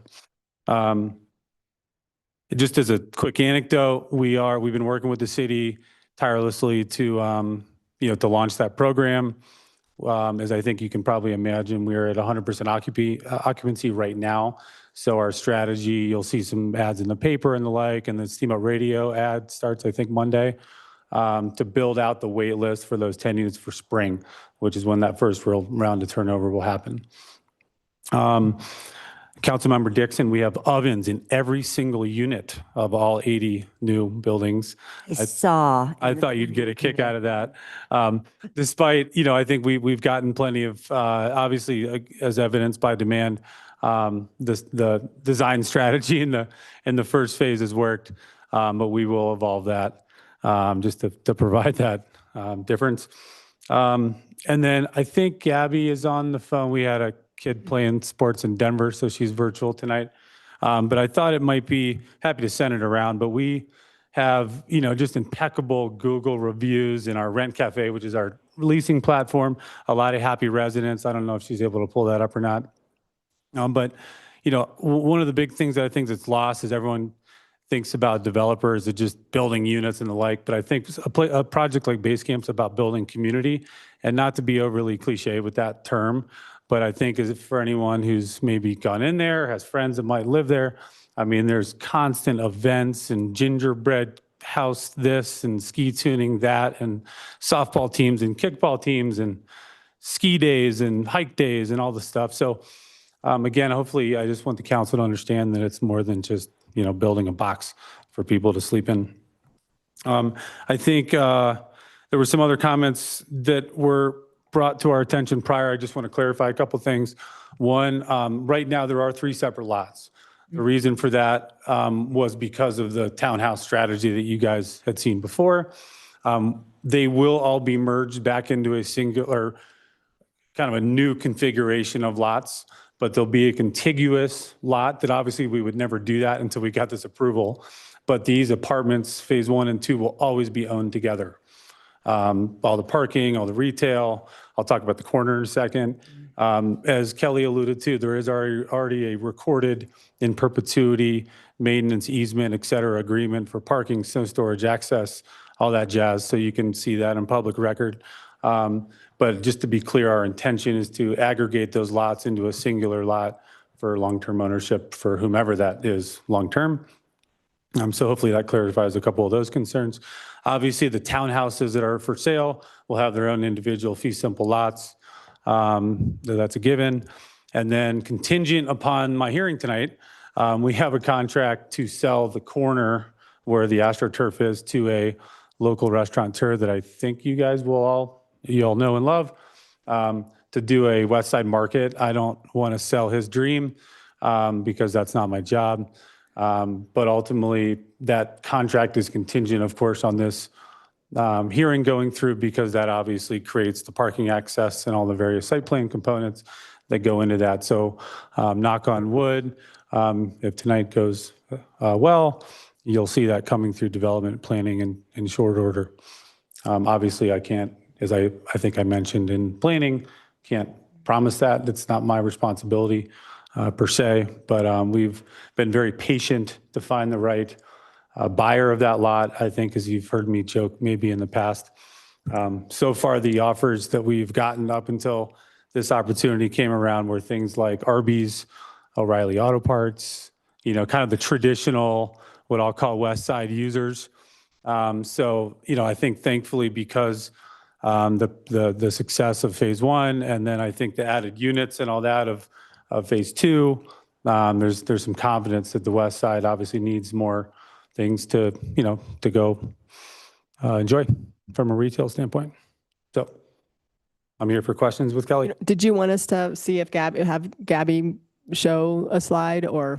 It's not that important. Okay. We just put together a quick little PDF of, the 74, I'm making that number up, positive reviews and a lot of people that are happy, some cool pictures of all the events that I mentioned. So I'm happy to send it in for public record if helpful. But again, it was just a visual to stress the point of happy campers and residents. Okay, thank you. Thanks a lot. Councilor Dixon, back to you. Kevin, thank you. That was really helpful. I think, Dan, from a legal perspective, until Kevin decides to maybe combine lot 2 and 3 into, I don't know if I misunderstood you, but into one parcel. So right now they're separate. And we have this arrangement with all 3 lots, which potentially the corner one will be a different owner. And I've heard Kevin and Kelly say that there are agreements in place, but from a city perspective, what is our risk if one sells and then they don't cooperate with snow storage or parking? Is there a risk to the city? It's unclear to me what is located on those 2 lots. If I could maybe get an answer as to that. Do you want me to chime in? Yes, please. I mean, from a legal standpoint, I'm no lawyer, but these are not private agreements, like I'll call it like a lease that have term. These are in perpetuity covenants, easements, et cetera, that ride with the land. So there is no choice by any owner ever. The Arby's that comes down the road in 50 years will have to comply. So it's no different than, any mixed use development as far as having like Christie's Sports over at City Market.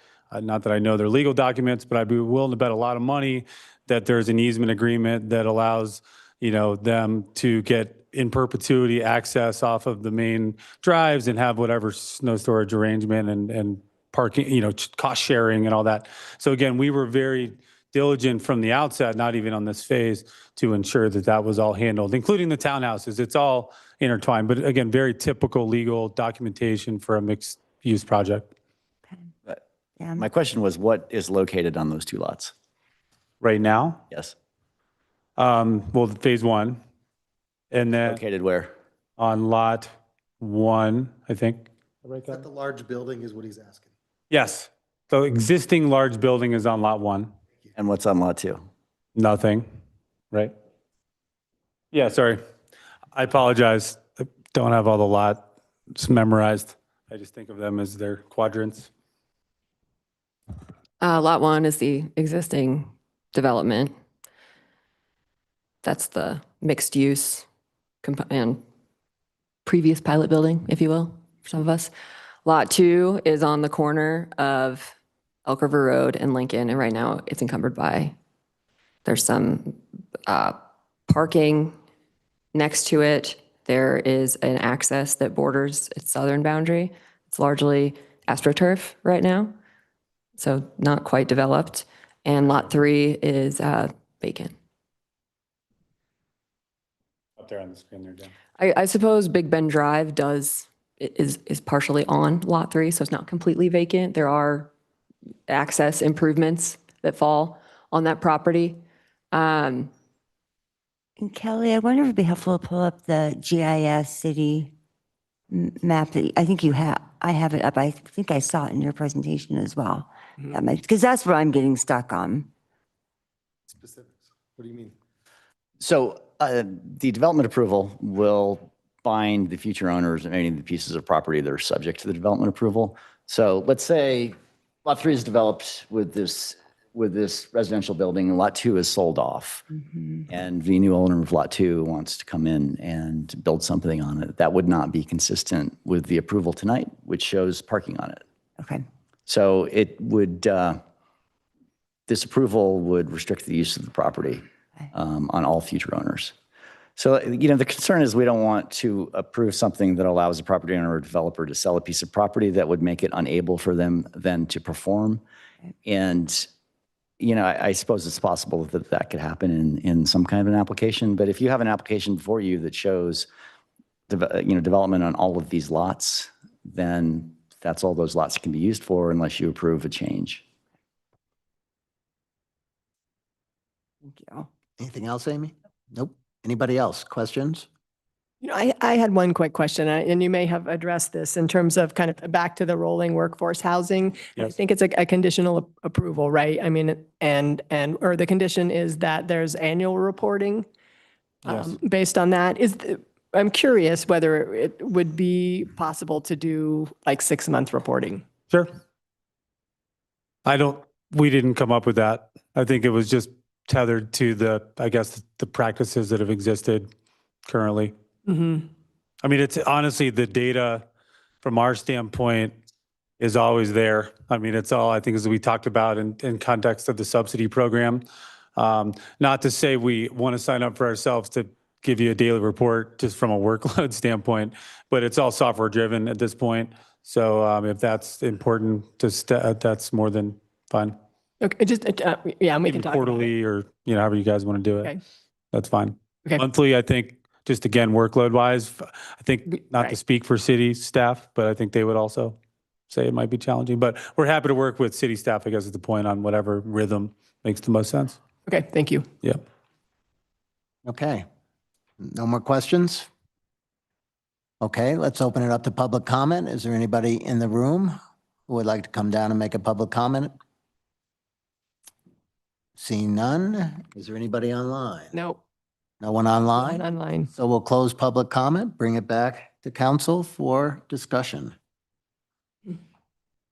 Or, My one comment is that I don't love that this is CS and we don't have any type of commercial in this proposed development. And even though it's zone CS and in this particular building, and you see it with the variance for the first floor ceiling height, moving from 14 to I think like 9. I have to pull it up. That's my only concern. I'm feeling better about Dan and what Kevin was talking about with the proposed development, and there's not a risk to the city. So that was my biggest hangup was CS and not having commercial in that one lot. It was raised in planning, but we have a bigger housing issue than we do a commercial space issue. yes. Yeah, yes. I would like to say though, workforce units don't guarantee affordability. There's just a general lack of housing. I'm not saying it's necessarily affordable. And kind of just following up on that point, I mean, I guess from the perspective of kind of this aspect of the rolling units, which is why, to the extent that from a condition perspective, I think one of the conditions, I would be interested in modifying that condition to just ask if we could get data maybe on a 6-month basis so that we have a little better pulse on making sure that the units are being filled with, the workforce units are being utilized for that. What would that benefit? What would that do? I think it just makes sure that the units aren't either staying empty or they are truly being used for workforce. What are we going to do with that data? Modify behavior, require that it's meeting the requirement. Because otherwise we have units that are sitting empty. And how do we know? We won't know that except on an annual basis in arrears. To me, it's a data point. I don't want to. I support the 6-month reporting. And I think the rest of the variances and the ask is consistent with what everybody's, the plans and asking for the more density housing. I think it's consistent with the master plan and what we're all looking for. Well, and it's new. It's a new program. To wait a year to find out whether this is working or not. We want to be a good partner with our private partners, that if something's not working, we both need to look at it and tweak it. They need to look at the data. We need to require the data. And in 6 months, we'll be able to kind of see whether or not this is working. And as this progresses, maybe that won't be necessary as much. And I think it'll be a good data point for the possibility of STR funds in the future if you want to buy down. Totally agree. So are we saying that if we put in a 6-month data point in there to evaluate effectiveness, that we agree to support this? Yeah, and I think we're a little bit offline a little bit because this is, we're asking for a data point regarding the workforce housing success of an STR, the loan, the money that we gave them. So this is kind of a little bit different than what I think we're going, or is it the same thing? What was the conditional? Conditional? It was one of the conditions. On the STR funds? No, it was one of the conditions, I believe, you guys can correct me, on kind of the planning commission approval. Of the 41 Of the workforce units moving forward. That there would be Yes, 6 annual, months. but there would be annual reporting. So I'm just asking that we approve it with the change to the condition. This has nothing to do with the STR fund. No. I know, that's, nothing to do. sorry, okay. Okay, does someone want to make a motion? Thank you. I move to approve agenda item number 8 with the additional criteria of a 6-month reporting on the workforce component. I'll second. Okay, we have a motion by Councilor Pacino, second by Councilor Gary. Any other discussion? Okay, let's vote. Everybody who is supportive, respond with aye. Aye. Aye. Anybody opposed? Okay, passes 1, 2, 3, 4, 6. 6. All right, thank you. Thank you. Good luck, Kevin. Thank you. Quick gut check here. Do we need a quick break? It's 9 o'clock. We got a long night. Keep going. Keep moving. My opinion. I would like a 5-minute break. 5-minute break? Okay. Okay. 5-minute break. Is the next one agenda item 10? Say. Agenda item 10, is that the next Yeah. one? I thought we voted on 9 and We 12. did. You're right. 10. 10, okay. Item 10. 9:06, we'll be back here. 9:06, don't be,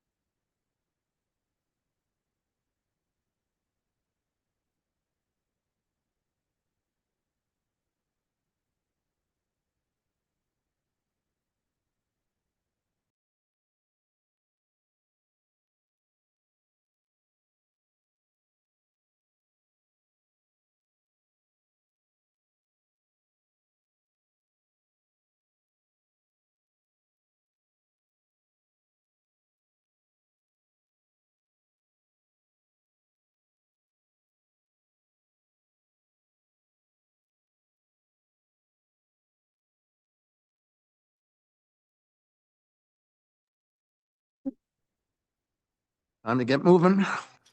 Back together.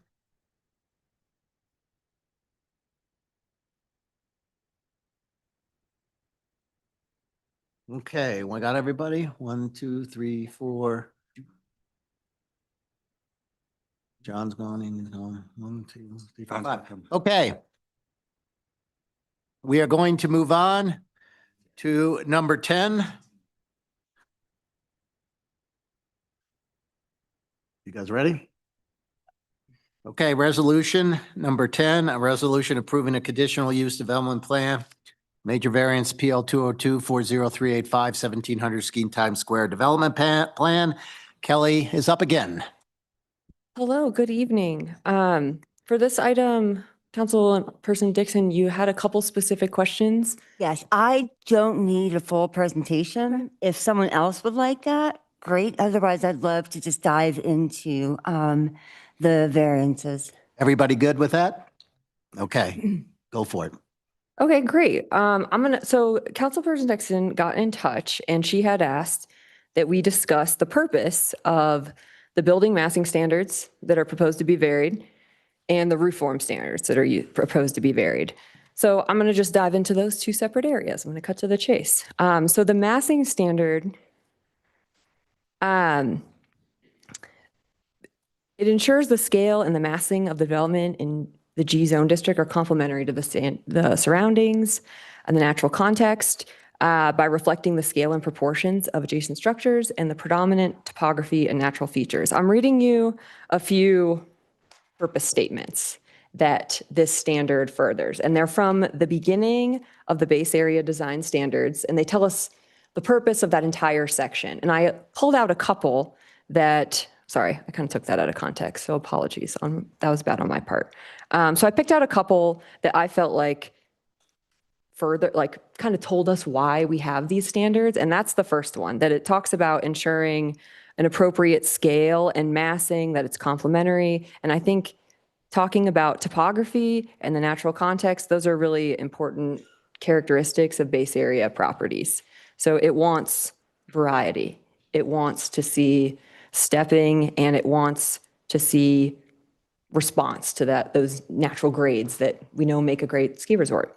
The other purpose statement that I think massing, they're related, is that it talks about break down the visual and physical mass and scale of larger buildings within the base area. So that's part of what the standard's trying to accomplish also. It kind of chips away at the really big box that setbacks, FAR, lot coverage, and building height alone create, right? So it kind of chipped away at that. So that's the purpose of the massing standards. Like I said, with steep grade changes, narrow frontage at Ski Times Square, some portions of the building can't exactly meet the step back, not setback standard. In that those particular, in every facade, every aspect of the building that extends over 45 feet, it wasn't always able to make those breaks. And we find it to be related to that. But again, the mass is broken. There is a lot of variety. So staff is finding that purpose that I was outlining before is furthered with the variance that they've proposed. The perceived bulk is reduced, if you will. So now I'm going to move on to the roof forms. And I did the same thing. I looked in our base area purpose statements and picked out the ones that I felt like were really speaking directly to roof forms. So a few of those, I have a couple of them, not a few, a couple, create a distinct and unified architectural character that creates a sense of community, heritage, and harmony within the larger landscape, and create a unique mountain design vocabulary that is related to, but discrete from, that of original historic downtown proper. So I think the purpose of these standards is to really create like a unified architectural character in this area, something that feels, cohesive, like it's part of one place, rather than the flat roofs that are more typical of downtown. It's really just trying to make it stand out. So in this case, the variance that allows flat roofs, it's only to lower level flat roof elements where a parapet would kind of like add bulk. So it's maintaining that strong, consistent roof line. There's pitched roofs, there's variety, so the character is expressed, but at the same time, mechanical equipment is screened. That's important too. So overall, there's some areas that don't exactly meet those roof standards, but again, there is variety. There is, that strong pitched roof presence. So overall, we're finding that it achieves the intent of the standard and the purpose. Awesome. Thank you. Thank you. Happy to answer any other questions. Oh, may I add, while I'm here, I printed out a few sheets from this plan set. That's what's in front of you. And those were specifically related to Councilperson Dixon's question. So I included the step back exhibit from the applicant, and that's on 2 sheets. And then followed by that, you have the roof form. You see the overall roof plan, and then you have an Axios drawing, kind of nice rendering. It's kind of helpful for viewing both of the standards. But those plans, they're right from your packet. It's nothing new. It's just to kind of aid you in flipping back and forth, because I know, technology is so helpful, but it can also be a little bit cumbersome sometimes. So again, this is just for reference and to help you see what we're talking about and kind of focus in on those few sheets, but happy to answer any questions, of course. Okay, other questions for Kelly? Anyone? Does the applicant wish to make a statement or a presentation? Yes, thank you. Okay. Come on down. Yes, thank you very much. Council President, members of the council, members of the staff. My name's David Hill. I'm a longtime resident here in Steamboat and have been before you in the past with projects like Wild Horse Meadows and then in the county with other ones such as Catamount Ranching Club. We will, I'll try to keep it brief, knowing the amount of time you have already put in tonight, and I may skip through a couple of these slides if that's okay. I do think there was a bit of confusion. It was probably self-inflicted confusion, shall I call it, at the Planning Commission in terms of what the variance request was relative to the steps in the buildings themselves. And so I wanted to go through and just, let me just get it to the full screen for you here. First, have you understand the whole context of the site itself. It's actually quite small. It's just less than an acre. There are 2 major easements in there that occupy some of that site as well. So it's been a long underutilized site. It's immediately adjacent to the clock tower building. The original building was knocked down in 2008 and hasn't been replaced since then. This gives you a little perspective on the actual site itself. First and foremost, as Kelly mentioned, the topography is a significant challenge. It's not turning for some reason, or it's not connecting. My slide looks great. I can't, can you help me out? Supposed to be screen sharing, so sorry about that. Maybe you can stop and start again. Right. Give it another share.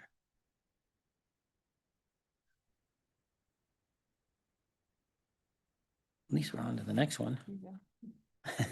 Now you can at least see where the site is.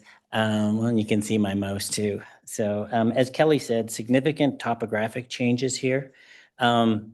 There's approximately 35 feet from the Ski Time Square Drive up to the Burgess Creek Road. There, it's also a very irregular shaped site. It fronts 2 public streets, Ski Time Square Drive and Burgess Creek. And as I said, there's multiple easements. There's also YVEA utility boxes sit in here, and the main power supply for the Wild Blue Gondola runs right beside this site. It's tight. So I'll skip over some of this because Kelly's covered it already. Glad it's working. The site orientation. When we began studying the site, the first step was to determine how the building could be oriented within the parcel. typical approach would be, as you see in the lime green box here, is to place the massing along the longest axis of the site itself. Very quickly, though, the challenges became evident. The steep topography makes it difficult to build in this direction.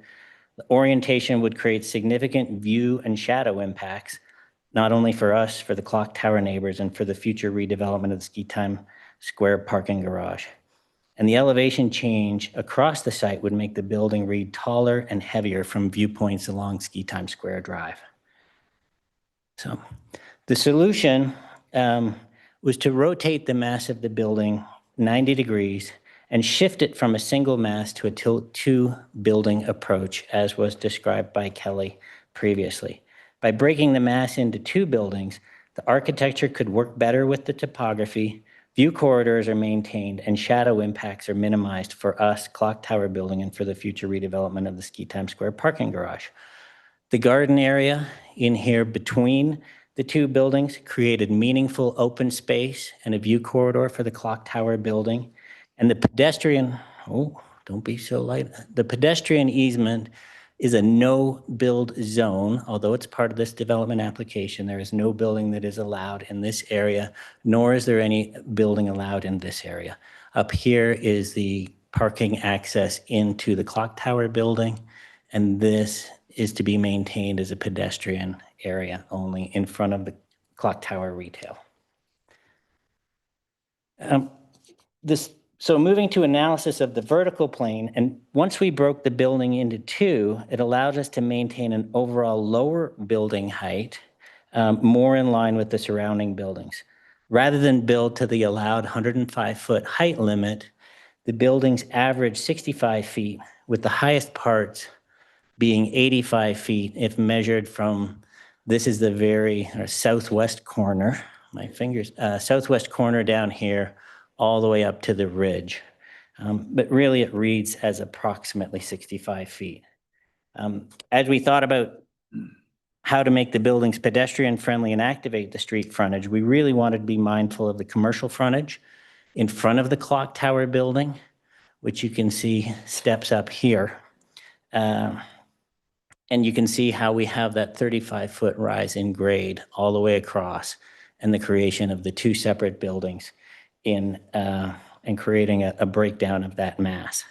So from a rendering perspective, and I'll call it a distance perspective, you can see the two buildings here. Immediately adjacent is the Ski Time Square parking garage. And in the background are Torrey and Plum, 7 stories, and the Sheraton, 8 stories. A little deceiving because they're so far away. We are only 5 stories here and about 65 feet. So to get to the first variant, we've actually asked for 2 variances. The first one is the step in the variance from the step in the building, and the second variance is to the flat roof forms. The variance for the step in the building meets the criteria as approved in section 719D, and it satisfies all the guidelines of the section 440, which is the base area design standards. And I'll just walk through a little bit of that for you. So to go back to the initial orientation, you can see that the site has 35 feet from Ski Time Square up to Burgess Creek Road. And across the site, it falls approximately 15 feet. These 2 elevation changes along what we call the X and Y axis create a challenge in avoiding a wedding cake form relative to the small site of the size of the site, and keeping the floor plates level at the same time, which we need to maintain egress, building code requirements, and life safety requirements. So what I've done on the next 3 or 4 slides is the upper 2 images that you see are exactly what is in the package that Kelly provided you and what was provided to the Planning Commission, and then also provided in your original package. We input a 3-dimensional model to allow you to visualize where those variances are. It's really difficult to read them on a flat elevation. With 2 buildings significant amounts of ins and outs, I would call them, or variation on the horizontal plane. Finding those variances on the buildings themselves is a little bit easier to read this way. So the 35-foot elevation change caused now I just got kicked out. It caused a, okay, now I'm back. The 35-foot elevation change caused an issue on the north side of the Burgess Creek building. With the floor remaining flat, we end up with two corners of the buildings right here and right here, if you can see those in the orange color.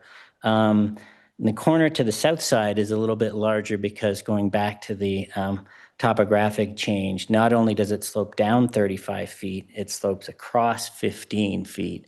So you see a little bit larger elevation, a little bit larger variance in this corner compared to the variance in this corner here. And okay, moving to the next elevation, which is the south elevation. This is the predominant variance for the project, is on the south side of the two buildings. It's in an area that does not impact residential neighbors right now, and there is no pedestrian access underneath this portion of the building. Over here, the site does drop to its lowest, there it goes, it drops to its lowest grade and falls off very quickly down to where the Ski Times Square parking structure is. So you can see the two boxes on here and on here that indicate where the variance is. Part of the design direction for us was to move the Ski Times Square building well away from the clock tower building in order to mitigate potential view and shade impacts to the clock tower building. What we did was we created a 15-foot setback. We moved the building 15 feet further away from the clock tower building in order to avoid impacts with both shade and view corridors. That decision to move the building away from the clock tower accentuated the variance condition because now we're kind of putting ourselves on a little bit steeper topography. So, and it created a variance of about 9 to 12 feet on that side of the building. So, okay. Moving to now what I want to do here is I'll just sort of black out. This is what we call the Burgess Creek building, and we will look at the backside of this, what we call the Ski Times Square building. The box here that is on the north, what we would typically call the north side of the, lost the page here, what we would typically call the north side of the building. Right there, you can see is a variance that's been created basically to maintain a level footing, a level floor plate, excuse me, across the elevation. And then as you can see, as we go to the very corner, no mouse showing up. Okay. We're not going to worry about it. There it is there. The very corner, there's a little sliver here, which actually includes the parapet wall. In this variance, the minute you go around that corner, that's where you get the 9 to 12 foot variance because of the height difference and the drop in the topography. So, final elevation is to look at the Burgess Creek building. There we go. And you can see in the Burgess Creek building, the roadway down into the site drops 6 or 7 feet with the vehicular access into the clock tower building. So it's created a slight variance in this corner here. And then as you know, the Burgess Creek Road falls away quite steeply in front of this site, and it's created a little bit of a variance on this corner as well. So those are the, I won't go through the criteria. Kelly's already done that. We feel that we've met those. In particular, we've maintained a pedestrian level interface throughout. We've included the garden area. We've broken the building into two, or we've broken the mass into two, and we've avoided a wedding cake form. The variance on the flat roofs is probably a little bit easier to visually understand. The flat roof really occurs at the 12 to 15-foot level, which is pedestrian in scale. To create a 3.5-foot building mass at that level where we have a pedestrian roof would be a little bit awkward from a design perspective. Most of those roofs are there to protect the pedestrian, people accessing the building for snow shedding purposes primarily, and to provide steps in the building. So you can see them, they're on the very front, they're on the Ski Time Square side of the building primarily. And then the dark color is on the upper levels. That's where you can see we've maintained the 42-inch parapet wall to cover mechanical equipment. So with that, we would conclude by saying we feel we've met the requirements of the G2 zone. We've studied and met the goals of the Mountain Area Master Plan. We've met the criteria of approval for the 2 variances. We've worked to be respectful of our neighbors, especially as it relates to the pedestrian no-build zone that's in front of the clock tower building. Kelly, Rebecca, Bob have all thoroughly reviewed and examined the project, and we've received a favorable vote from the Planning Commission. So we look forward to any comments or questions that you may have. Thank you. Okay, thank you. All right. Is there anyone, I think we go to public comment now. Or do we go to, should we? Yeah, questions for the applicant first. All right, does anybody have any questions for the applicant?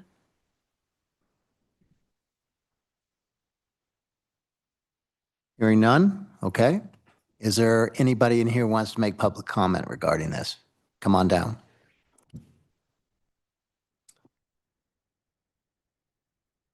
Hi. State your name, please. And My name is Aaron Walls. I am in Unit 3 of the Clock Tower building. My family lives there, my wife, my 2 elementary school kids. And I'm urging the City Council to deny the major variance request. The step back requirement in CDC 440E is one of the clearest and the most intentional protections in the base area. Right, it exists because tall buildings placed next to each other can become incredibly overbearing, light blocking, visually. I mean, you saw how visually overwhelming they were next to the clock tower building. And it's harmful to the existing residences. The code says that the wall that exceeds 3 stories or 45 feet must be stepped back. No exceptions unless hardship is proven. So why is that, right? So it's because step backs, when you get a 5-story vertical plane pressing against a neighbor, which is exactly what's happening here, it's not a minor design tweak, right? This is the core safeguard that shapes the character and the livability of Ski Time Square. So at the Planning Commission meeting, Commissioner Tortora asked if the setbacks were in accordance with the standards, which they're not currently, would there be a significant impact on the clock tower? And staff responded, the impact is subjective. Staff doesn't find that there has an impact. So with respect, this contradicts the intent of the code, right? The city determined the impact when it wrote the standard, right? The code presumes that exceeding 45 feet of unbroken wall does cause impacts. That's why they wrote it in the code, right? So the protection is not optional, and replacing measurable step backs with staff opinion is not what the code allows. And just up the street, contrast this with 1830 Burgess Creek project. Same G2 zoning, same steep topography, same proximity to clock tower, same density of project.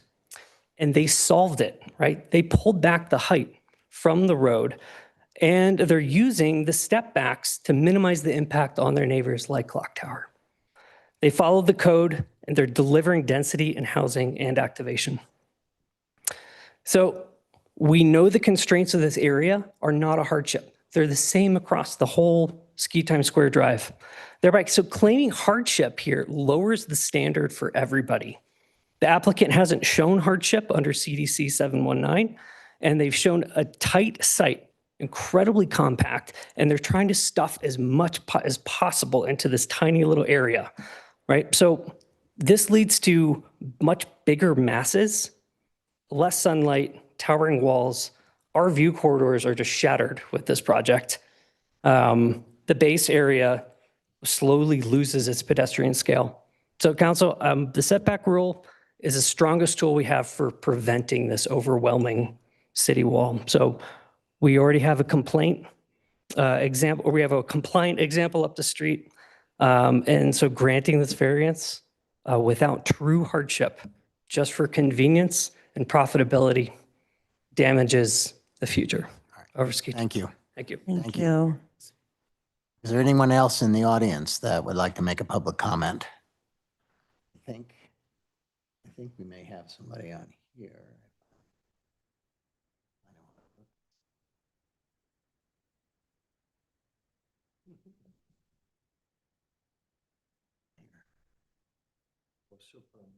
Huh? Just tell Furman to, there you go. Is he putting them in? Furman, can you hear us? Steve, you can just let him know to make a public comment, to unmute and go ahead and make a comment. He's coming in. Yeah. Are you there? I think we can't hear you. Are you mute? I think you must be muted. Muted. No, can't hear him. I don't think it's on. Furman, we see you, but we can't hear you.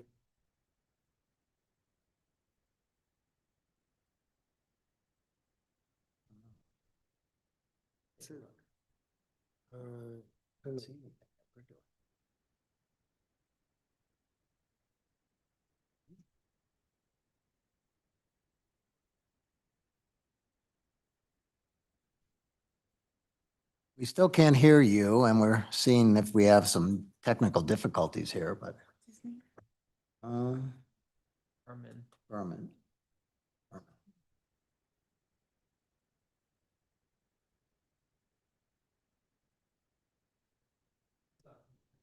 What's that? His end. We can't hear him. Oh, on his end? Okay, Furman, we're told it's something on your end. The reason we can't hear you. You may want to try to jump off and call back in because we can't hear you. Okay. All right. Give him a minute. Give him 1 minute. Yeah. Come back on.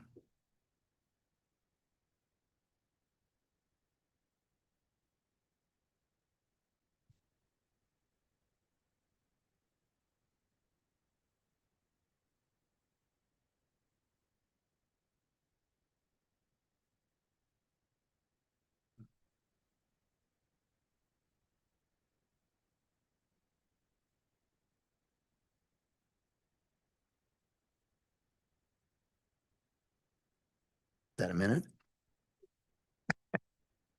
We have follow-up questions while we wait. Yeah, we can just follow-up questions. Why don't we? Why don't we? When he comes back on, we can. If he could, well, yeah, if he comes back on. Anybody else in public? Do we have any other public comment? No? Okay, do we have any other questions from council? Okay, well, he hasn't still come on, so I think our only choice is to go into discussion at this point. Yeah. So We'll let him talk when he. let's hear, who would like to start? I'll go. I'll just quickly chime in.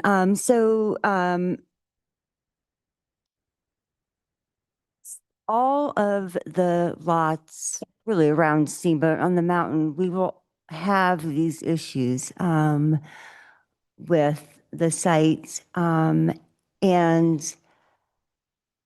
it's real clear. I mean, I asked Kelly the purpose, which I actually know the purpose, but I wanted for all of us to hear what is the purpose of having step backs. And we talk about building massing. And I really wanted all of council to have the visual of it. And we also saw it on the presentation as well. This is significant. Do I want to see a project in this area? 100%.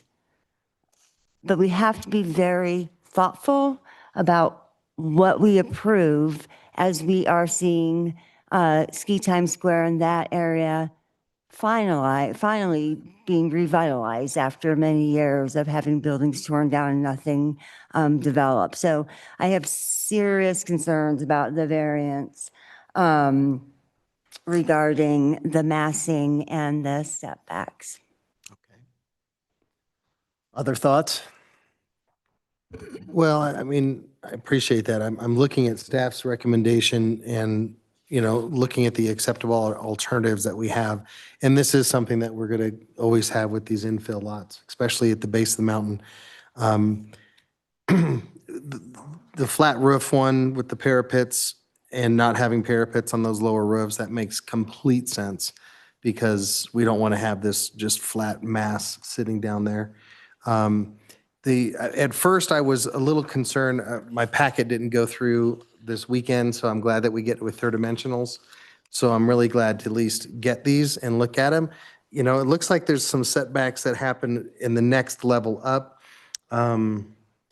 Yeah, I mean, right now, I appreciate us looking through it, but I would have to go with staff's recommendation at this point. Okay, we have Furman back. Let's talk. We'll give him. Give me some more info. Mike, we're ready whenever you can put him through. Are we there? Hello? Yeah. I'm not sure. I've been using my Zoom all afternoon, so I apologize. I don't know. That's okay. Can you provide us your name, and you have 3 minutes, up to 3 minutes. Yes, thank you. Furman Hardenberg, and I appreciate you fighting with me. I'm a neighbor of Aaron in Clock Tower. So full disclosure there. I've been there since 97, I believe, possibly winter 98. I'm curious with David Hill's comment that an original building was knocked down in 2008. That's incorrect. But I'll move forward. Aaron gave some technicals, which I greatly appreciate and totally agree with. I want to give a little bit more humanitarian perspective of the variance for step back is so that you don't create shadow canyons and you don't block 100% sunshine, which would be what would happen to 40% of Clock Tower at 9 o'clock in the morning in the winter, which then also would cause a problem with snow melt because that would take all natural snow melt out of it. But the obstruction of views and the massing, we're a 2-story on one side, 3-story on the other structure that 40% would look up to a 65-foot wall without any step back or anything. It's a sheer wall. So what David showed from a north view does not have, and it's creative, but does not have the clock tower to demonstrate how small the clock tower structure is and how dwarfed it is compared to a 65-foot wall with no step back and nothing but glass and sheer straight construction material. That's one thing. The loss of sunlight is huge. There's children up and down. There's a major corridor from across the road, across Burgess Creek. That's why we have an easement. And that makes that presents complications in both summer and winter, but particularly in the winter. A big piece of the variance is the commercial space or in the lack thereof. Part of the activation and the plan for Ski Time Square Drive revitalization for the village is to have commercial and pedestrian activation points. One 800 square foot area within a 23 unit complex is not activation. And to say that there's little traffic between the Grand and the grand parking deck. It's amazing how much traffic there is in the summer. Excuse me, Furman, we're going to have to cut you off, Furman. We're over 3 minutes here. Okay. So we appreciate your time though, and we're glad you got on. There's also a letter attached in the packet. Yeah, we got that. Okay. Thank you. Thank you. Thank you. Thank you. Okay, back to discussion. Amy, you mentioned you're concerned about the massing especially. And Michael, why don't you finish your thought? Well, I mean, and I appreciate it, guys. You guys that live in Clock Tower, I totally understand having something this big put right next to you. But this is where we have zoned to put a 105-foot tall building regardless. This is the zone that we want to have the most density.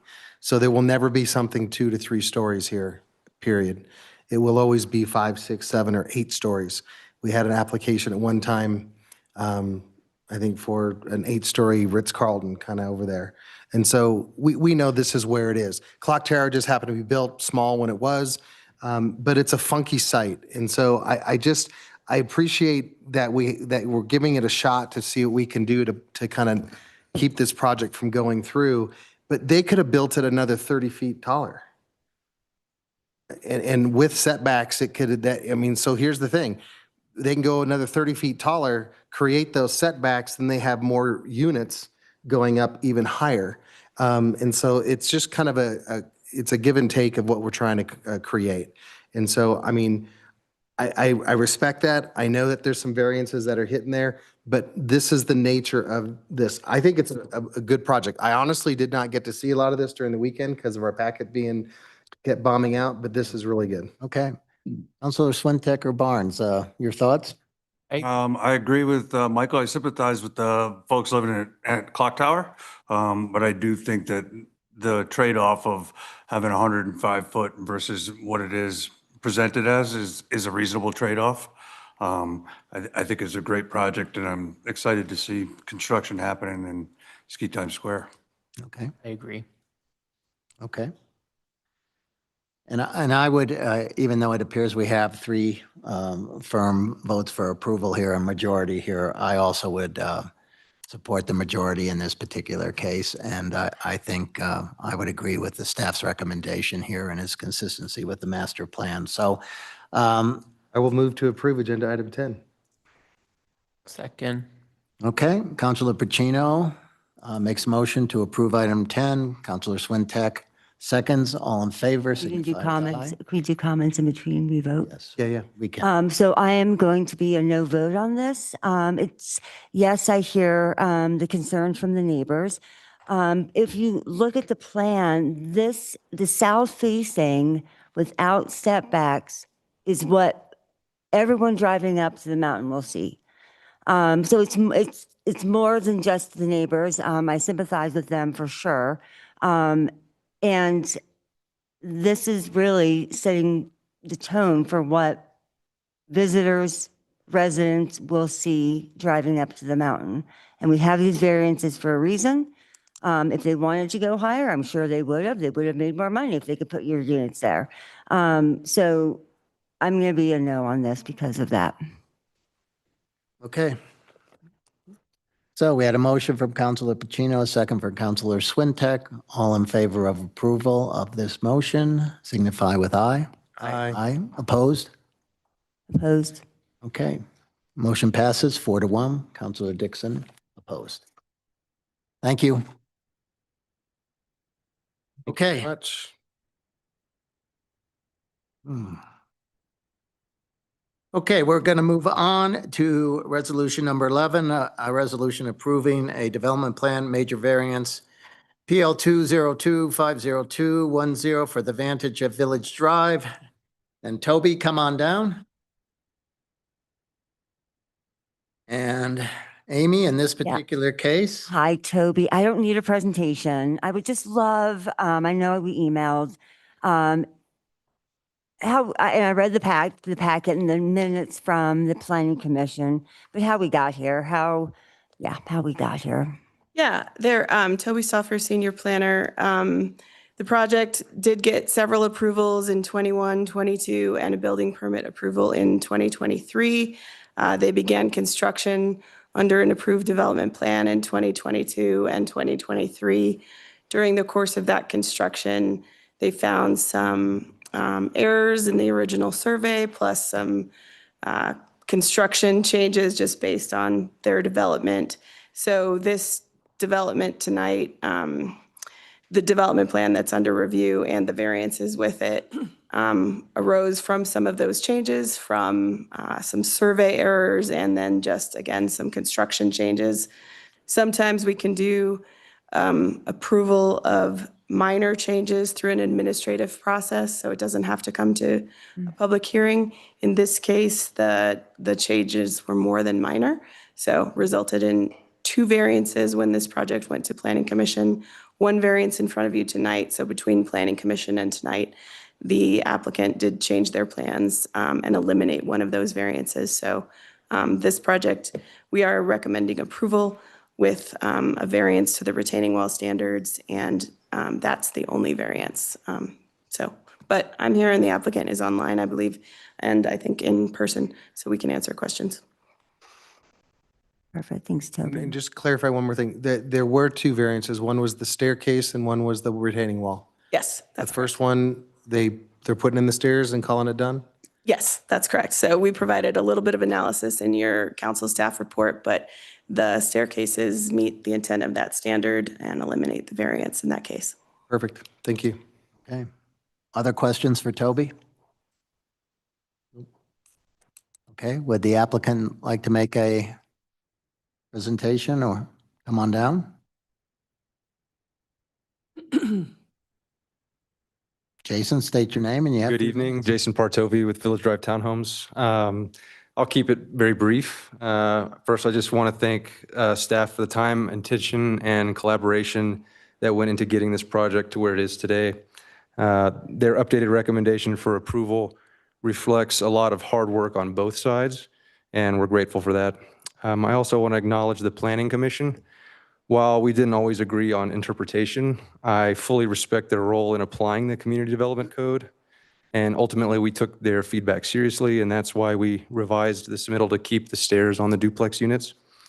For us, the guiding principle has always been to design and build a building that works for the city, works for the neighborhood, and works for the future of homeowners. And you received some letters from those homeowners in your packet. They have a real stake in their homes function, and we take that responsibility seriously. So at the end of the day, the stairs were not a hill worth dying on, and our goal is to bring forward a thoughtful, well-designed project that contributes positively to Steamboat Springs.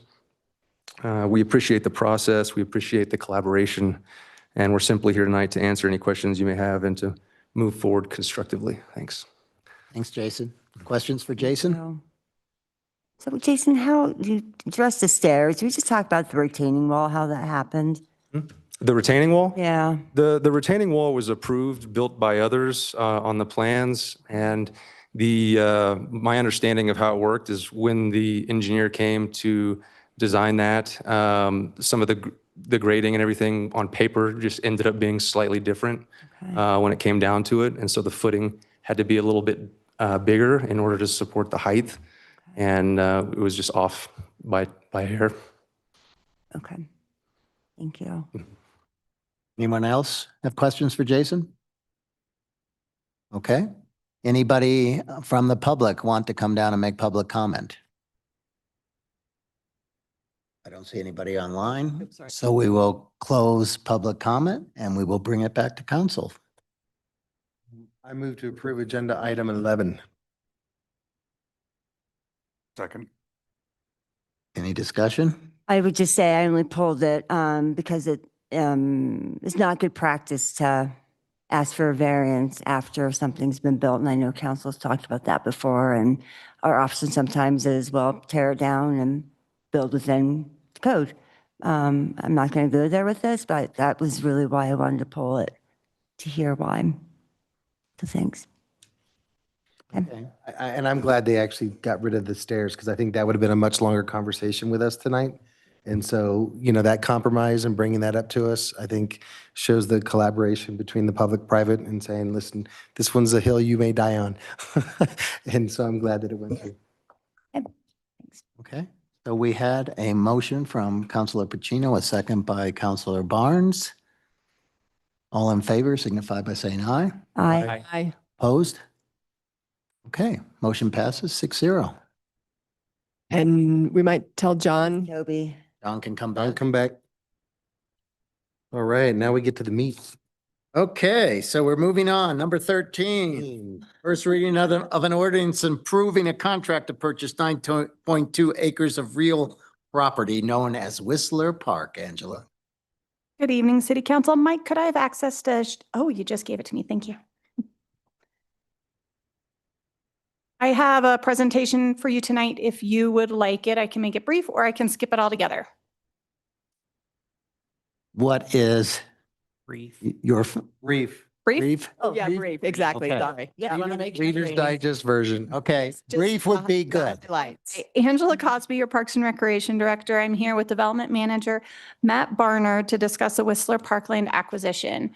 We're going to be talking about three things tonight: our parkland acquisition process, the acquisition actions for this property, and then your consideration of the first reading of the ordinance. The parkland acquisition process was approved by City Council and Parks and Recreation Commission in February of 2024. During that time, City Council appointed Councilor Dixon to the Parkland Acquisition Committee. We refer to it as PAC. And the Parks and Recreation Commission appointed Commissioner Ben Barron to that committee as well. That committee is also made up of County Commissioner Sonia Macy, City Attorney Dan Foote, Brad Calvert from our Planning Department, and Parks and Recreation Department staff. The committee meets monthly, and we present updates to City Council on specific acquisitions as they come. The acquisition process, we have identified 17 different areas of interest. We have a bubble map. It is all of the properties identified in blue. The acquisition plan and city staff are not proposing the city purchase all of these areas. There are opportunities of interest, and in some of these areas, there might be a quarter or half an acre where the city has identified something as small as a pocket park or something as large as open space for 1,000 acres.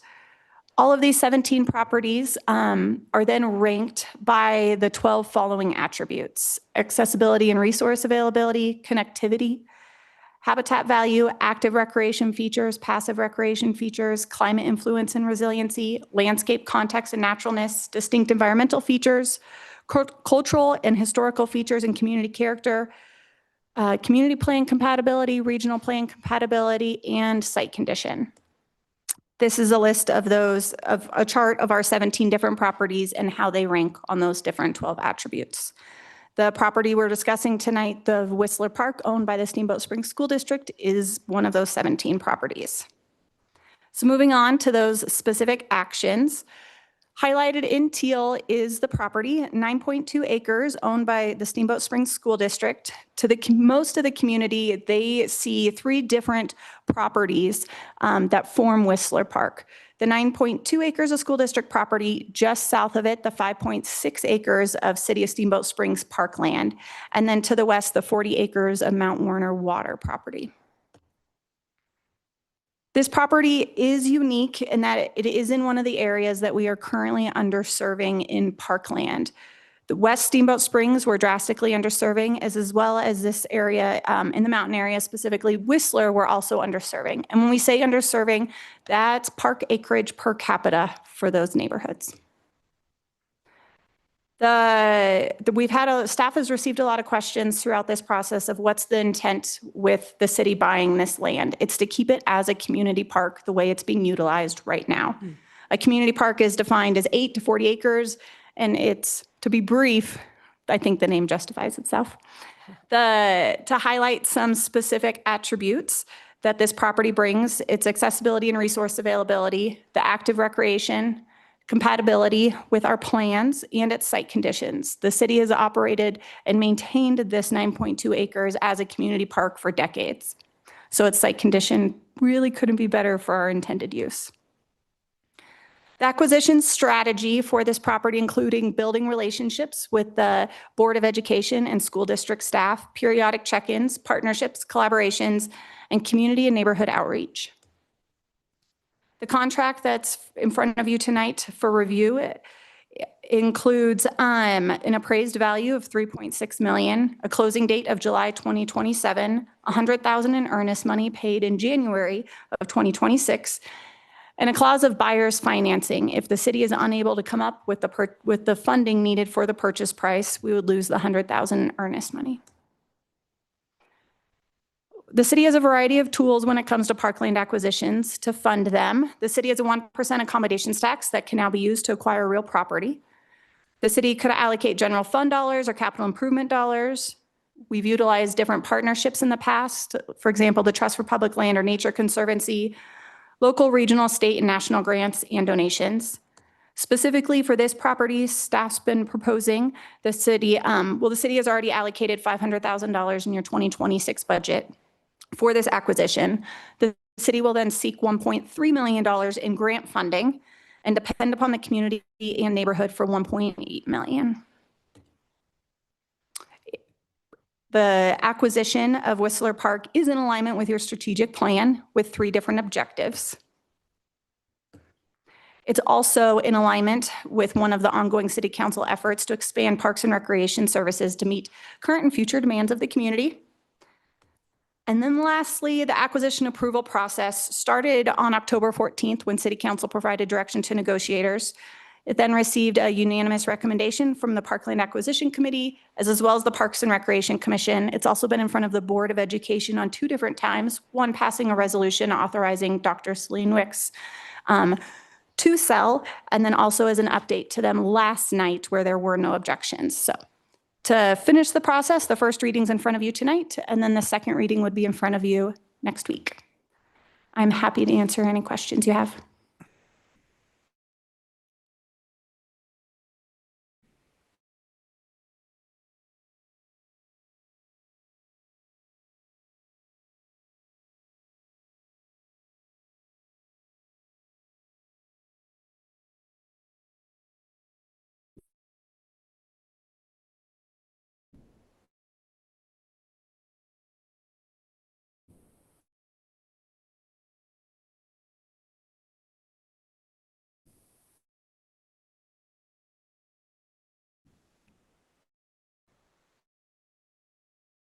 Thank you, Angie. Were you? Yes.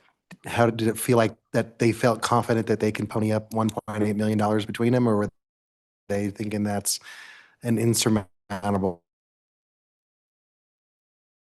Month, we had the sheet of month, we had the sheet of ice, Yeah. and we've had the soccer. Yeah, you know. yeah. So those are 2 very positive, Public private. the community stepped up and contributed, and we're hoping for the same. Any other questions? Yeah. What is the source of the grant funding? Like, how are we seeking what grants?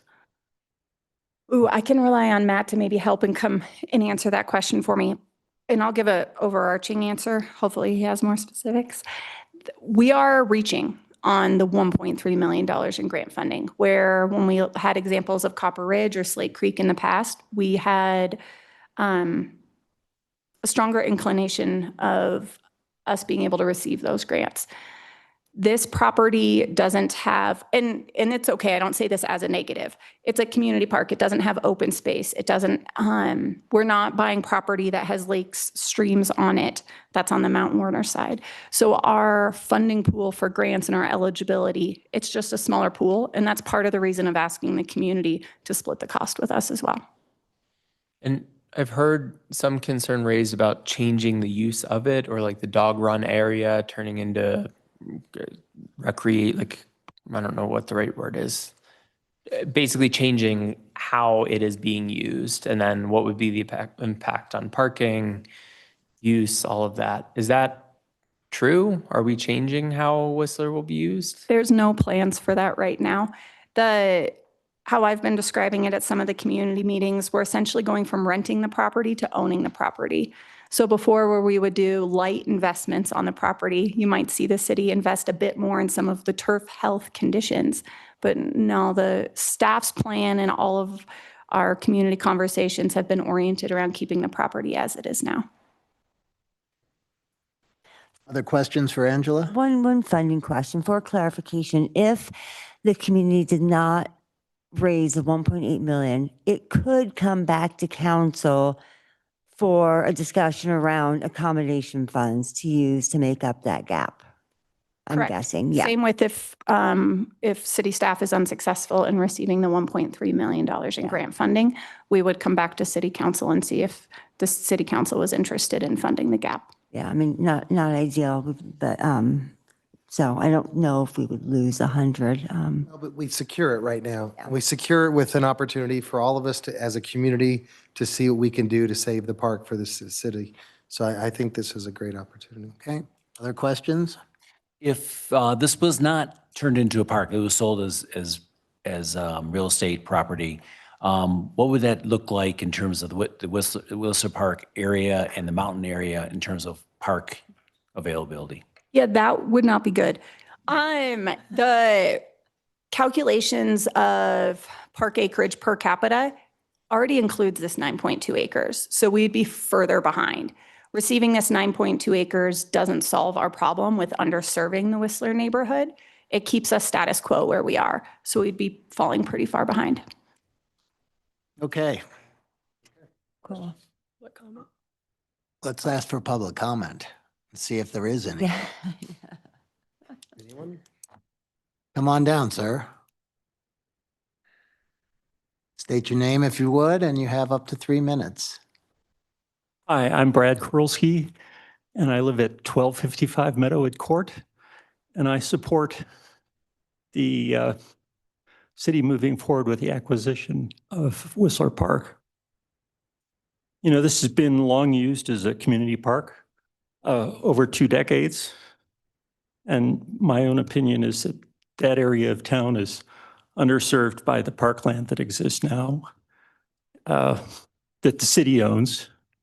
And in fact, it's probably still going to be underserved after a 9-acre acquisition. The park is extensively used by the neighborhood and by local wildlife. But I'm not expecting them to come up with any of the $1.8 million. I think the local residents realize there's going to be a fundraising effort that's going to be needed. So I envision a long series of car washes and bake sales. And I wonder if any of you would be interested in naming rights, what that would cost. Because so far I haven't been able to identify who Mr. Whistler is and somehow tap into his accounts. But honestly, this looks like the last best opportunity to acquire this property. And I hope that City Council gives it serious consideration. Thank you. Thank you. Thanks, Brad.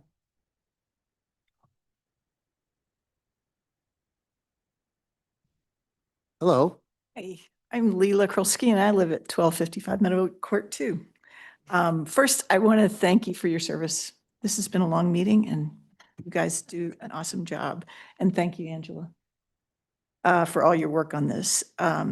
There's neighbors who couldn't be here and they asked us to sort of say that there are other people here and who also really support this. This park, I'm going to go it a different way. This park is special in our community. Let me take a moment to share a picture with you of my living there in this neighborhood. I sit on my deck. I watch hundreds of neighbors walk their dogs and kids by my house daily on a quiet road. Stone Lane goes by our house. There's a park just a 5-minute walk away, very short bike ride. It's Whistler Park. Our immediate neighbor with 3 kids and 2 dogs walk by our house daily, headed for the park. I just spoke with another neighbor who travels all the way from Ski Times Square to this park because it is the only park over there. And he takes his kids and dogs there. Whistler Park brings community members along our neighborhood roads to this common space. This adds to an interactive neighborhood. It's where I live. I love it. And this park is part of that. Thank you for the time you spent on this. It's been a lot of time, Angela also. Please consider this park. Thank you. Well, thank All right, you. thank you. Anyone else in the audience? Good evening. My name's Chris Wilson. My address is 500 Anglers Drive, Unit 104, Steamboat Springs, Colorado. Thank you all for your willingness to serve, as we've mentioned tonight. In addition, I'd like to thank everyone that has made this purchase process a reality. I support the first reading of the ordinance and further request that council not limit the available funding opportunities to make this purchase of the Whistler School District property a reality. The park's open space, trails, and recreation master plan does not speak to the ultimate programming of this parcel, as it was managed as a license to the city for multi-purpose field area and overflow parking. As council member Amy Dickinson and past member Dakota McKinley pointed out, its present use is open space and parkland, and the impact that it has for so many people. There are other needs, though, in our community. If you look at the appraisal report attachment, or what Angela showed you in your packet, you can see that there is a portion nearest the park that is developed park, and certainly that's grants available and is great. You give money for a grant and you've already got a built park. You don't have to pay to build the park. The center portion of the property is clearly open space and able for open space conservation grants because it ties in with our natural area that we're under agreement with Mount Warner Water. So it makes a nice area. As well, and just throwing out, as Councilor Bacino talked about, what do we do if we can't raise 1.8 million? You could look at possibly the purchase through your STR tax funding to do 4 lots, city lots for affordable housing right along the present access in, and those lots would match the zoning, both present zoning and future zoning would allow those. It would improve the street in for the neighbors. It would substantially help or reduce the funding. But again, knowing that development, if I lived there, I wouldn't want to see that happen. Yet we might have an ability to do a charrette process for this. Parks and Rec could handle that, where we could get the community together, talk about the development, those sorts of elements, where the funding comes, maybe even use that charrette process in a kickoff meeting for the funding for the 1.8 million. So I think this is a great start. I support the first reading and what we may do as a community moving forward. I'll see you at ordinance number 2. Thank you, Chris. Okay, is there anybody else out in the audience who'd like to make public comment? Nope, nobody on. No one online, so we'll close public comment, bring it back to council for deliberations and/or a motion. May I ask one more question to staff before we go into? Sure. Yeah. So Angela, what happened, this area is underserved right now. If we did not acquire the Whistler Park, what other opportunities do we have in the mountain area for a park in the future, since we are so underserved already? There's not a lot of opportunities. In neighborhoods that are already developed, you'd be looking for a home that's past its useful life and buying a lot and scraping it. It's a very expensive park. Okay. Thank you. Mhm. Okay. Move to approve? Yeah. Can you say that again, please? Move to approve? We have a motion to approve. Second. Motion by Counselor Swintek, second by Counselor Dixon. Any more discussion? All in think this- favor? Just a great opportunity. Okay, all in favor, signify by saying aye. Aye. Aye. Opposed? Okay, motion passes 7-0. What a difference a year and a half makes. That's for sure. All right, we're going to keep on trucking here. We're on to number 14, the first reading of an ordinance approving the purchase of 2 parcels known as the Campbell property, composed of a .61 acre tract in SC4, NE4, and W4 Les Row, REC number 817799, SEC 7-6-84, and a 1.55 acre tract of land in the E2 NW4 SEC 7-6-84, and providing an effective date and setting a hearing date. Hi, Kelly. Hi, that was a mouthful. Kelly Romero Heaney, Deputy City Manager. Given the late hour, I will be incredibly brief, so please ask questions if you need further clarification. Hopefully you had the opportunity to review this agenda item in your packet. Tonight, City Council is being asked to consider and approve a contract to purchase 2 parcels at 1707 and 1715 Lincoln Avenue. Julie, would you mind putting that map up for me? We are referring to those parcels as the Campbell property. We've negotiated a purchase price of $4.275 million. That'll be dependent upon the appraisal that comes through. The purchase would be funded through an appropriation of short-term rental funds. You have 2 other agenda items coming up related to that, should you choose to move forward. And sorry, this isn't a large map, but I did want to just provide some context that the Campbell property, if you can picture it, is there south of US 40, if you know where Steamboat Rentals is, and then kind of sandwiched between there and there's sort of like a marshy area and then the community center. So that's the Campbell property. There are also 2 parcels. One is between the Campbell property and US 40, kind of a narrow strip there. And then that marshy property, those 2 parcels belong to CDOT. And I wanted to point that out because the city has an opportunity to assemble several parcels here to gain site control from basically Dream Island to Steamboat Rentals. Gaining that site control allows the city to do master planning for this site and then move forward with affordable, attainable housing and then integrate other objectives like childcare, other services provided through the community center, and multimodal transportation.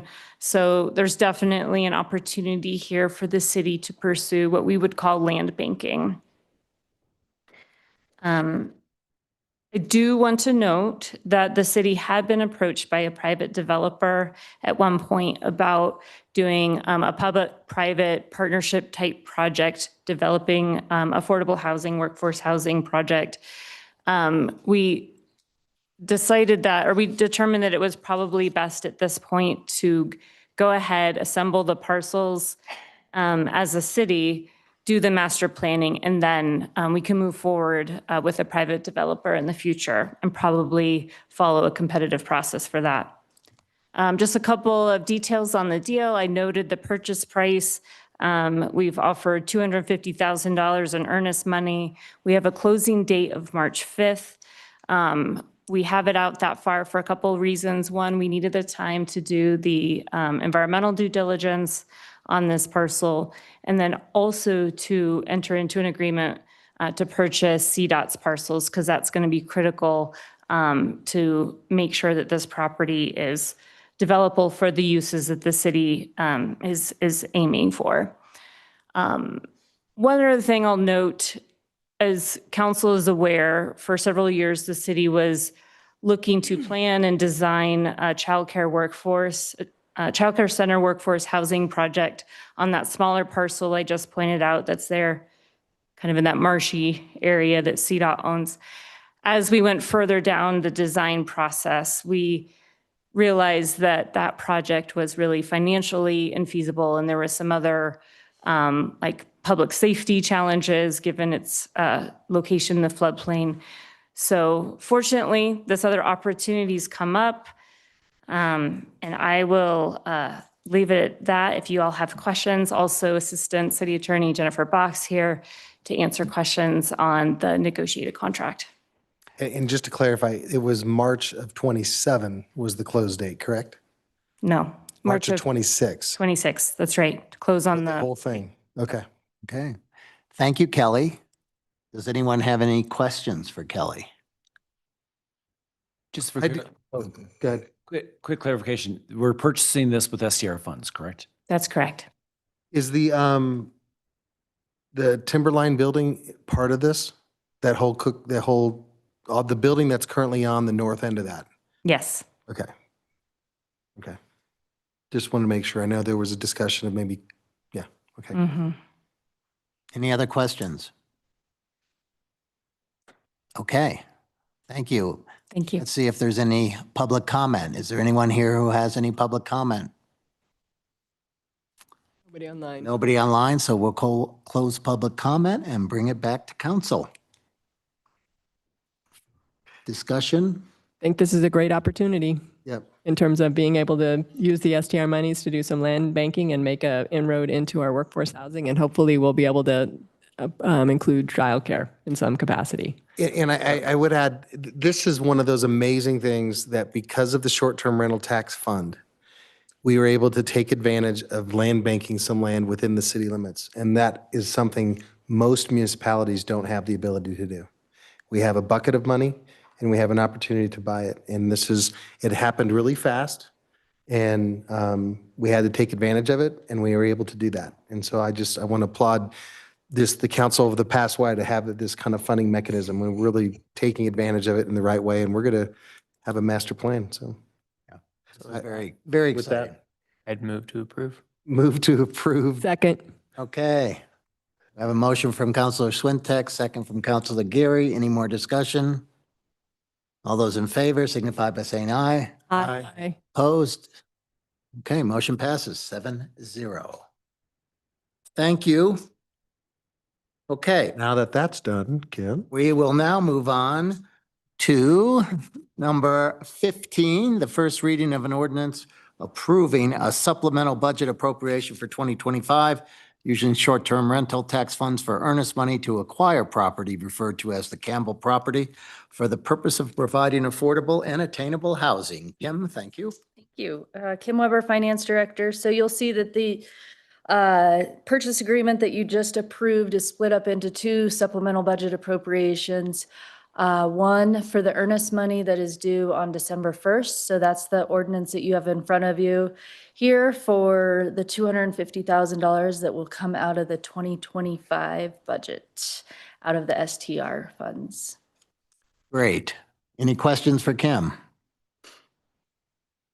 Nope. None? Okay.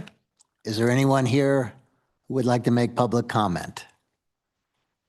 Seeing none online, we'll close public comment. We'll bring it back to council for a discussion or a motion. Move to approve. Second. Okay, we have a motion from Councilor Swintek to approve, Councilor Gosta to second that, and any other further discussion? If not, I'll ask the question. Everybody who's in favor, say aye. Aye. Opposed? Motion passes 7-0. President Muntean, before you read the next one into record, the agenda is actually incorrect. It says that it's for earnest money, but the ordinance that is attached is correct. So I don't know if you can get to that page quickly. I'm here. It's to acquire property and not for earnest money. The Okay. wording is wrong on the agenda, but it's correct in the actual ordinance. Okay, so just take out for earnest money. Yeah, it's, and replace it with to acquire property. Okay, so number 16 is the first reading of an ordinance approving a supplemental budget appropriation for 2026, utilizing short-term rental funds to acquire property referred to as the Campbell property for the purpose of providing affordable and attainable housing. Thank you very much. So this is a supplemental for 2026 budget. out of the short-term rental tax fund to fund the purchase agreement that you just approved. It's for $4,025,000 that will be available if everything goes right for the closing in March. Okay. Any questions for Kim? Okay. Is there anybody in the audience who would like to make public comment? Seeing none, nobody online, we'll close public comment, bring it back to council for a motion or deliberation. Move to approve agenda item 16. Second. Okay, we have a motion from Councilor Pacino, second by Councilor Swintek. All in favor signify by saying aye. Aye. Opposed? Motion passes 7-0. Okay. All right. so We're moving right along. Okay, so we are now at number 17, a second reading of an ordinance vacating a portion of a utility easement located at Lot 1, Village Drive subdivision, PL 202-50281. And who do we Toby. have? Is Toby here? Yep, Toby's here. Okay. I think we get through that fast. I Yeah. guess. Take a minute.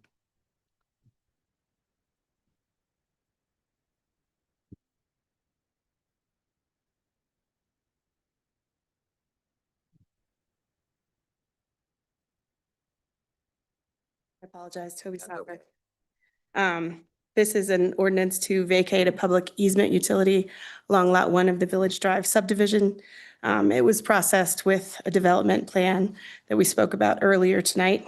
The property is served by existing utilities, and they will be vacating a portion of the easement that is with the duplex construction. There are no existing utilities in the easement, and all the other easements or all the other utilities do have an easement. Okay. Questions for Toby? Nope. Okay, seeing none, I'll open it up for public comment. Anybody have a want to come down for public comment? Nobody online. Nobody online. We'll close public comment. Bring it back to council for a motion or discussion. Move to approve. Second. Okay, we have a motion from Councilor Swintek and a second by Councilor Gary. All those in favor signify by saying aye. Aye. Opposed? Motion passes 7-0. Okay. Number 18 is the second reading of an ordinance vacating a portion of a 20-foot wide utility easement on the eastern property line of Lot 1 Crawford Square at Burgess Creek, PL 202-50239. One more time, Toby. Toby Soffer. This is a vacation, again, of a portion of a 20-foot wide public utility easement. The original development plan for this property indicated that this utility easement would be vacated. So this is just doing that process that they started a while ago. There are some existing utilities in this area. So what this easement will do is we'll remove a generic easement and dedicate a specific easement for the utilities that are there. So the property is served by utilities and other easements, and this shouldn't affect any existing utilities. Okay, thank you. Any questions for Toby? Okay. Nope. Anybody want to come down and make public comment? Seeing none and seeing none online, we will close public comment, bring it back to council for deliberations or a motion. Move to approve. Yep. Good. I'll second. Did you do that? I'll second the motion to approve agenda item 18. Okay. We have a motion from Councilor Swintek, a second by Councilor Gary. All those in favor signify by saying aye. Aye. Aye. Opposed? Okay, motion passes 7-0. We'll go to number 19, a resolution upholding the Board of Adjustments decision to approve a major adjustment PL 202-50153 and to deny appeal PL 202-50327. Caitlin, you're coming down? And Toby? Yes. So I think I've got a presentation for you guys that we'll talk through really quick. The applicants are here online as well. The appellants are here and then the project applicants are here as well. So let's see.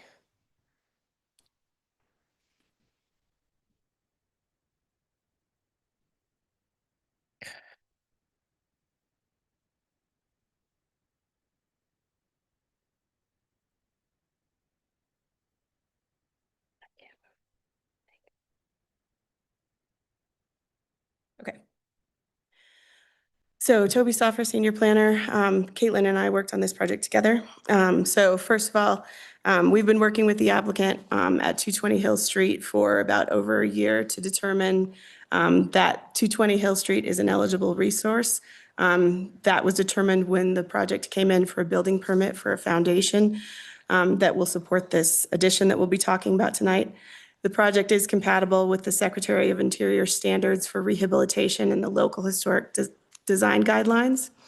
The Historic Preservation Commission supports the project, and the Board of Adjustment approved the project.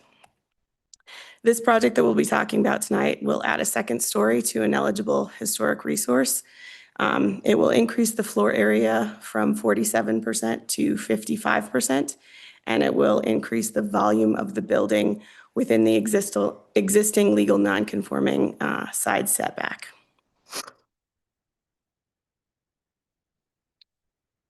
So again, this resource at 220 Hill Street was built in 1911. It is a hip box roof structure. It was determined to be an eligible resource during that building permit when the foundation was applied for. That work has already been completed. In order to be an eligible resource, you have to meet one of the three main criteria: architectural, geographic, or historic importance, and this meets architectural importance. This eligible resource was actually redetermined to be eligible. We've spoken with council about the eligibility determination process. Initially in 2008, it was not determined to be eligible because it had a rear addition that was built in 1964. So that addition had not yet reached 50 years of age. Additionally, it had some modifications to the front facade, being that an original covered porch had been enclosed, and this project does actually propose to open that porch back up. The main character defining features are the hip box roof. They are maintaining the hip box roof. You'll see in your packet that that rooftop addition is actually set back far enough to still maintain that roof so it doesn't turn into a gable shape roof, which is what we would like to see in a rehabilitation project. The lot constraints also aid in the placement of the addition rather than being at the rear and replacing that existing addition that houses a separate living unit to being placed on the top. The lot is 3,870 square feet, and that is quite under what the minimum lot size in the RO zone district is, which is 6,000 square feet. So there's not much room to work with.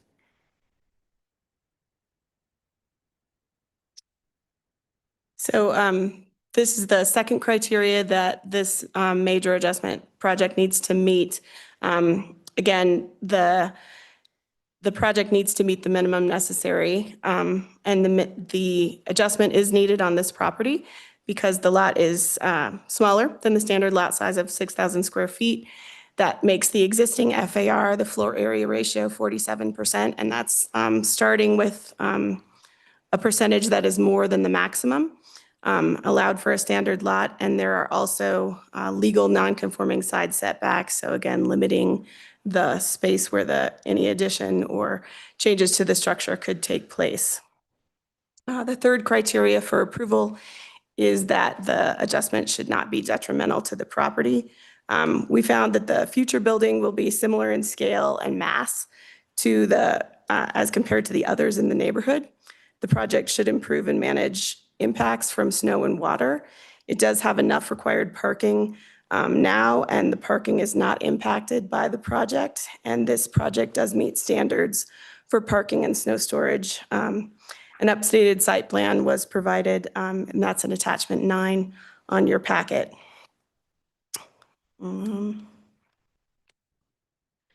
There were some comments and questions about if this decision sets a precedent. The adjustment process is in place to provide flexibility. Not all properties can meet all standards. As we've noted, the lot is small and the building is historic in a location that does not conform to the CDC standards. When a project meets criteria for approval for an adjustment, it is considered compatible with the neighborhood. However, each project is decided on its own merits, and this decision doesn't set a precedent for future development. Staff does recommend upholding the Board of Adjustment decision to approve the major adjustment and deny the associated appeal.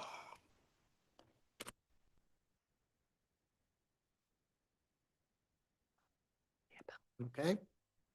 Thank you. What questions do we have for Caitlin and Toby? I just need a little clarification on the historical aspect of it and why you're here. Because it sounds more like this building, and just use this for a moment to educate me on historic preservation. Are we trying to preserve this? I mean, when you say it's eligible, could someone come in and buy this property, tear down the house and build something else on it? Yes, that's correct. An eligible resource means that it is eligible for future designation to our local Steamboat Springs Historic Register of Places. So it's a predetermination. When you have an eligible resource, it does require that you go through the historic preservation planning review process. It also allows you to be able to go through alternative criteria for a major adjustment for historic structures. Many of our historic homes were built on smaller lots well before we had zoning standards in place. And so that's why we have this alternative criteria. And the fact that the owners have come in, purchased this home, reinforced the foundation, they've also replaced the sewer system leading to the home, suggests that these owners are intending to rehabilitate this property through historic standards and guidelines rather than demolish it. In what aspect, and not to belittle anything or go any, when we just had this historic preservation study in the plan that we just had and approved, did any of that come into play with this kind of, I mean, give me the connectivity on those two. That's a wonderful question. We actually have an entire goal and quite a few recommendations that are centered around the reuse and the continued use of eligible resources. So that's preserving our historic building stock by utilizing the Secretary of Interior standards for rehabilitation, which does allow to build compatible additions. Cool, thank you. So, Mr. President, I have a process question. Is there an applicant who's going to talk before we come up and have questions for them, or is there, Will be both an applicant and an appellant. okay, we'll have we're opening questions up right now for, Just to clarify, the appellant will speak to you tonight. They're here to present. And the applicant, in this case, for the Board of Adjustment project, will provide public comment. Okay. Okay. Good. Okay. I have a question. So kind of following up on Councilor Bacino, if it was demolished, the size of the house, I mean, the stand, how to say this, it would, they'd have to adhere to different standards, right? I mean, in terms of they'd have to meet the setbacks. That's correct. So right now, as the structure currently sits, and Toby, please chime in if I misstep here. It is legally non-conforming. And so through the adjustment process in certain areas, such as the alternative criteria, which allows for modifications and expansions to a historic structure, they can expand with a variance the non-conformity. So right now they're proposing to expand in volume, raising up. If they were to demolish that house, they would then have to build to the zoning standards, including the setbacks. And the only thing I would mention is that this project, this lot, because it is small, does have reduced setbacks that are given to it, but that's only 8 feet compared to 10 feet. So they would have less area to build that would meet standards. They could also ask for adjustments or variances. Mm-hmm. And just a follow-up question on that. But I mean, and there's nothing that says they couldn't make the, I mean, in terms of they obviously still maintain the historic structure and just reduce the size of what they're proposing. That's always an option. It doesn't, they could not, that would reduce one of their requests if they didn't build it within the 4.55 setback. they could step the building in and build it to the 8-foot setback. But I think just to expand the property, the house in general, still would require an adjustment because there is still a floor area ratio adjustment or variance. It's an adjustment when it's a single family house that's required. And then the final question is just the ADU in the back is not being touched. That's correct. Okay. And just for clarification, it's not encroaching closer to the sideline setbacks, right? Yeah, that's correct. The footprint of the building doesn't change. Yes. So would the applicant be able to make changes to this, the proposed changes if it was not listed as a historic significant property? The applicant would be required to go through the general criteria for approval in which the same considerations would have come before the Board of Adjustment. So can you, I'm not following that. Can you expand upon that a little further in terms of, would they, so I'm not clear on what they would have to, what are all the things that they need to do if it was not listed as being historic significant? They would have to meet a different set of criteria for an adjustment. So if they just wanted to, if the house was not historic and they wanted to expand it up, they would still be requesting a floor area ratio adjustment and a side setback volume adjustment. And so that would have been decided with general criteria for approval. We look at things like the minimum necessary to complete the project. There's a few more criteria. Some consistency, I think, with the community plan. I'd have to look at the exact criteria, but there are a few more criteria that they would have had to meet. The Board of Adjustment would have had to make a decision, and that same decision could have been appealed here. Yeah, so you went you had to go one path or the other. Why did you choose the path of historic significance? Simply because this is an eligible resource and we do have alternative criteria for eligible resources. Similar to, we have alternative criteria for floodplains. So if this were sitting in a floodplain, they would be required to go through that. I would say the main difference here is that we prioritize and require the retention of the core key character defining features, which this project accomplishes. Okay, so it was basically it was either I don't know who did the Historic Preservation Commission or if it was the Board of Adjustments that made the call. So this project first came before the Historic Preservation Commission through a concept review in which they provide the applicant with objective feedback. Those meeting minutes are in your council packet. And the HPC did maintain that this meets historic standards and guidelines. They provided a few suggestions which the applicant was able to apply to their project prior to going to the Board of Adjustment for a public hearing for recommendation in which they did approve the project.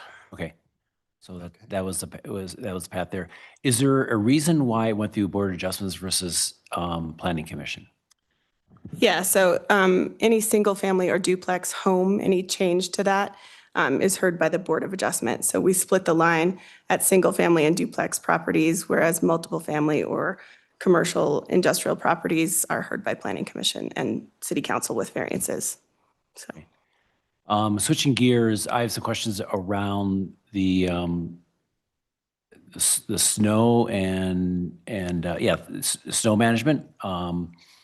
So the house is less than 5 feet from the property, from the neighboring property. And there's also in the ordinance that says, they shall not, shed water or snow across property lines. Those property lines are there today. The building is not moving. The roof line is moving up, but basically it's not a bigger mass. And so the first part of my question, first part of the question is there any additional water or snow shedding that would occur over what they have today? I don't know if the applicant, their architect may be able to speak more to the additional area, but I wouldn't think that there would be more area. There just might be, there's going to be more height.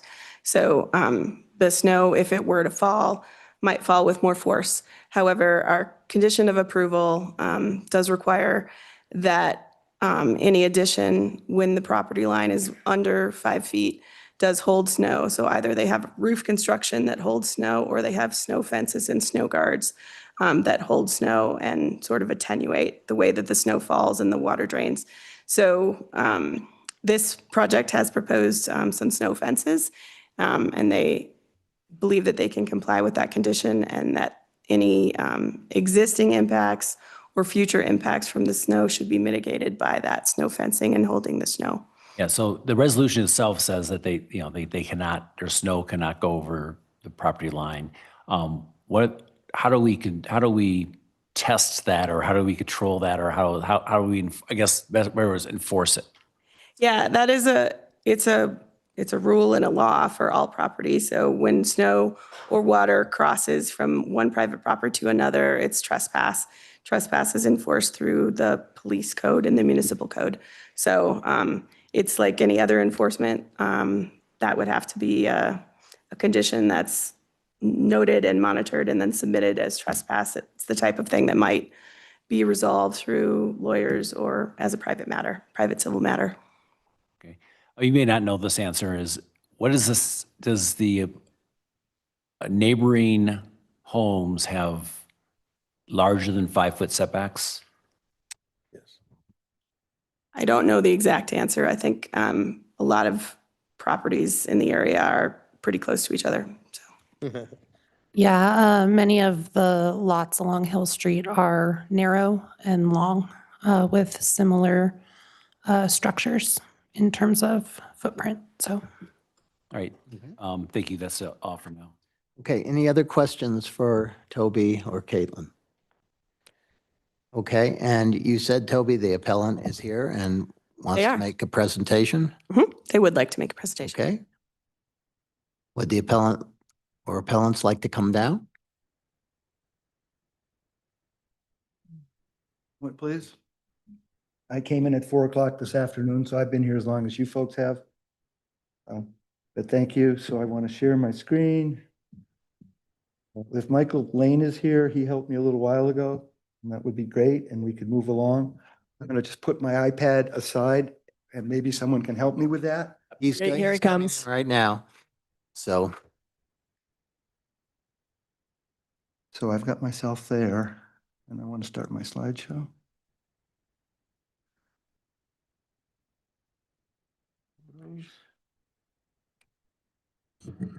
Come on, baby. And one moment, folks. We've all been here a long time. I'm sorry this has taken me so long. It's okay. 2, 3, 4, 5, 6.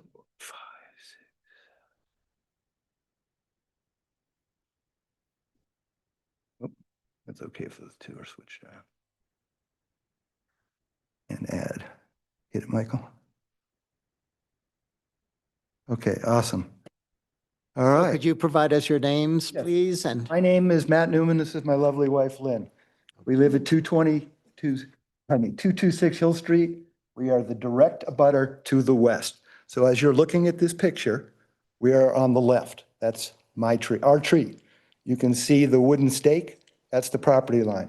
We are 4 feet in inches for the property line for this.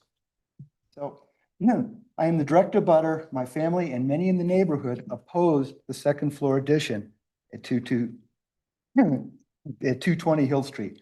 I would like to present a petition I have passed around the neighborhood.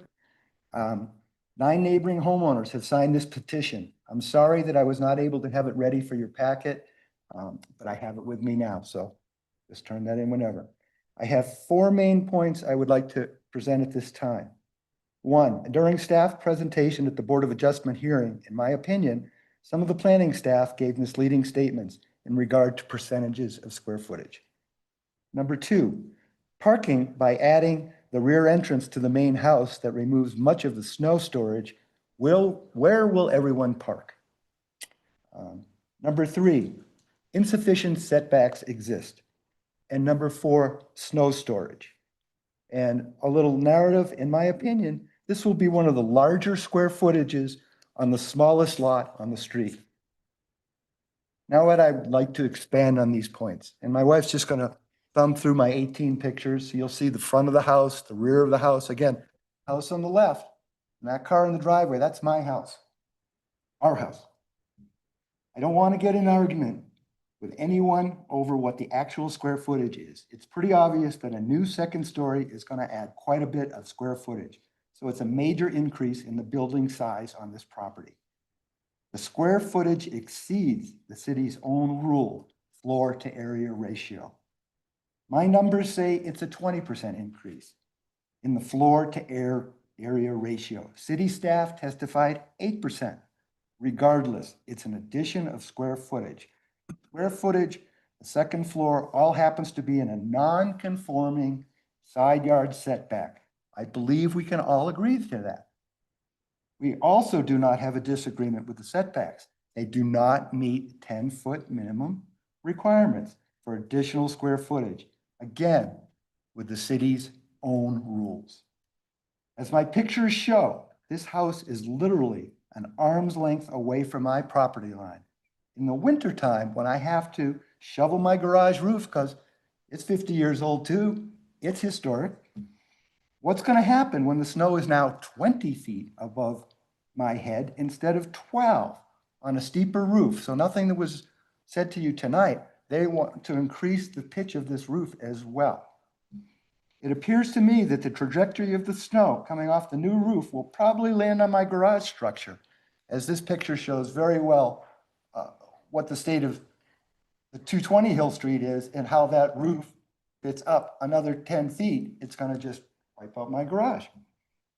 What's going to happen to that? I'm not going to feel very safe inside my garage. I realize snow guards will be installed, but that's going to be 20 feet above my head. I'm not sure I want to trust my property, let alone my life. And no one has talked about my trees, our trees. There are 2 conifer trees on our property that are overhanging the structure of 220 Hill Street. Who is responsible for trimming or removing the overhanging tree? No one has communicated to me, the owner or city. Photographs that the owner provided for the Board of Adjustment don't really show the boundary between the 2 structures. Several of the photos show the angle from my house that they showed, and it gives the impression that all the mature landscaping is on 220 Hill Street. It's not. It's on my property. It's also part of the snow storage that I use to keep my driveway clear. You will see from some of my photographs of both the front and the rear that there's quite a bit of snow on Hill Street sometimes. It could be 5 or 6 feet on the ground. Photographs do not lie. I added a second floor addition to my home in 1991. I know about setbacks, snow management, and snow guards. I know about putting a new structure on an old one. It is as much of an art and a balance of old and new, not just replace it. It takes a special builder to do this kind of work, not just any carpenter. I also have a unique perspective on 220 Hill Street. As a builder in this community for the last 50 years, many of my customers included past owners of 220 Hill Street. The Hanleys owned the house at the time, hired me in the past, in the 90s, and I did work for them. I replaced several windows, removed some damaged doors, fixed broken trim, and worked on a minor remodel of the ADU. I know the bones of this house. They are not great. I also inspected the property several times over the previous 10 years and even considered purchasing the property for my family. Again, I know this property inside and out. I've lived next door for 39 years. I'm almost historic. I don't believe there's a piece of wood, whether it's framing or siding or window, that is worth saving. So to say it's going to be a remodel as a historical building, but with no oversight, no rules, you have made the builders and the owners' day, because you're allowing them to dismantle this home and completely replace it, which would not be possible without the historic designation. Please explain that to me. And as staff was just here, they said, well, yeah, they can just take it apart. They couldn't if it was not called historic. They would have to build a smaller house. It's hard to keep track of where this project is going now, with the latest drawings now showing a new entrance to the main house. That takes up quite a bit of the snow storage. You'll see from my photos. There's not been a roof built over the basement stairway. None of that can beat snow storage. Where will all the snow go from the roof on the ADU with the entrance to the basement now? A question that I don't see anywhere on the site plan, if you will, where will the shed go? Don't they need a place to put their trash cans? They don't have a garage. They do not have, do they not have a right to build a shed on their property, I ask? Remember, we're talking about 2 units, not just one. This has an ADU. So snow shovels, lawnmower, bicycles, they're going to want a shed, and they probably have a right to do that. That's not shown on the site plan, the very tight site plan. And what about a fence? Do they plan on constructing one? I bring to light again, 4 feet in inches between my property line. In the rebuild of 220 Hill Street, how are they not going to trespass on my property? This second story would be built in an existing, non-conforming side yard setback. I have been inconvenienced and disrespected by bad parking, trash all over, including overflowing to my property, temporary fence not maintained. This nightmare has been going on since this property was purchased approximately 2 years ago with the current owners. And by the way, it appears to be rented out as a rooming house, not as a family living there. Something else I want to bring up, standards in the building world. We have standard rules for a reason. My safety is number 1. Setbacks for the building are another one. Square footage on the lot versus square feet of the structure, and also roof overhangs and others. Why is every one of these rules being ignored? What happened to common sense? This second-story addition is a sham on the system. This is a small house on a small lot. Please listen to the neighborhood, come by and visit, but don't allow a second-story addition.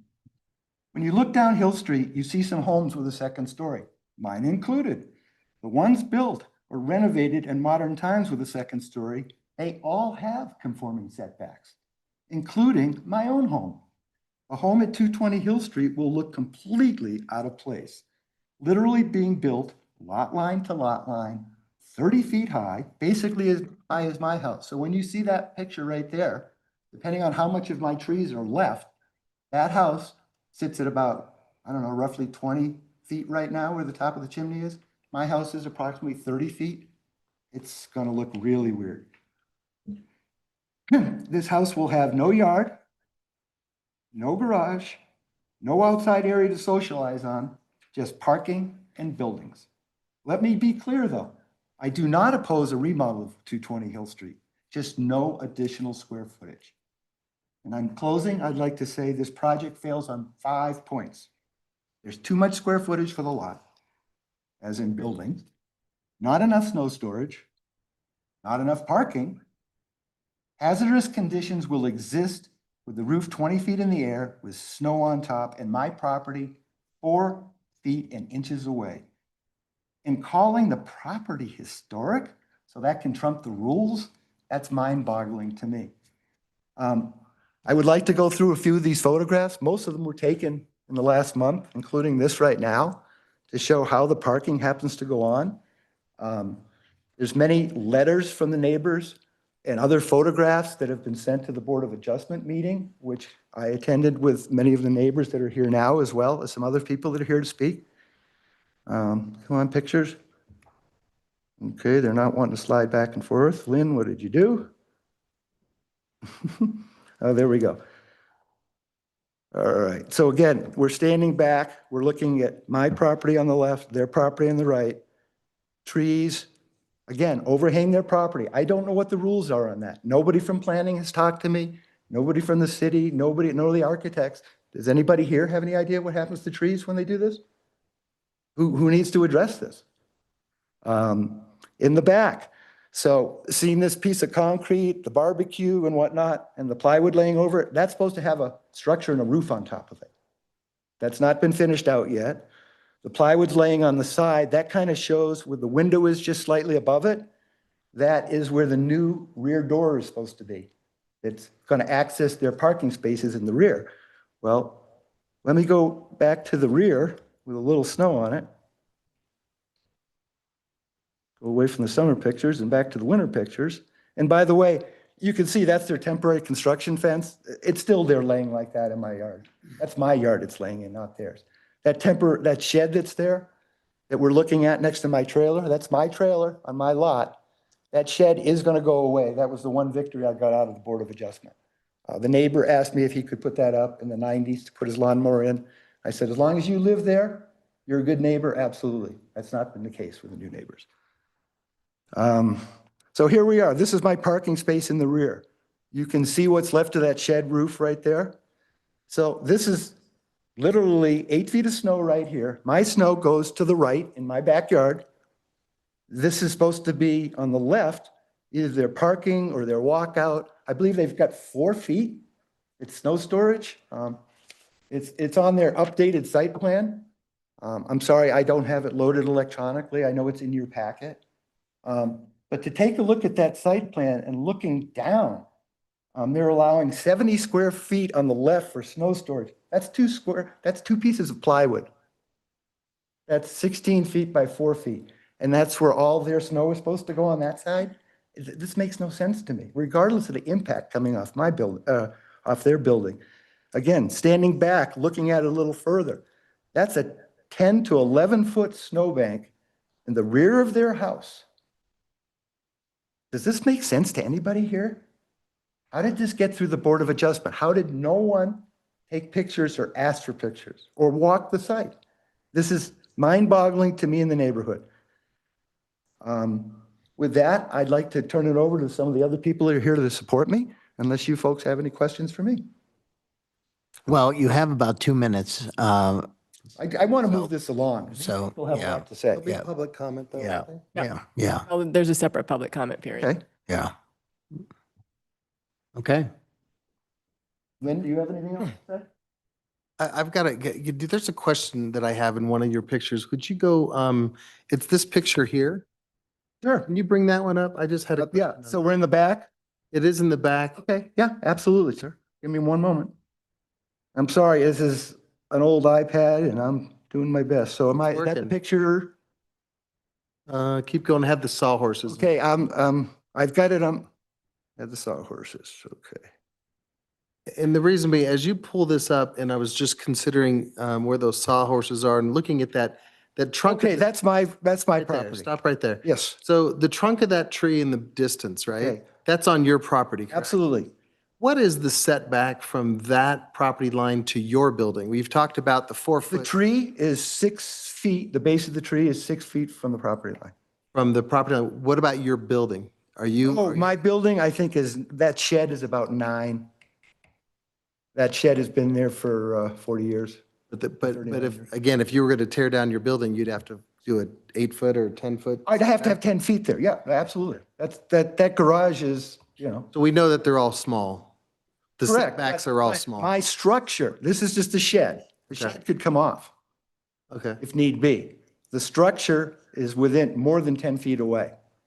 okay. When as you look at, I'll bring up another picture of my house. I had to shorten my porch that I built 5 years ago because of the 10-foot setbacks and such. That's all I had. Yeah, so everybody on the street follows the rules. This is just mind-boggling to me as a builder and a neighbor that this has got this far in the process.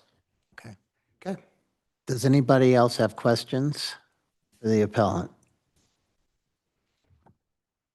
Okay, I don't. Yep. you do? No. I No. don't. Thank you.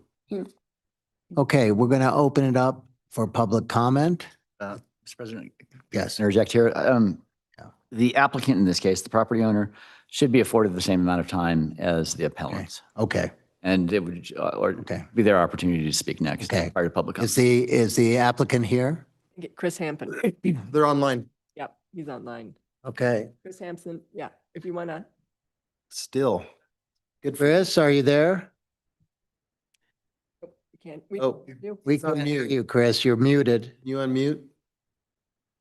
I think he's saying he There we can't go. unmute. Okay, now, There you go. now There- I, Hold on, Chris, there you are. And so Yeah. I don't know if you heard that, but you, yeah, you I did. also have, the 15 minutes if okay. you wanted to respond. Yeah, is Paul on the line by any chance?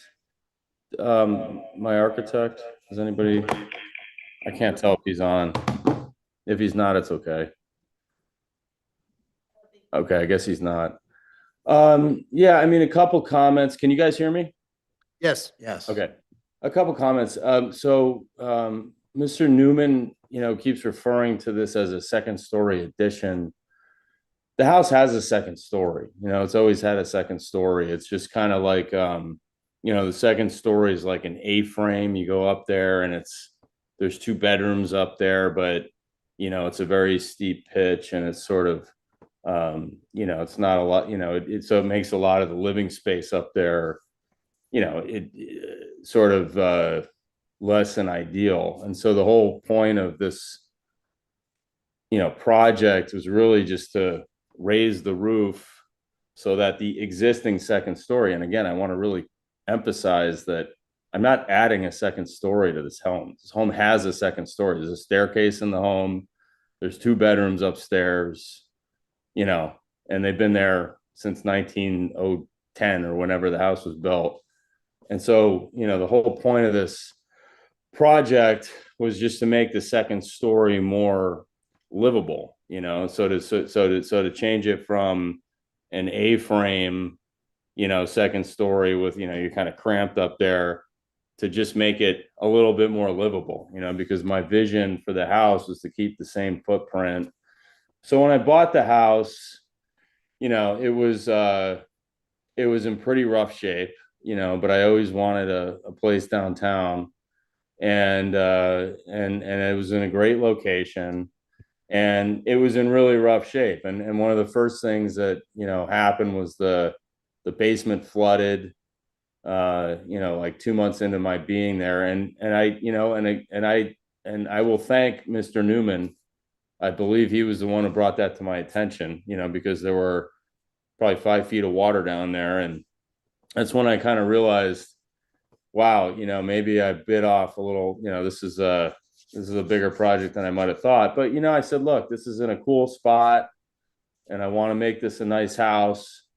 So the first thing I did was I rebuilt the entire foundation from the inside out, and I dug it down. So there's now a basement in there, concrete slab, pilings and everything. Matt says that it's not, a tenable structure, but I mean, I have an engineering firm with stamped plans, and it's passed inspection.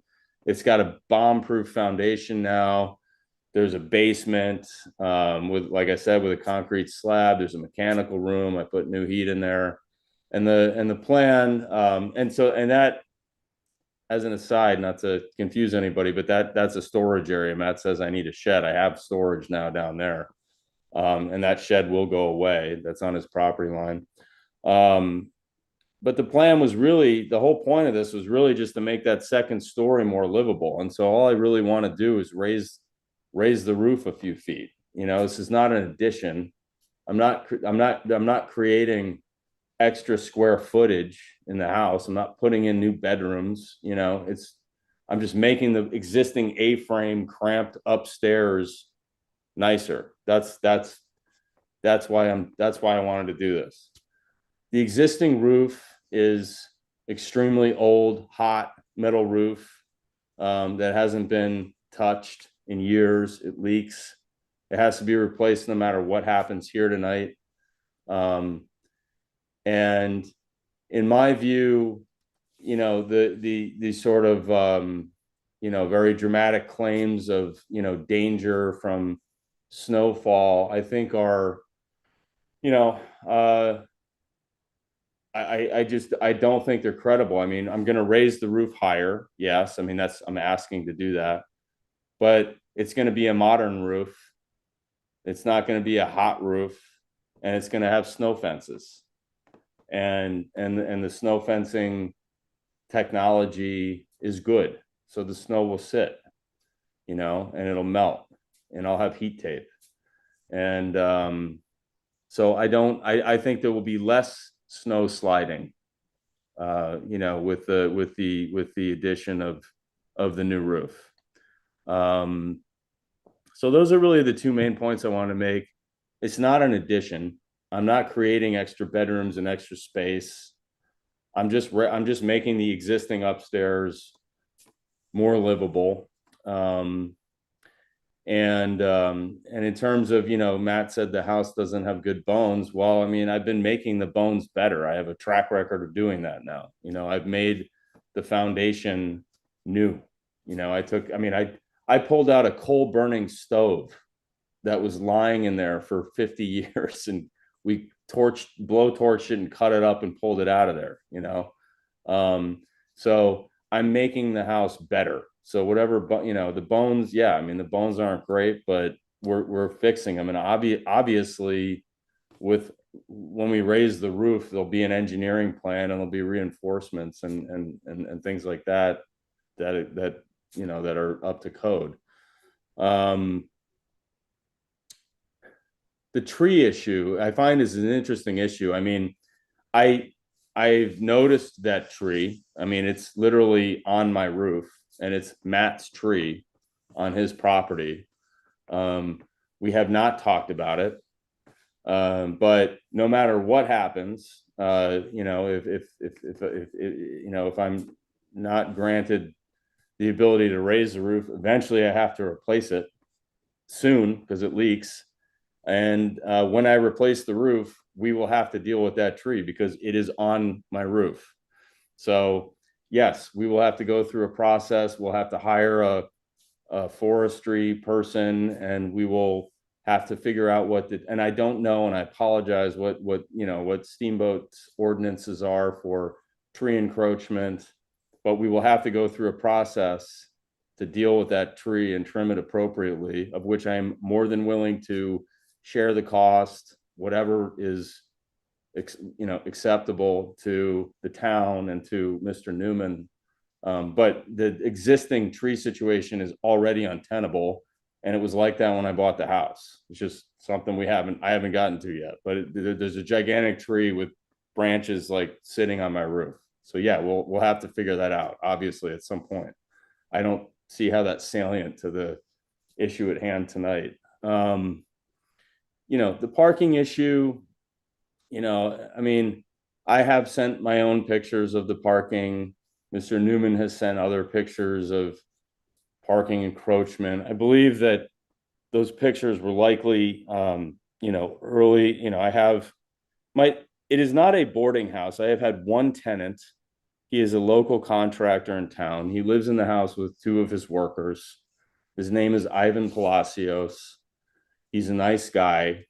Mr. Newman has called the police on him maybe 5 or 6 times for, you know, the bears got into the trash, and it was an issue, you know, it was a problem. And so I don't think it has been a recent problem. You know, Ivan just wasn't used to living in a mountain town, and you know, and as a landlord, you know, I did the best I could to try to get him to comply. But you know, and I believe he is in compliance now. I don't believe anybody has a problem with him now. He's a nice guy.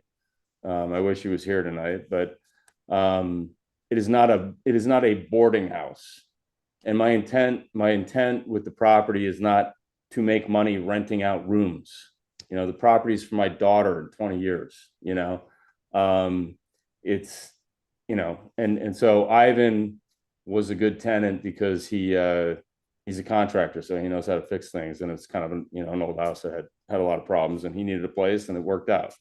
But it is not a boarding house, and my intent is not to make money renting out rooms. So that is a spurious claim that I, refute. What else? I mean, I guess that's about it. I don't have anything else to say. I mean, all I want to do is raise the roof up and make the existing second story nicer. We've done a lot of legwork. We've tried to comply with every, requirement, and I think it will make the neighborhood nicer. It will make the house nicer. It will preserve the house. It will be tasteful. We've worked with, the historic commission, and I don't get it. I mean, I don't understand what we're doing. I mean, I'm not asking for for much. And I just want to make it a nice house. That's it. Thank you, Chris. Does anybody on council have any questions for Chris? I do. So a quick question, to the extent that you want to expand the second story, did you consider going up and adhering to the setback requirement? So, I'm right now, right, it's at 5 feet, but if, you're going up, then it would have been, you'd had to bring in the sides, right? Oops, So you're saying the second floor would be? Yeah, the second You're floor. you're on mute again, Chris. There you go. Whoops. Thank you, John. Yes, the second story, as opposed to just going straight up. We can't hear Chris. You went back on mute again.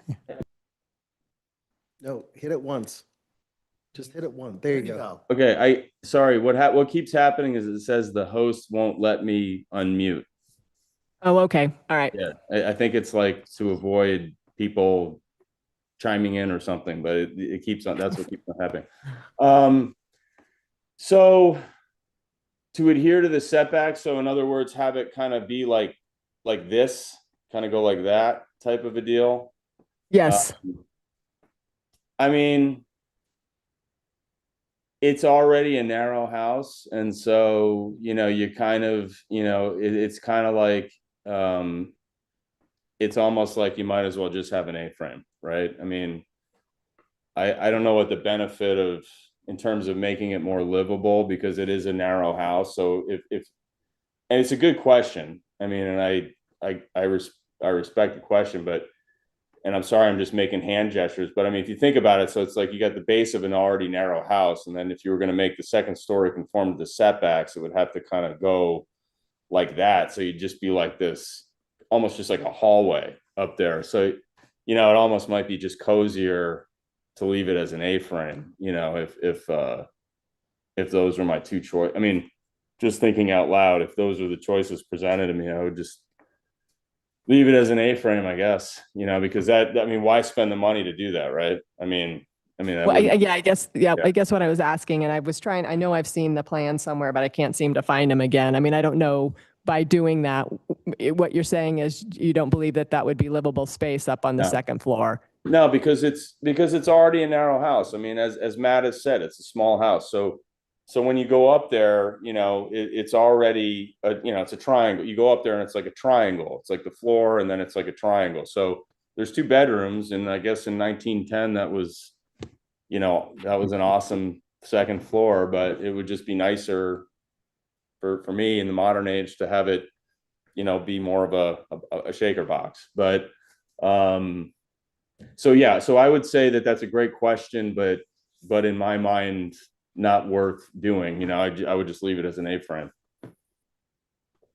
I have a question for you, Chris, on the, you mentioned that you're going to put a snow fence or snow guard on the roof and also heat tape on the roof. Both. I would have to defer to my architect. I mean, I know we have a snow fence plan. So if I said heat tape and that doesn't make sense to somebody who's a builder, I apologize. But I know we're putting snow fences up there. I have heat tape on my other house in Steamboat. It works great. What's your question? Sorry. No, I was just wanted to clarify that because I've seen systems where you have, whether it's a snow fence or snow guards up that basically hold back, 5, 6, 7 feet of snow. Yeah. So that's what you're talking about. Yeah. I mean, the idea, my idea is the snow's going to sit there. And then I was thinking, I think Paul had mentioned, who's the architect, that we would have heat tape on the side. So, Right. On the outside. Yeah. Yeah. The edges. Yeah. I mean, so in my mind again, and I just want to make the point again, and I hope I'm not being redundant. I'm a little loopy. I've been up a long time. And I give you guys a lot of credit for these long meetings, but I feel like a newer modern roof with snow fencing will be safer than what's there now. I mean, it's like a hot roof from 1910 and it's metal. So it just slides, but I'm not a builder. But I mean, just common sense wise, it seems like a modern roof with snow fencing would be better. Hey, Chris, I have a question for you. I forgot the gentleman's name of 226 Hill, but he made a comment that the new roof will increase the slope. Is there, my understanding is that the new roof will be the exact slope and architecture style as the current roof. Is that correct or is that incorrect? We're not increasing the pitch of the roof. Are you replacing it with a hip roof again? That's going to follow the same slope lines as the current house? I believe that the plan is the same pitch as the current house. Yeah. Now, we could make it shallower, and I have to say that I've been. No, I'm not. That's not. I'm looking over at Toby. Do you have the design guidelines on? Is the roof changing between what's there now in terms of slope and style of architecture? The style of the roof is compatible. It is not a hip box roof.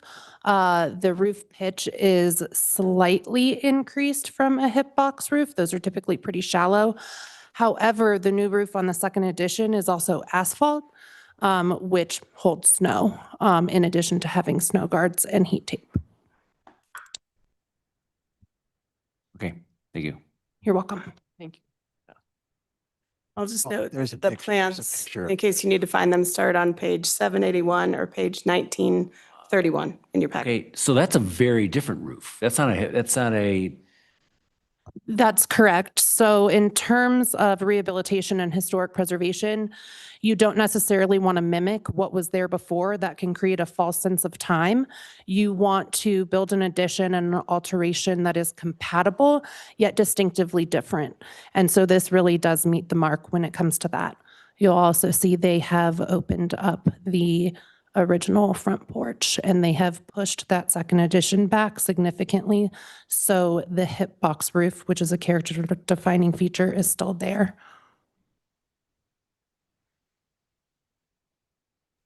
Are there any other questions? Are we opening up the questions for all? I know we're here late. Yeah, we need to do public comment and we'll come We back. do public comment. Yes. Okay. Thank you, Chris. We're going to move to public comment. Is there anybody in the room who would like to come down and give public comment? Come on down. Please state your name and you have 3 minutes, sir. Hi, my name's Jim Boyd. I live in the neighborhood.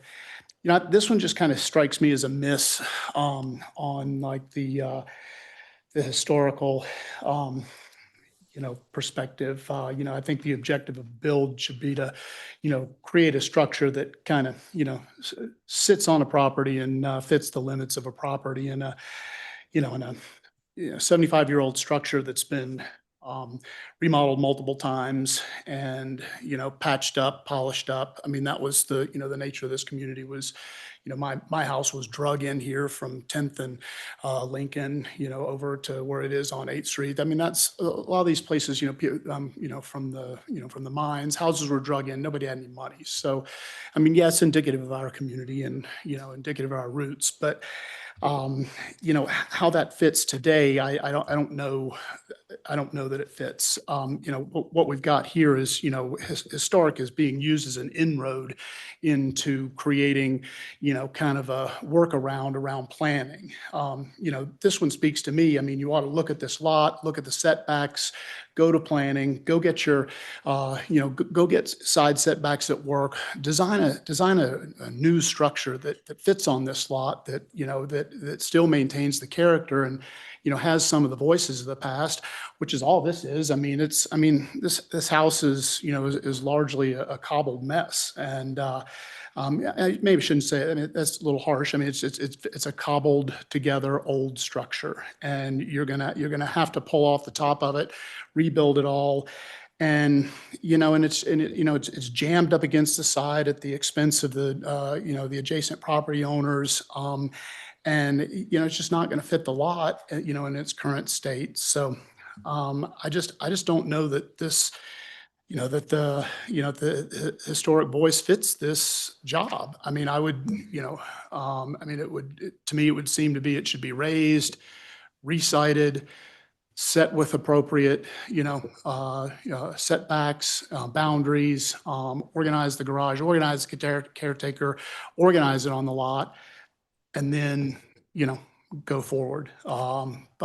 Doesn't seem to be what happens, but, I think extending these nonconformities is, somewhat dubious. You're the hazards. I mean, sure, yeah, all the snow guards, all this stuff's supposed to work. It's, should work, but, you're putting it up in the air another 10 feet. That's, there is risk of that. And, I don't know. I don't think that this, project kind of fits this lot.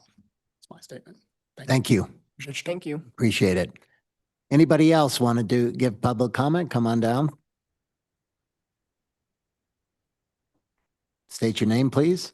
Yeah, my name is Chris Selby, and I live directly across the alley, really across the alley from the Newmans, but kitty corner across the alley from this property. And I want to pretty much agree with everything Matt said. First of all, there's nothing I don't agree with, and I want to add a couple other things. My home is historic. I've been approached by the Historic Society. They're begging me to list it, and I've resisted up to now for my own reasons. But I don't feel this house is necessarily particularly historic. I mean, it's a great neighborhood. If you look down the row of houses on Hill Street, it's the most quaint look of Old Town Steamboat anywhere. And this house isn't special, I guess, in terms of historic value. And then I want to talk about, he mentioned snow removal and parking. Well, I'm in the alley. As the snow plow comes down the alley, I'm downstream from this property. And even before the current owner purchased it, most of the snow was being pushed out into the alley, pushed into my driveway. And it has been a lot like a boarding house. I want to say last 2 winters, there have been 4 vehicles parked overnight most nights, 3 or 4. There were 2 vehicles left on the property last winter, just covered in 6 feet of snow. And then there were 2 more vehicles of the tenants trying to get up and over this giant berm and coming out with shovels in the morning and just dumping the snow in the alley. And there was nowhere else to put it. This plan is severely lacking. The property already was severely lacking in anywhere to put the snow. Matt and Lynn are super careful. They've got a snow blower. They blow it into their own yard. This hasn't worked with this property. And then the final one, I know it's not a reason to deny the thing, but I want to bring up the ADU. When I bought my house in 2003, I got a permit and I built an ADU. It's a fairly new thing. And then whenever this one was built, there was no law, there was no, they were encouraging me on my property to build an ADU, and it was for infill and it was for housing. But this isn't an ADU. I know all the rules. What does it take to qualify? You got to have, there's a million codes on what is a properly built ADU if you were to apply for a new permit today. This is a duplex. And I'll leave it at that. Thank you for your time. Thank you. Thank you. Is there anyone else who would like to make public comment? Come on down. My name is Richard Reed, 253 Hill Street.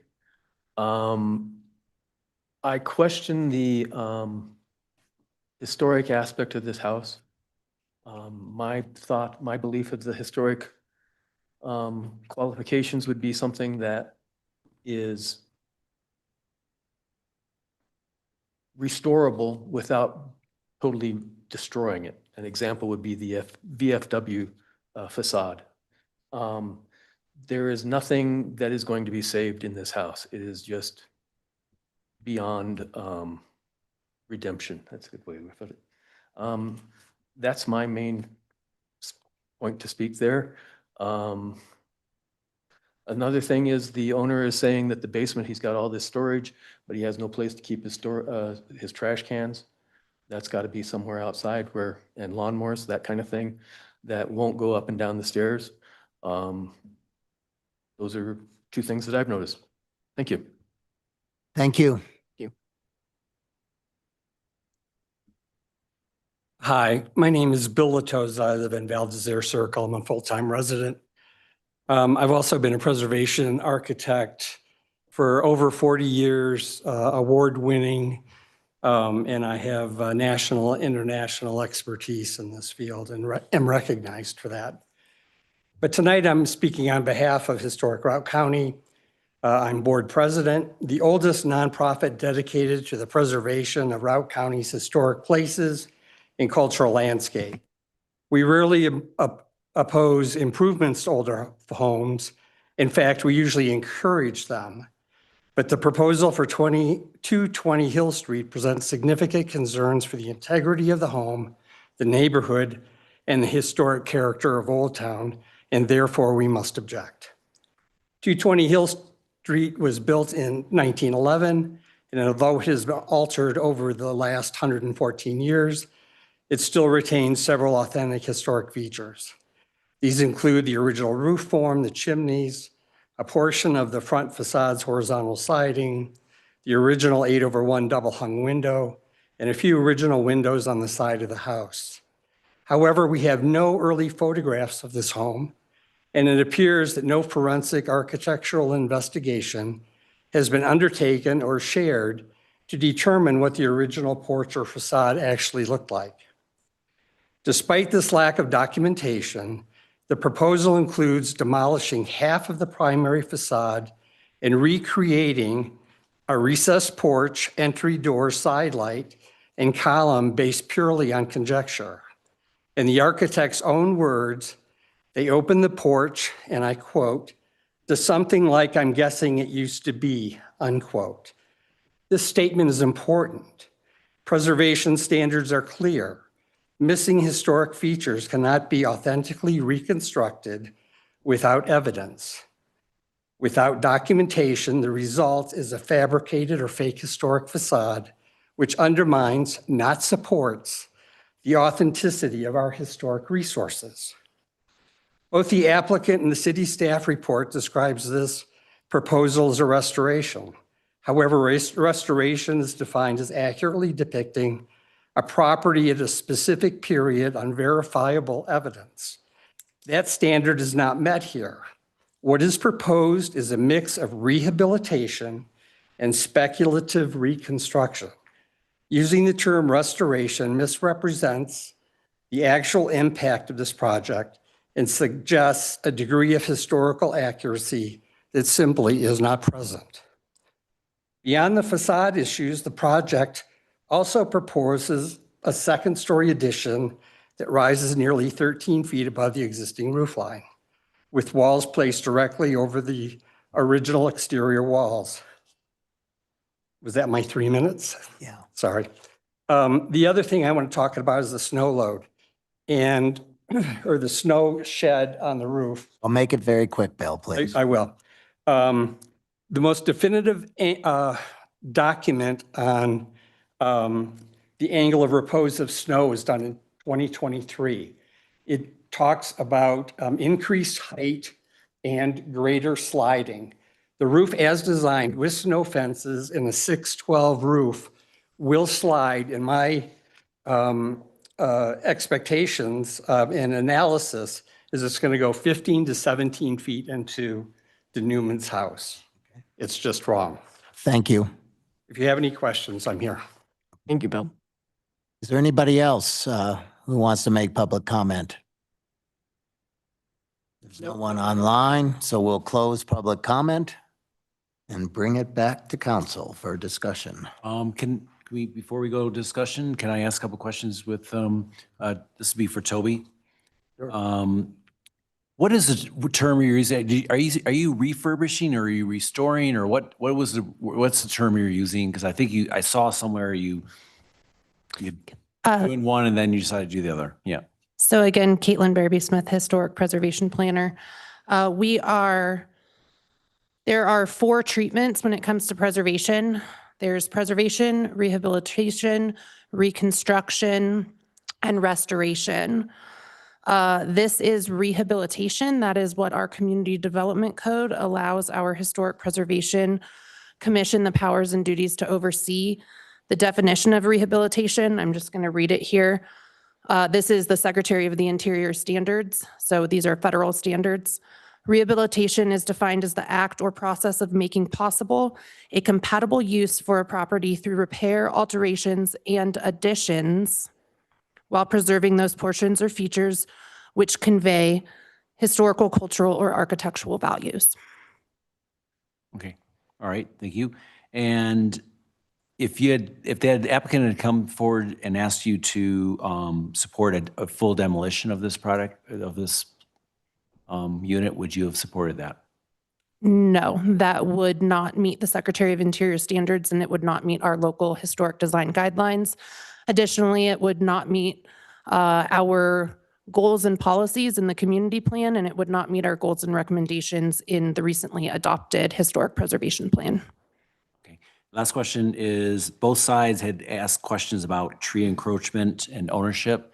What's the city code on tree ownership and encroachment and We don't have a specific city code on tree ownership and encroachment. So trees are sort of like snow. So it would be a civil liability issue. There would probably have to be a surveyor who would have to determine where the tree is and how it encroaches on a property. And then any impacts from that tree would have to be worked out between the two property owners. So that's not something that any city agency would typically get involved in unless it rose to a trespass sort of a level where the police might be involved. Thank you. Anyone else? Okay, thank you. Who wants to go first? I'll start off. Ultimately, what I see it all boiling down to is basically, is this an historic house or not? We have two, and we are not historic experts here. We look to the experts out in our community. But the struggle here is we have two communities. We have the historic, commission board. I forgot the right name, and then Routt County Historic Society, and they're at odds. And so the two groups that we would typically go to are at odds on that. So that I'm struggling with that aspect of, okay, is this historic or not? So let me just lay that out there. But there's a number of issues that people have highlighted, like parking and snow storage, and property maybe not being kept up as we want. That has nothing to do with the rest of, with the rehabilitation of this product. It sounds like neighbor, maybe a neighbor not, you're not adhering well to being, good neighbors. And so those issues are separate from, and it will exist whether they're rebuild this house or not. So those are my initial thoughts, and I'll let you guys talk a little bit more. I disagree. I think that is all your focus is on the details, and I think that's the issue with this. If I take a step back and I look at this, the way I see it is the reason we have code is to prevent negative effects on those around you. The reality of this lot is, and I have actually been in this house and I've been upstairs. It is a narrow house. It is a small house. It's on an even smaller lot. It is legal non-conforming, and it is just exceptionally close to the neighbors.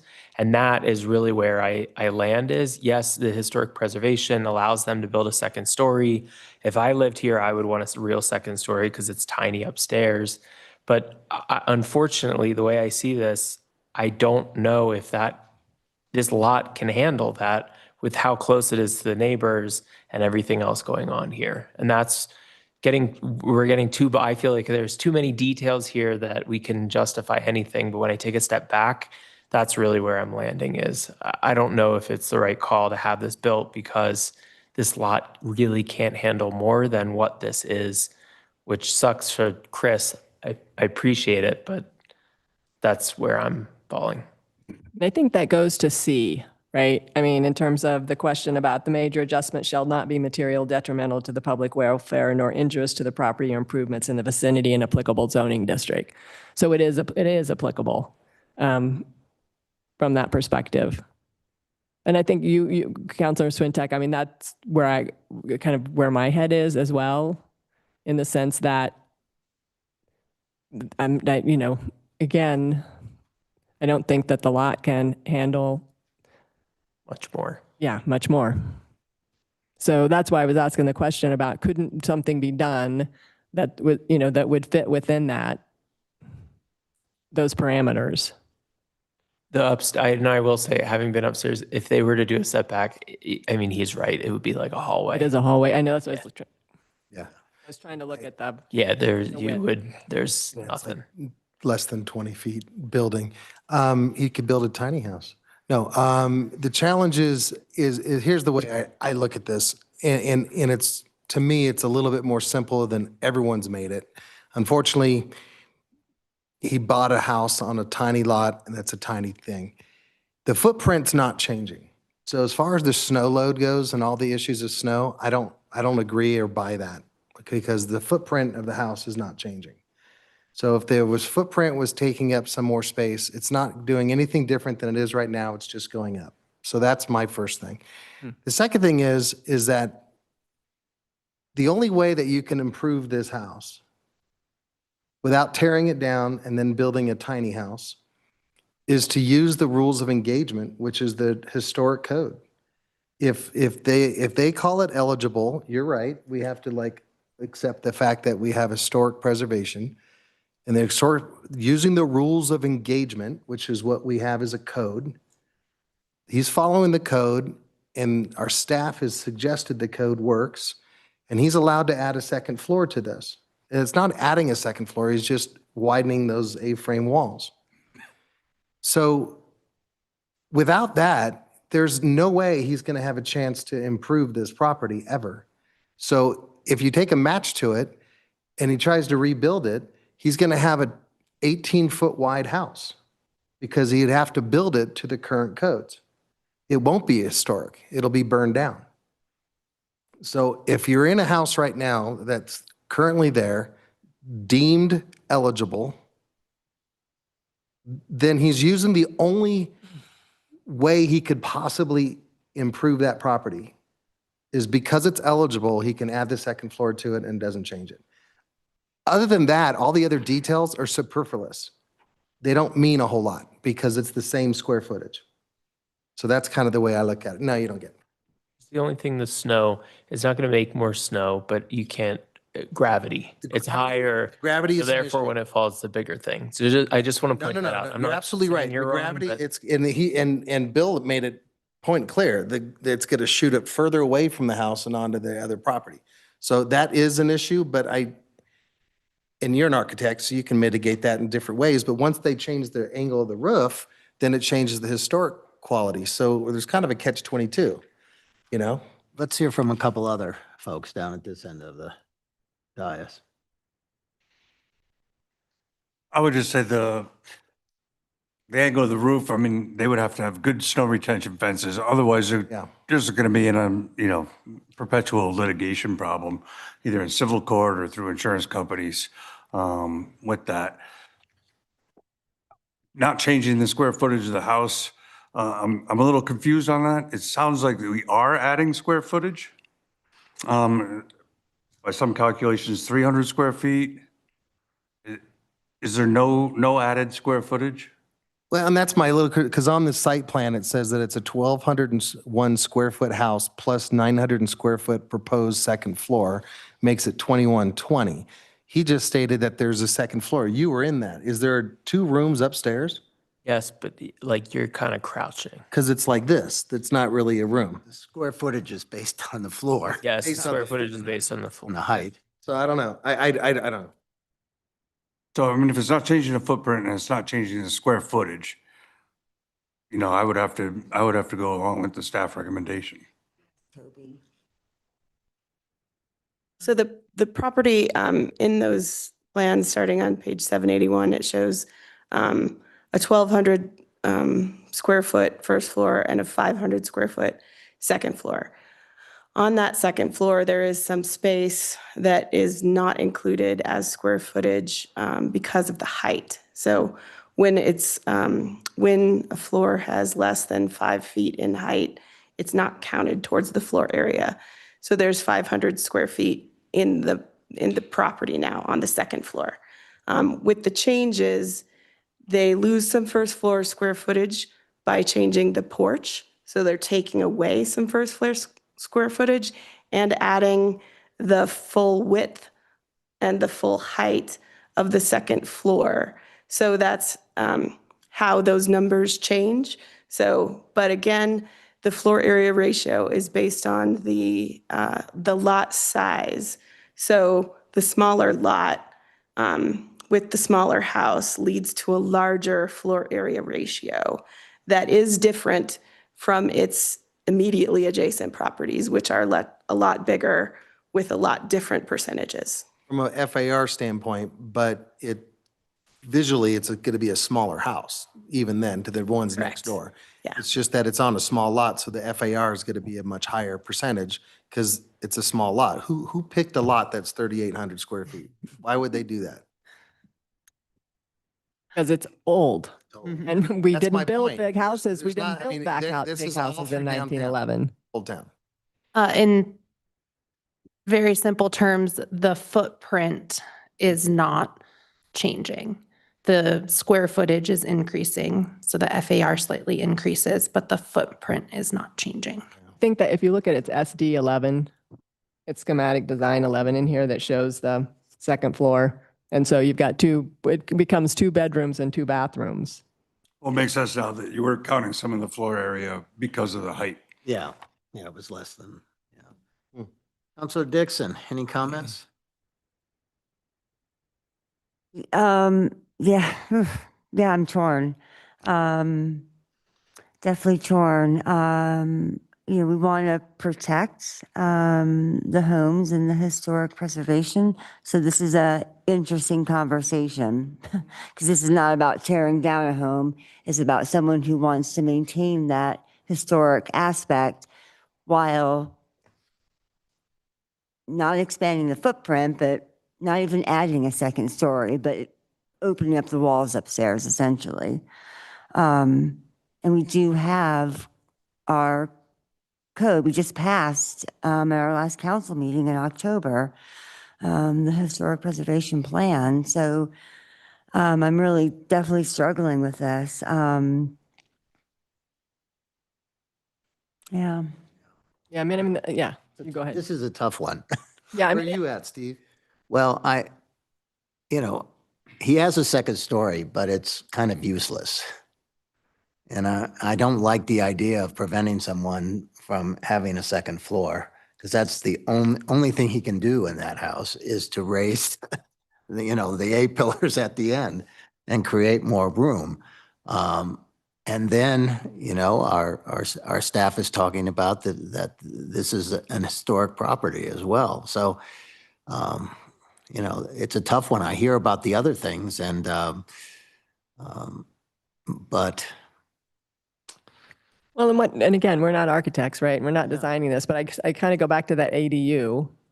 And could it not go backwards? I mean, in terms of, are there other ways to increase space that stay and would maintain the integrity of the historic aspect?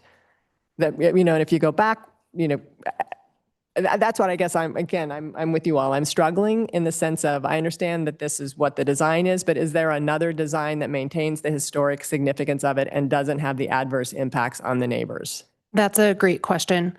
So I've actually been working with the architect and the owners since August of 2024 on that exact question. I guess first off, we have to consider the rear addition as historic as well.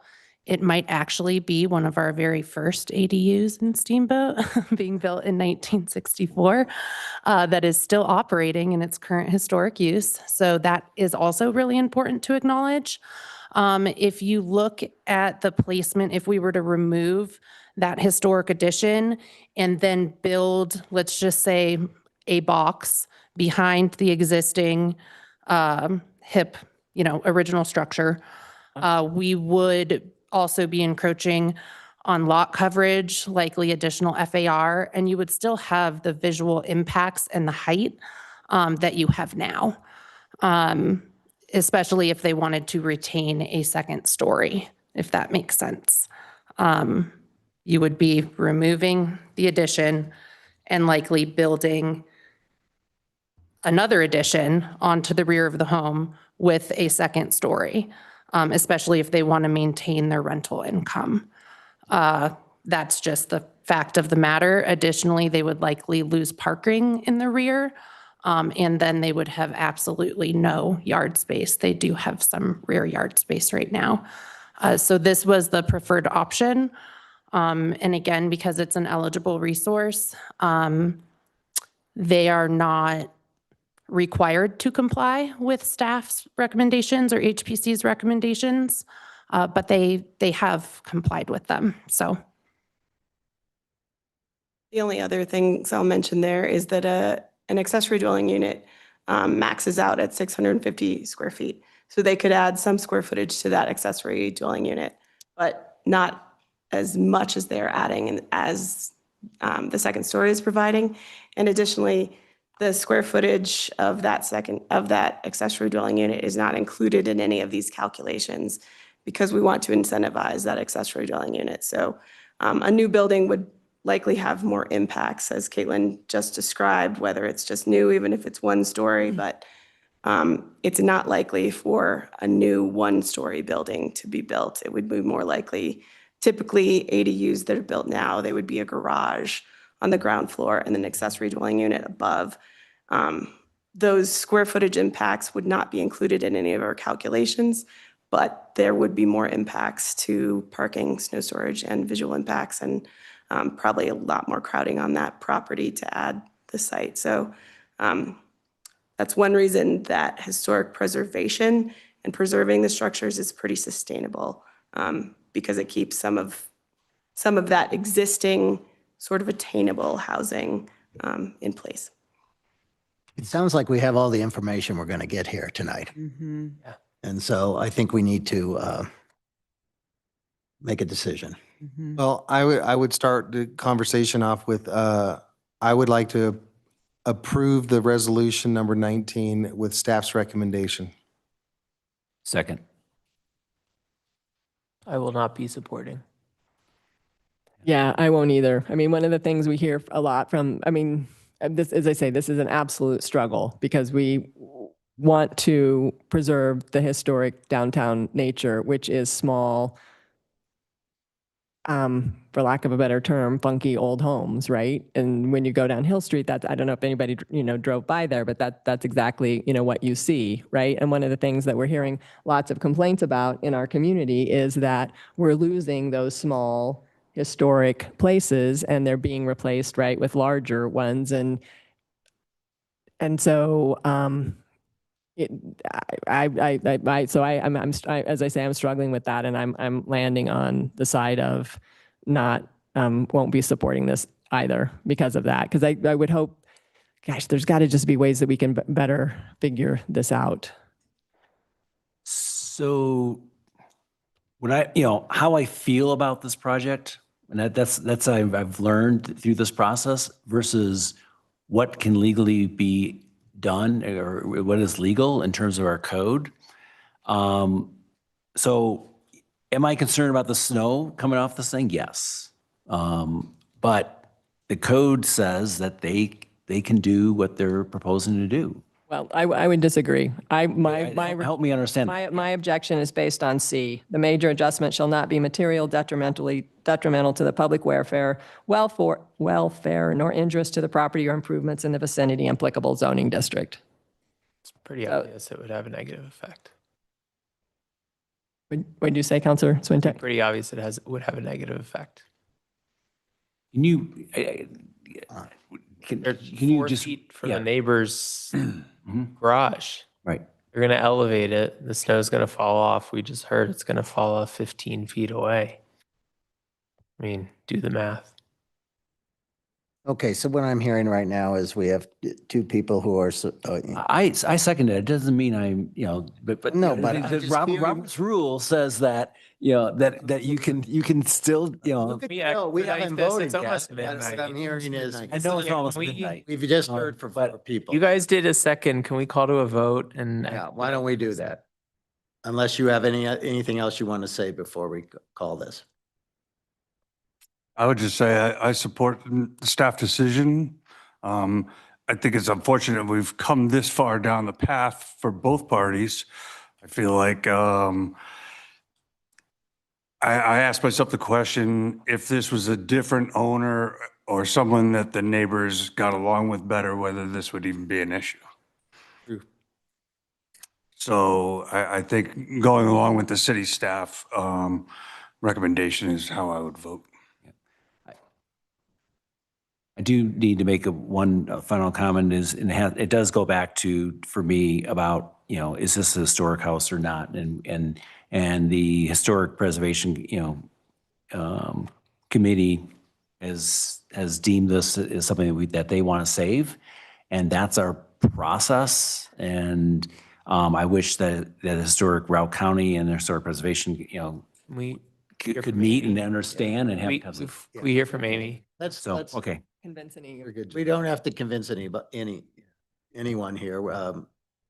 I will say what I feel about this, and that is simply that this is a very tough decision. I don't like telling somebody they can't have a second story. I believe that the staff and our staff knows what they're talking about here. So I am going to support this. Call a question. So let's call the question. Okay, a resolution upholding the Board of Adjustments decision to approve major adjustment PL 202-50153 and to deny the appeal. All those in favor? All those in, yes, I'm getting there. It's late. I know it is. It's been a All long those in night. favor? Aye. Aye. Aye. Opposed? Nay. That was 5-2. Okay, so motion passes 5-2. Thank you. Thanks Thank for you. staying. All right. Thanks all. Motion to adjourn? Oh, no, we got minutes. No, we also. Not done yet. Okay. Right.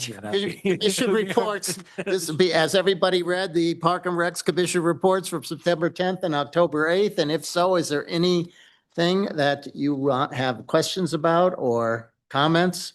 No, No. Okay, then I will ask for a motion to approve those commission reports. I don't think we need a motion. We don't need Just- a motion. You don't need to talk. Yeah, we just, any questions and move on. You don't need a motion? Okay, we're good. That moves us to the city attorney's report on the Yampa Valley RTA update. And I guess a question. I mean, do we need to talk about this tonight or can we push this to next Tuesday? I don't think we need to talk about it at all. You don't need to talk about it at all. The reason being is that I think that we agreed that we're not going to have the formation committee meetings and we're just going to wait till everyone appoints it. And so we can have a further discussion at our retreat about us appointing the board. We do not need to do that tonight. And Right. with all due respect, Michael, just please behave for the next couple weeks. Dude, I will totally behave. Thank you. I mean, I will totally The behave. undercurrent, and then we can Okay. move on. Okay, so we are not going to discuss the RTA update tonight. No, and the second piece of it was, when are we going to appoint the council representative? But it's my understanding now that the retreat will be on the 19th, so Yes. we can do that in the usual course and that won't delay things. Yes, Right. okay. Do we give a communication back to the county as our answer is we will appoint that person on the 19th? Staff will do that. I will communicate that. Yes, okay. County. Minutes. Yeah, thank you. Move to approve. Motion to approve the minutes. Is there a second? Yep, I will second the approval of the regular meeting minutes from September 16, 2025. Thank you. Motion by Counselor Swintek, second by Counselor Gary. All in favor? Aye. Opposed? We are. Move to adjourn. Second, Move to adjourn. Okay. all those in favor say. All those in favor say aye. We just emptied